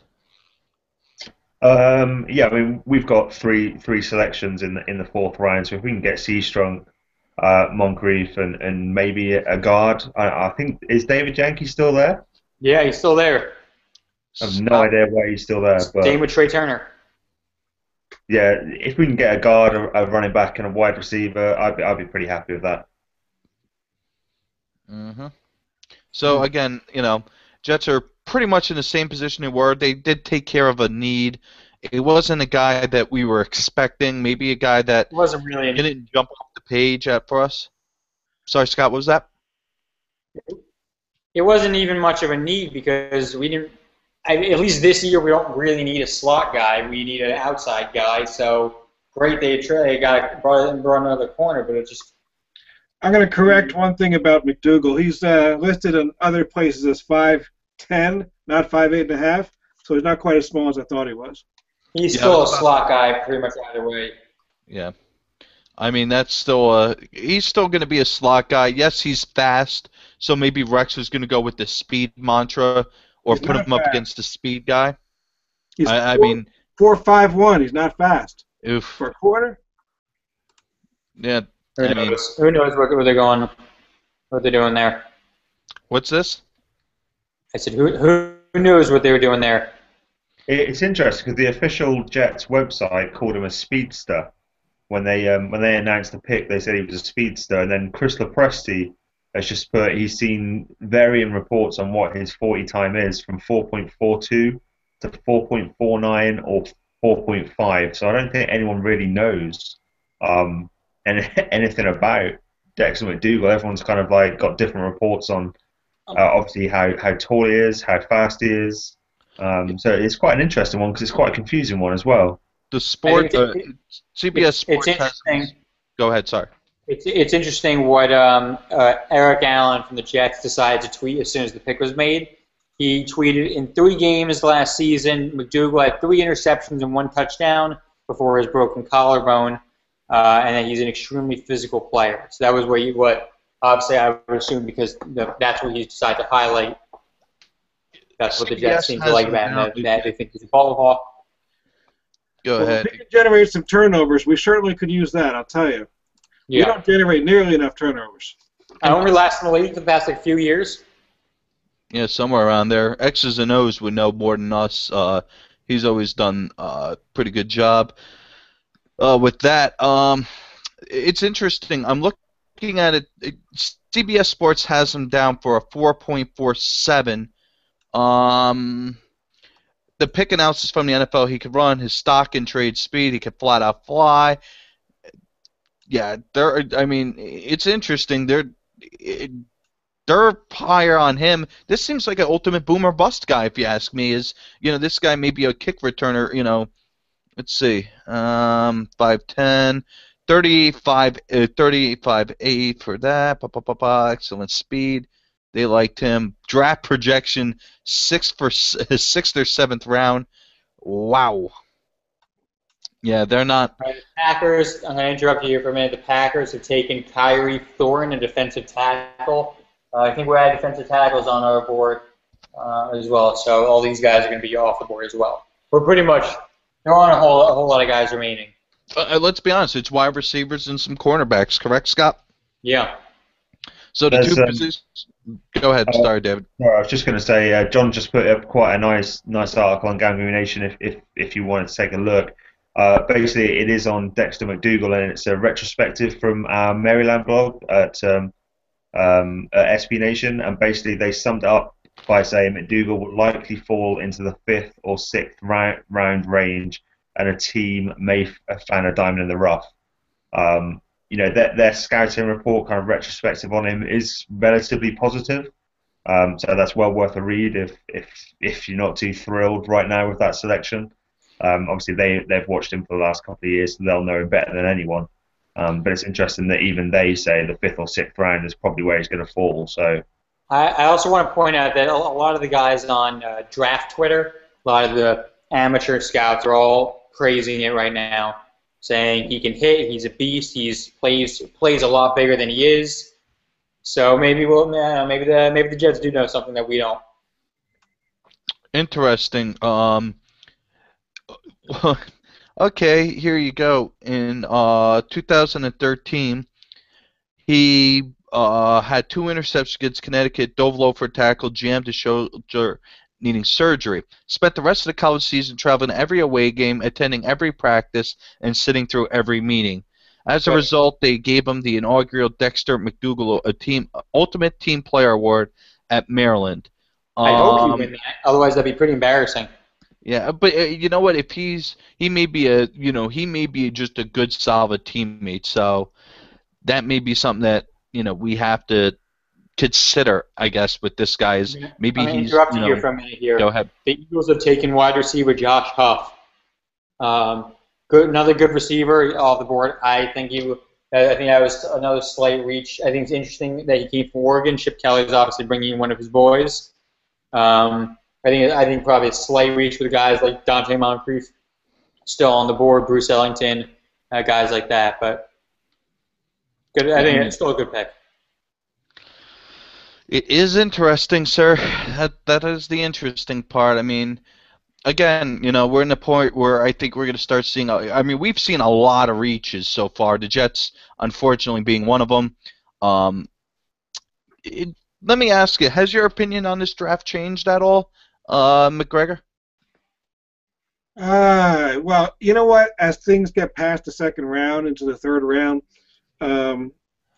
you never know where guys are going to go. I don't know if there is much reach as we don't know as much as the NFL guys know, because everybody has a pretty good idea where the first 30, 40 picks are going to go. Well, there's a few exceptions, but you have a pretty good idea. Once you get to 3rd, 4th, 5th round, one guy's 3rd rounders, another guy's undrafted free agent. It's just the way it is. Hey guys, let me ask you a question here. What do you guys think about Michael Sam? We're starting to get he's obviously hasn't been discussed. We haven't really discussed him much at all. But he's towards the end of the draft. I think at some point he should probably be considered at least by the Jets. What do you guys think about him? Boy, is he unathletic. I don't like him. I mean, I know he had production as a college player. Good Lord, yeah. his workouts were horrific. I mean, would you take him at all or no? 7th round maybe. At all or no? Okay. I'd take him in the 7th round maybe, but I just look. There's certain things that you have in athleticism that I think you have to have. If you're a running back, you have to run a 4.7 or better. If you don't, I'm not taking it. Some guys might succeed, but I don't want to take that risk. Michael Sam across the board looks like, oh my goodness, he doesn't have the athleticism to compete in the NFL. Yeah, I'll be honest with you. I'm not a huge fan of Michael Sam NFL. Oops, sorry.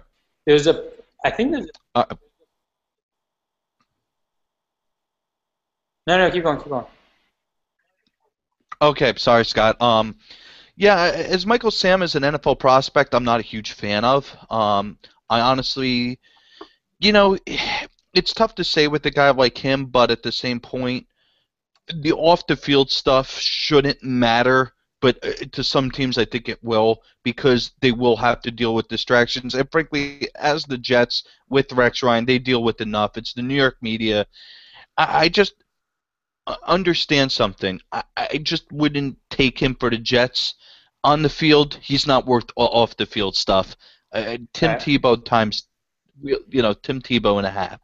All right, Sorry, I want to Scott, go ahead. point out for a sec. Apparently Calvin Pryor has been tweeting Amaro and now Dexter McDougal. He's been tweeting them both, welcoming them to the team. Now he's been chatting with Jason Amaro apparently, and to Dexter McDougal he just tweeted, "Welcome to the squad, bro. We became friends at the combine, and now we'll be balling together. Let's go to work. Jet life."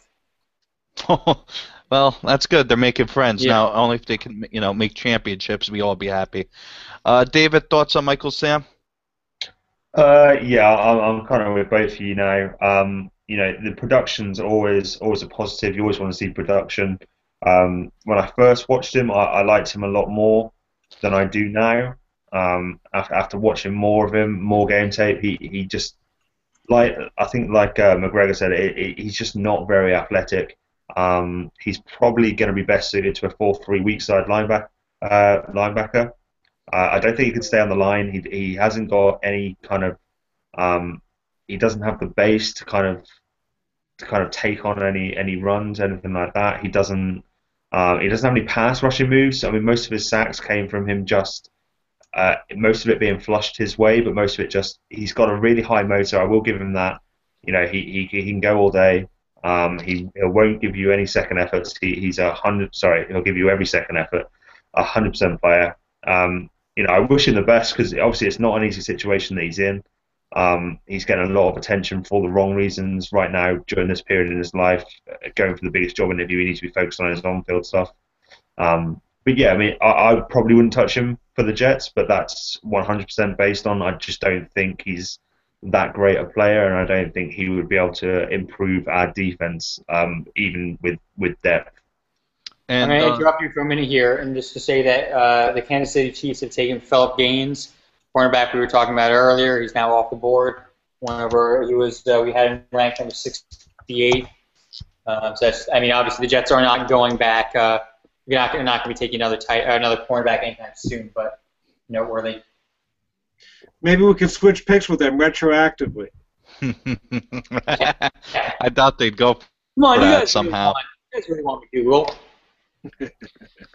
That would be, it does. At least the Jets didn't trade up for McDougal. Let's be honest here. That would have been even worse.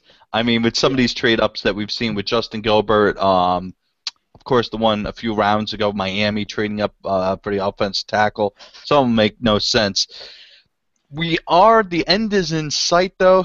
The draft is slowly going to an end tonight. It's been a fun ride. We still got, about 15 picks and probably another, hour, would you say? Maybe half hour to go? Yeah, probably half an hour. So, all right, we've hit this point, guys.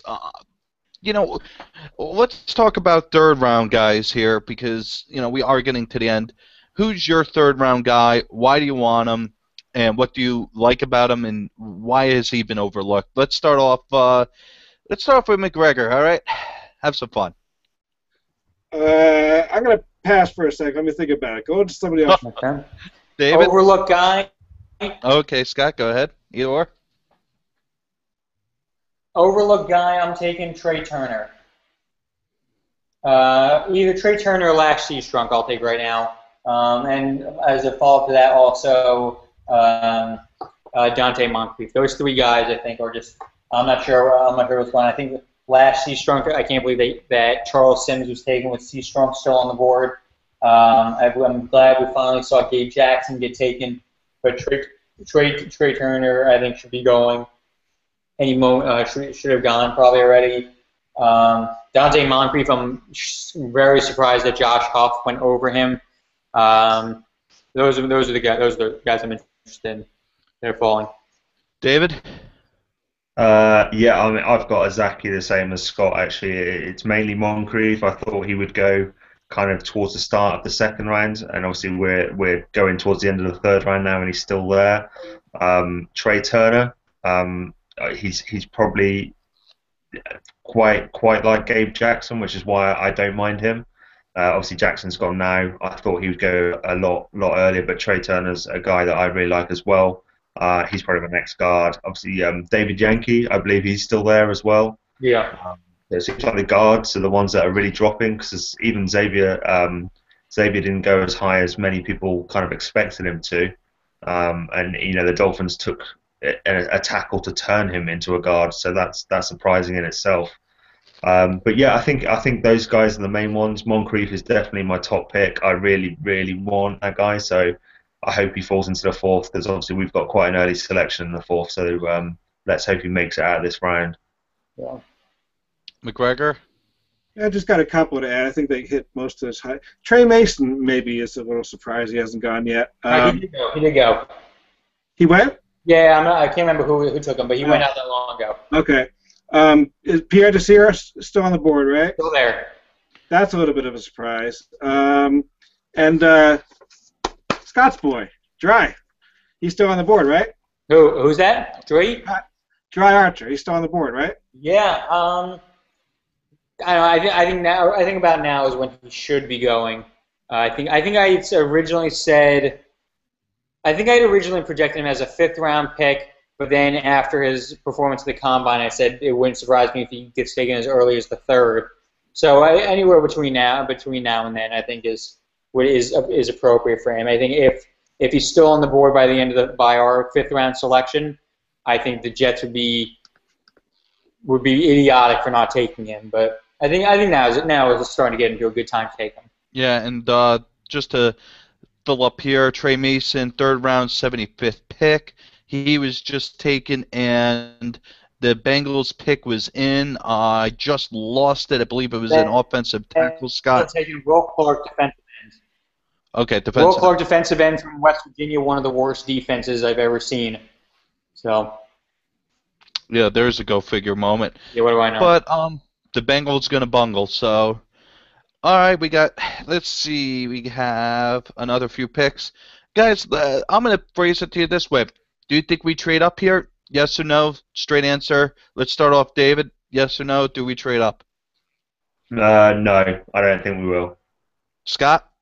I'm really starting to think that we should, but probably not. And McGregor? No, we're not going to trade up. Okay, so we got 3 no trade ups. So the Chargers, I should say, the Chargers are about to make the pick right now. Yep, they are on. I believe they're on the clock, or nope, they're submitted. They're about to make it. 1 second. It's Chris Watt, offensive guard from Notre Dame. I think Dave, you had him as one of your top guys, if I remember correctly. Yeah, he's just a really technically sound guard. Obviously, I'm always going to rate Notre Dame players a little higher than most people, just because I'm completely biased, and I'm the first person to admit that. Chris Watt, he hasn't got a great deal of athleticism. I wouldn't like to see him out in the open field that much. I didn't see him out in the open field that much, blocking in space. But he is just a really good technical player. He plays with a good base, good hand placement. He's just a very solid player. I thought maybe the 4th round he'd go, but I think this is about right for kind of his talent level. I really like him. Can you think of any reason that he should be taken over David Yankee, who's still on the board? Absolutely not. Especially as Watt had some injuries last year as well. He missed a little bit of time with some injuries. I think it was his shoulder. I'd have to check, but I think it was his shoulder. And as far as I'm aware, I can't remember David Yankee having any issues or anything like that. I don't actually understand what's happening with David Yankee. Obviously, a Stanford guy as well. Usually they're quite in demand, especially on the line, because they're usually quite intelligent, understand games, football quite well. So I don't really know what's happening with David Yankee. I would have definitely taken Yankee over Watt, and that's coming from a Notre Dame fan. So that says it all. To a little side topic right now. Apparently, from Ian Rappaport, there's interest between the Texans and the Patriots for Ryan Mallett. No deal right now, but there's apparently interest. I think the Texans would be idiots for trading for a guy that they just replaced. I think that'd be unless they give up like basically nothing. I think that's probably going to be a bad trade on Texans' part if it goes through. Yeah, it wasn't the smartest. And there he goes, ladies and gentlemen. Finally, he's off the board. Dante Moncrief to the Chiefs. I think that pretty much ends any thought of any player. I think at this point, Scott, is there any player on the board that you really think is worth trading up for? I don't, anybody? Well, probably I would say Yankee or Trey Turner. I'd say are probably up there. Maybe Lashley Strunk. If we hadn't taken a cornerback just then, I would have said Pierre Desir or like Keith McGill or someone like that. But I think a lot of these guys are going to be great in the fourth round since we have 3 fourth-round picks. I think guys like Dre Archer, Adrian Hubbard, I think would be great in the fourth. If one of these guards keeps dropping, I think that would be fantastic as well. But if the Jets could say they have 3 picks in the fourth round, if they could leave with either Yankee or Turner along with, say, Hubbard and Archer, I think that'd be a fantastic fourth round. McGregor? What do you guys think about that? Yeah, there's nobody on the board that I would trade up for at this point. I think let it fall and see. There's still players that can help us, but I think at this point it's play it by ear. And David? Yeah, exactly the same. Moncrief was kind of the last player that I would probably consider a trade up for. Yankee and Turner are probably. Is Turner still there? Sorry, Turner is still there, isn't he? Yeah. They're both good guards, so I'd maybe consider it when we're getting right towards the end of the round, which we're kind of 10 picks off now. But there aren't too many players that I'd really want to trade up for, to be completely honest. So I just want to say for a second, there are still a couple of receivers on the board that I think would be good picks for the Jets, such as Bruce Ellington, Garrett Aberderis, Kevin Norwood from Alabama, Jalen Saunders. I think those would all be great picks for the Jets. They're all still great receivers. Well, let me say, not great receivers. They're good receivers. I think they would instantly be definitely be able to contribute to the team. And again, guys, the Cardinals have made their pick. It hasn't been announced yet. We'll let you know as soon as it has been, but their pick is in. Yeah, and again, guys, we're in the stage where I think the first round starter is over. Why don't you talk about Trey, the wide receiver, for a little bit, Scott? You seem to be high on him. Trey, I believe. Trey Turner, the guard. Yeah, the guard. Sorry. So Trey Turner he's. Hold on 1 second. The Cardinals are making the pick. Hang on 1 second. All right, the Cardinals have selected John Brown. Was he's a wide receiver, isn't he? Yeah, wide receiver. I think SmackDown, McGregor, you talked about him. Boy, did he go a lot higher than I thought. 3rd round. Wow. What do you think he was going to do?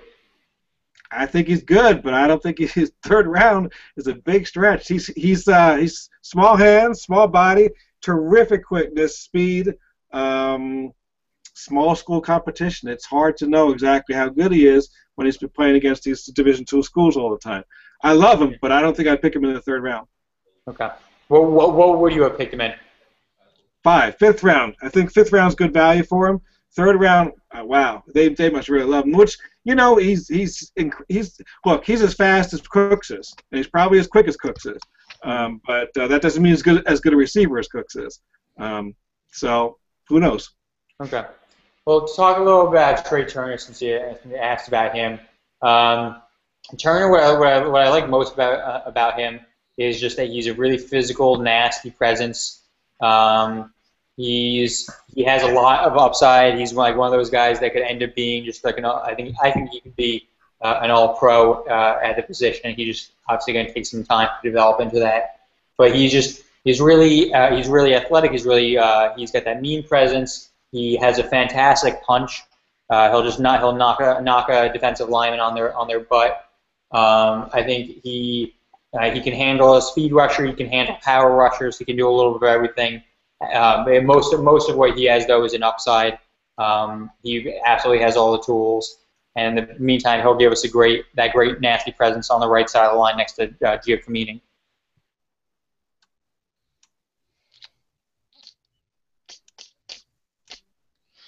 Yeah. Don't everybody jump at once. Again, we're just about to enter hour 4, and we're midway through hour 4, almost 5 hours into this. Not that many breaks, other than a few phone calls here or there, maybe bathroom break here or there, and the old filling up the water bottle. But just quickly, there is one receiver that no one's really mentioned that I'm going to mention just for myself, and that's T.J. Jones, who's another Notre Dame guy. But no one's really talking about him, which I find a little bit strange. You know, he's just coming off a 1,000-yard, kind of 9-touchdown season for the Irish, and you're going to struggle to find a more fluid athlete than T.J. Jones. I mean, he is one of the better route runners in this draft class. I mean, he doesn't have top end speed. He's never going to develop into a number 1 receiver. He needs to have a little bit of bulk. He's only 6 foot tall. But he's just one of those guys who just seems to be able to get in and out of his breaks just so smooth. Finds the soft spots in coverage, and he averaged over 15 yards a reception last year. I think he's a really good prospect that no one's really talking about. He probably could be had in the late 4th, maybe even the 5th round. You know, unless obviously someone just about selects him while I'm talking right now. But you know, T.J. Jones is a guy that I really like, who I think, you know, yeah, again, biased, put my hand up, 100% biased with this. But T.J. Jones was fantastic for the Irish last year, and it's not like we've got the best quarterback play either. You know, we had Tommy Rees, who's an absolute liability and cost us so many games with his poor decision making and ball placement. So, you know, T.J. Jones had poor QB play, and he still walked away with 1,000 yards and 9 touchdowns. And that's against good competition as well. So, yeah, I would love to see us take him, just from, you know, myself, you know, supporting him in college, to go on to support him in the NFL as well. But he's definitely a receiver that no one's talking about. That's, you know, someone should be talking about. McGregor, thoughts? I don't know much about T.J. Jones, honestly, so I don't have much to add to that. Scott, thoughts? No, I don't have much to add. Apparently, the Carolinas pick is in, and apparently the Patriots have traded their pick to the Jacksonville Jaguars. That's apparently what's happening right after the Panthers make their selection, which the guy's up the thing now. But I still can't believe Desir is still on the board, and I still can't believe Turner's on the board. Turner's now off the board. Yeah. So scratch that one off. Oh well. Yeah. Scott, just a question based on talent alone, off of your big board. How many guys do you have left right now? Let's see. 1, 2, 3, 4, 5, 6, 7, 8, 9, 10, 11, 12. 13 players out of 81. So 13 out of 81. Math doing it right probably put you in the area of 1 out of 7 or 8 picks in your top 81 has been chosen, which, hey, not that bad considering, you know, we are in pick 93 and there are franchises known as the Jacksonville Jaguars, New York Jets, and Oakland Raiders that you will have to navigate through. But you know what? Let me ask you here this, guys. You know, when we get into the 4th round, 5th round, 6th round, 7th round, at that point, when does it become acceptable to choose a project player? You know, the guy who's got all the intangibles, the physical traits, but not the, let's say, the refinement. At what point do you feel it's, you know what, I'm going to take a risk?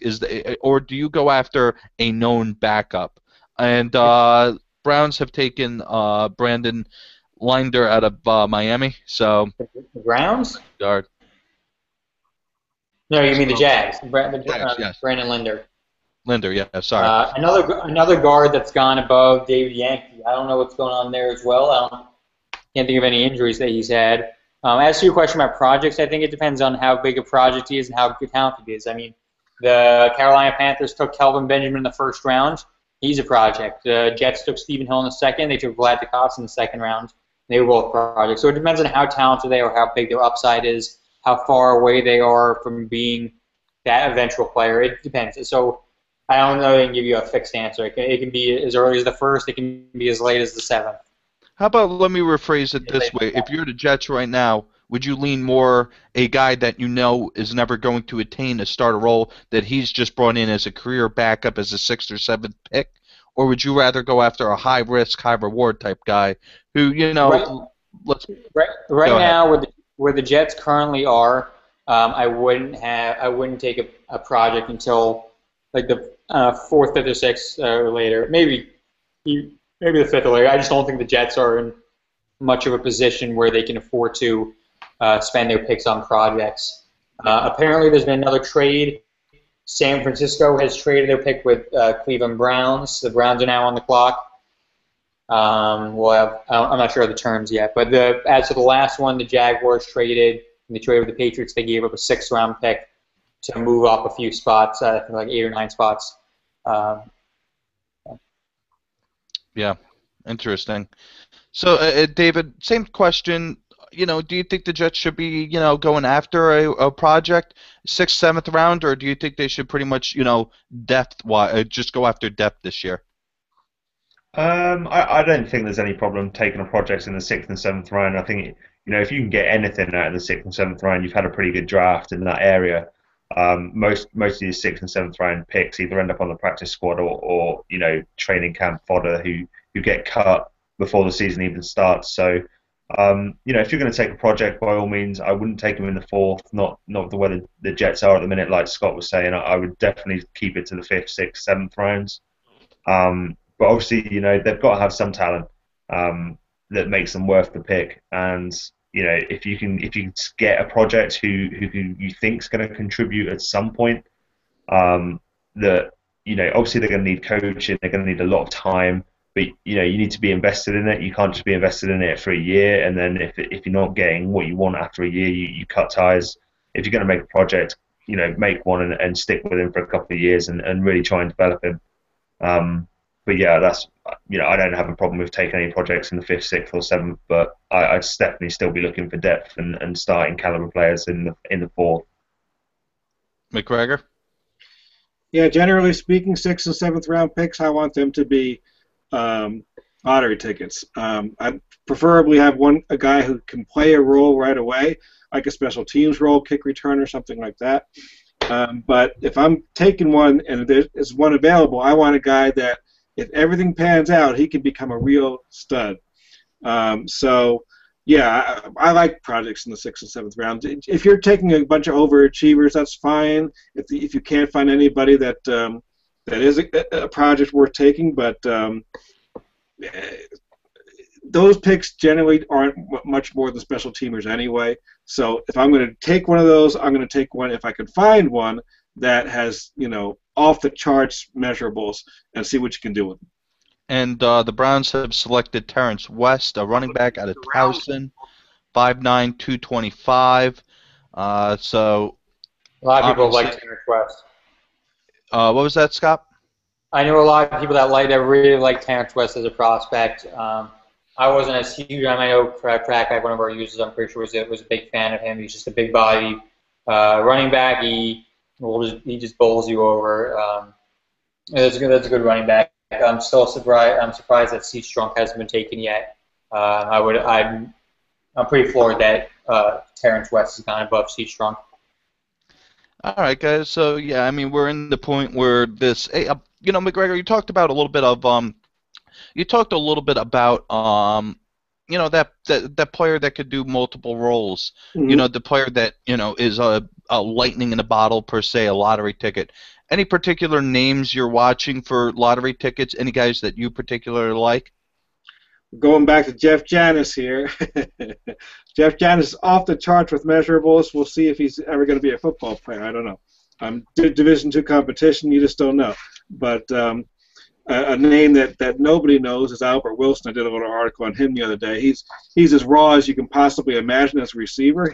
He wouldn't possibly help the Jets as a receiver, but as a 6th or 7th round pick, especially as a 7th round pick, he's explosive in the return game. And if you ever could coach him up, usually you can't, but on the off chance you actually coach him up, he could become something much, much more. I was going to say John Brown, but he's a 3rd round pick now. Who else I got? There's a guy named Tevin.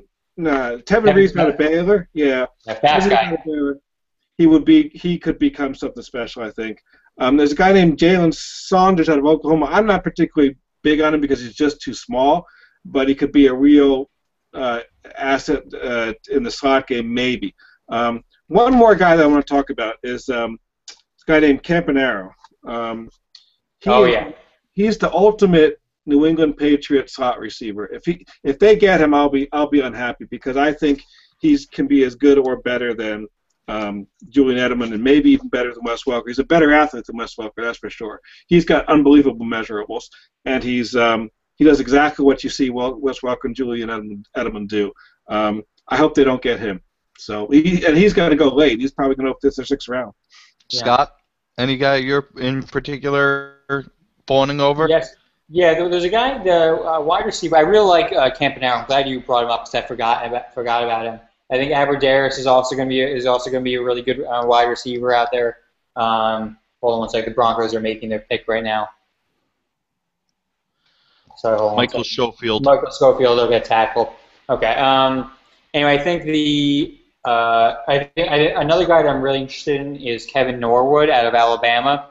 He was one of A.J. McCarron's the first guys he would look to pretty much on most plays. He's a well-rounded kind of guy. I think he can run pretty much the entire route tree.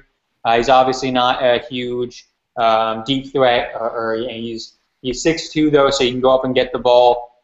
He can do a little bit of everything. I think he'd be a nice possession receiver for the Jets. I would have thought around the 4th or the 5th round would be good for him. The way the board's falling, though, you might be able to get him in the 6th round. Just because there's still a lot of receivers left. So I think he'll be good. I think Aberderis will be good. I think Campanaro, who you mentioned, Bruce Ellington is still available. These are all some great receivers. And David, same question for you. Who's your late round guy? One guy that I really like that I haven't really spoke about much is a guy called Ethan Westbrooks from West Texas A&M. He's a defensive end. Let me just give you some stats. Obviously, it's small school, but in 2012 he had 19.5 sacks, 29.5 tackles for a loss, and then he followed that up in 2013 with 7 sacks and 19.5 tackles for a loss. The problem with Ethan is he's so incredibly raw. But I was listening to a podcast a couple of months ago, and they said, this guy is perfect for any team that loves their players to rush the passer and has good defensive line coaches who are willing to work with raw talent, and obviously that just screams New York Jets to me. So he has a hell of a lot of talent, but he has no interest in playing the run. He just wants to get after the quarterback every single play. So as a project and as a third kind of a third down player, he is a really interesting prospect. Probably won't go until the 6th or the 7th round. So that's something to look out for. He's 6'3", probably I think he's about 270. So yeah, really intriguing prospect, and one that me and Scott are both quite interested in. Is still obviously on our big board, Colt Loyola, who's got so many off the field issues. Cocaine possession. Obviously, he had that whole thing with the Sandy Hook Elementary School stuff that we won't really go into here. But he has issues, but he has got a great deal of athletic ability. So those two are my late round guys that I'd like to take a flyer on if I'm the Jets. So obviously you could see a lot of late round flyers are out here. And that's what you expect with late round. You all have something that, guides you to a certain guy, whether it's athletic traits, whether it's, speed, anything like that. At that point, you're just grasping at a straw, throwing darts at the board, or, that kind of thing, whatever your cliche of choice is. So, let's take a look at it this way. The Jets right now are in a position where I'm pretty sure they're going in the 4th. Scott, who's on the big board, and who do we want to see on the Jets? Well, I would have picked Pierre Desir because he's still on our big board, but obviously we just got our cornerbacks. So that's probably not going to happen. David Yankee, I don't know that you could pass up on him at this point, just because I think it might be better to take Yankee with our first 4th round pick and solidify our guard position, and then grab one of the several wide receivers that we talked about in the other fourth. And then if Dre Archer's still available, I'd try to take him as well. All those guys are still on the board. All right. McGregor, thoughts? I want to see Strunk and Archer, and now we got some home run hitters. Mm-hmm. And, of course, David? Yeah, I mean, I agree with Seastrunk and Archer. I would really like to see them on the team as well. And like Scott said, you know, I'd quite like to see DeSera as well, even though we have just taken a cornerback. I'd still pick him up just in case we do lose Wilson next year and we do push McDougal inside. Then obviously we've got a natural outside player in DeSera as well. So the McDougal selection wouldn't prevent me from taking DeSera if I was John into. There's another player I can't believe I actually kind of surprised that I forgot to mention him. One of my favorite players, Jeremy Gallen. I would have expected him to go in the 5th round, but like I said, the way it's going, I think you might be able to get him in the 6th or 7th right now. Jeremy Gallen is a receiver out of Michigan, a smaller guy. He's not a guy that you'd expect to start. Very similar to Stedman Bailey from last year, who you all know that I loved. He's a small guy that plays a lot bigger than he really is. He's more of a possession receiver than he is a speedster, but he can do about everything. He can run pretty much the entire route tree and do a little bit of everything. Take a pause for a second here. The Minnesota Vikings have just taken Jerick McKinnon, running back, who I think, McGregor, you said he was the top guy in the Spark test? Yes, he was. So they took this unknown. Okay, if it wasn't for the Spark test, would you have ever heard of Jerick McKinnon? I would not. Now, considering the fact that Lash Seastrunk is still on the board, it's just unreal to me that, I don't know, the whole thing's just very surprising. Yeah, and let's be honest here. This is the point where I think you're starting to see a lot of moves, a lot of shakers, a lot of makers, a lot of people making moves. I think this is the point where it really starts becoming interesting to watch how different the boards are compared to yours, or the accepted thought, I would say, of what's going on. Here's the question, guys. Which player right now is probably the highest on your board? Forget, the guy that has the issues with drugs, but which player is the highest right now on your board that really you think is different than, let's say, what the media thinks? Which player do you have way higher up there? Let's start with you, Scott, and then McGregor, and go to David. I'll give you two guys. I'll give you Antonio Richardson, Tiny Richardson from Tennessee. We had him at number 24. He still hasn't been picked. Another guy, David Fales. That was more of my influence than Dave's. I think David Fales is going to be a good quarterback. Obviously, the fact that not that many quarterbacks have gone, we have him higher up than most of these teams. Yeah, looks like Dre Archer was just taken by Steelers. Not sure if that's old news, but whatever. Man, not the Steelers. Don't worry, they've taken how many running backs in the last 3 years, and how many have bombed out? Yeah, I don't want Dre Archer to bomb out. That's the thing. Too bad, so sad. Can't help you there. All right, McGregor, what do you got for my last? Actually, I agree with Scott on David Fales. I think he's tremendously underrated because he doesn't have arm strength. But I think arm strength is like the quick release. It's sexy, but I'm not sure it's the most important attribute a quarterback needs. I like David Fales, and I think he's going to be a pretty good quarterback in the NFL. And I got one other guy, an inside linebacker. I hope we take. I think his name is Antonio Williamson from Kentucky, who I think will make a very good fit for our defense. So he's projected, I think, in the 6th round, but I think he's better than that. Hope we take him. Yeah, obviously. Again, David, what do you got? Yeah, I'm actually just bringing up the big board now because I can't quite see behind Scott's shoulder to see who we've actually still got on there. Scott, can you just go through the kind of top 5 that's not Colt Loyola? Who have we got on there now? Yeah, I forgot to cross over things. Okay, our top 5 outside layer, we have Antonio Richardson, David Fales, David Yankee, that's 3, Pierre Desir, and Lash Seastrunk. And it looks like Richard Rodgers, a tight end out of California, is the pick for Green Bay. Baltimore Ravens are up next with the third-round pick, number 35 pick in this round. So, yeah, there we go. So, yeah, I mean, so far it's been all about, I guess you could say it this way, this has been a very BPA but need draft. We haven't really gone out of position yet. Do you expect this to continue, or do you think this is just kind of an aberration? Go ahead, Scott. I think at this point it's going to be a free for all. It doesn't once you start getting towards the middle and end of the draft, it's a crapshoot. Every team has completely different boards at this point.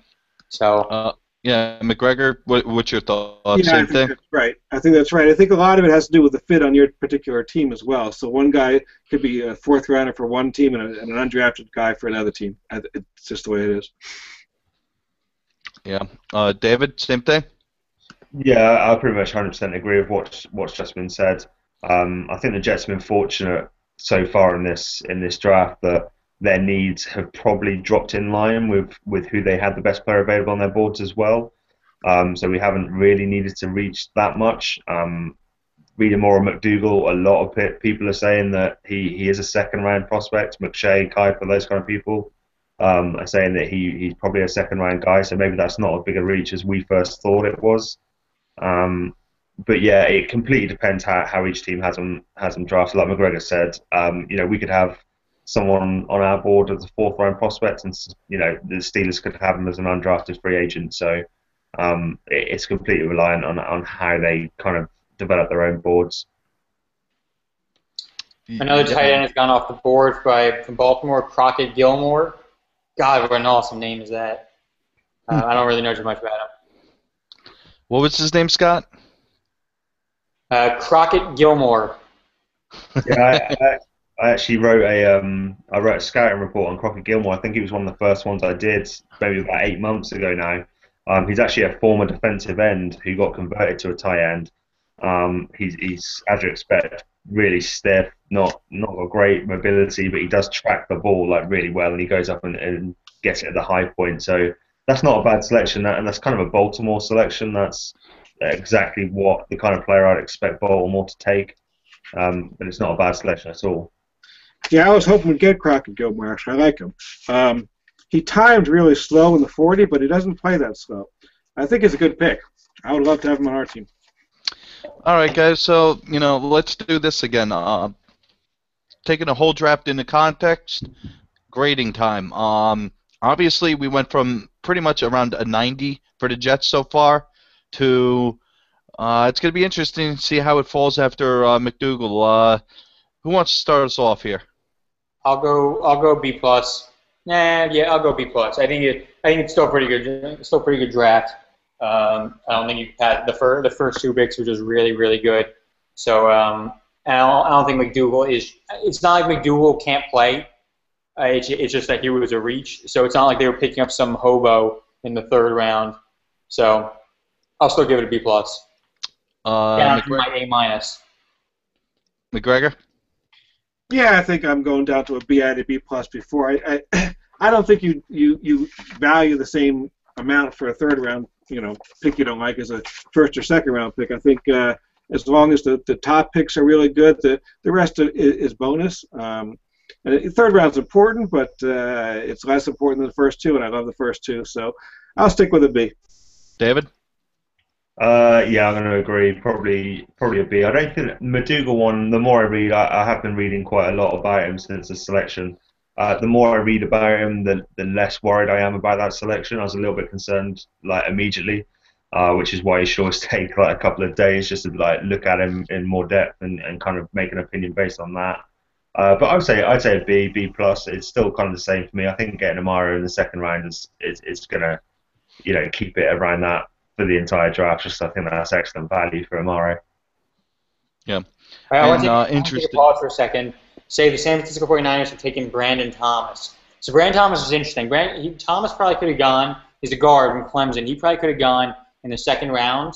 But he tore his ACL at one of his private workouts. If he was with the Saints a few months ago, I know the Jets had talked a lot, or there have been a lot of rumors that Rex Ryan really wanted to get Brandon Thomas. I would assume they probably would have looked a lot harder at him in the 4th round, but he's obviously gone now. But just interesting, I just want to bring him up because the Jets, from what we know, the Jets really had a strong interest in him. Oh, man. And by the way, for the baseball fans, Yu Darvish, once again, falls 1 out shy of a no-hitter. So you did it again. Came out 1 out shy. For those that are interested in what's going on, otherwise the draft, we are still in marathon coverage, approaching the 5th hour. We're about 12 minutes shy. I kind of doubt we'll make it. Yeah. So how many picks are left there? 2? Let's see. I think that's the final pick. Oh, that was it? Yeah, that's it. Wow. Okay. Well, Wow, we hit the point, ladies and gentlemen. We made it. Okay. Well, thank you all for watching day 1 and day 2 of our draft coverage. We're really happy you could join us. I know we had hundreds. I think we broke 1,000 viewers at some point earlier today, earlier in this broadcast. So we're glad you were all able to join us. On behalf of myself, Nick Maruziak, McGregor, Dave, I want to thank you all for watching. We hope you will join us on Gangrene Nation as we talk more about these picks. Thank you for watching, and see you guys around.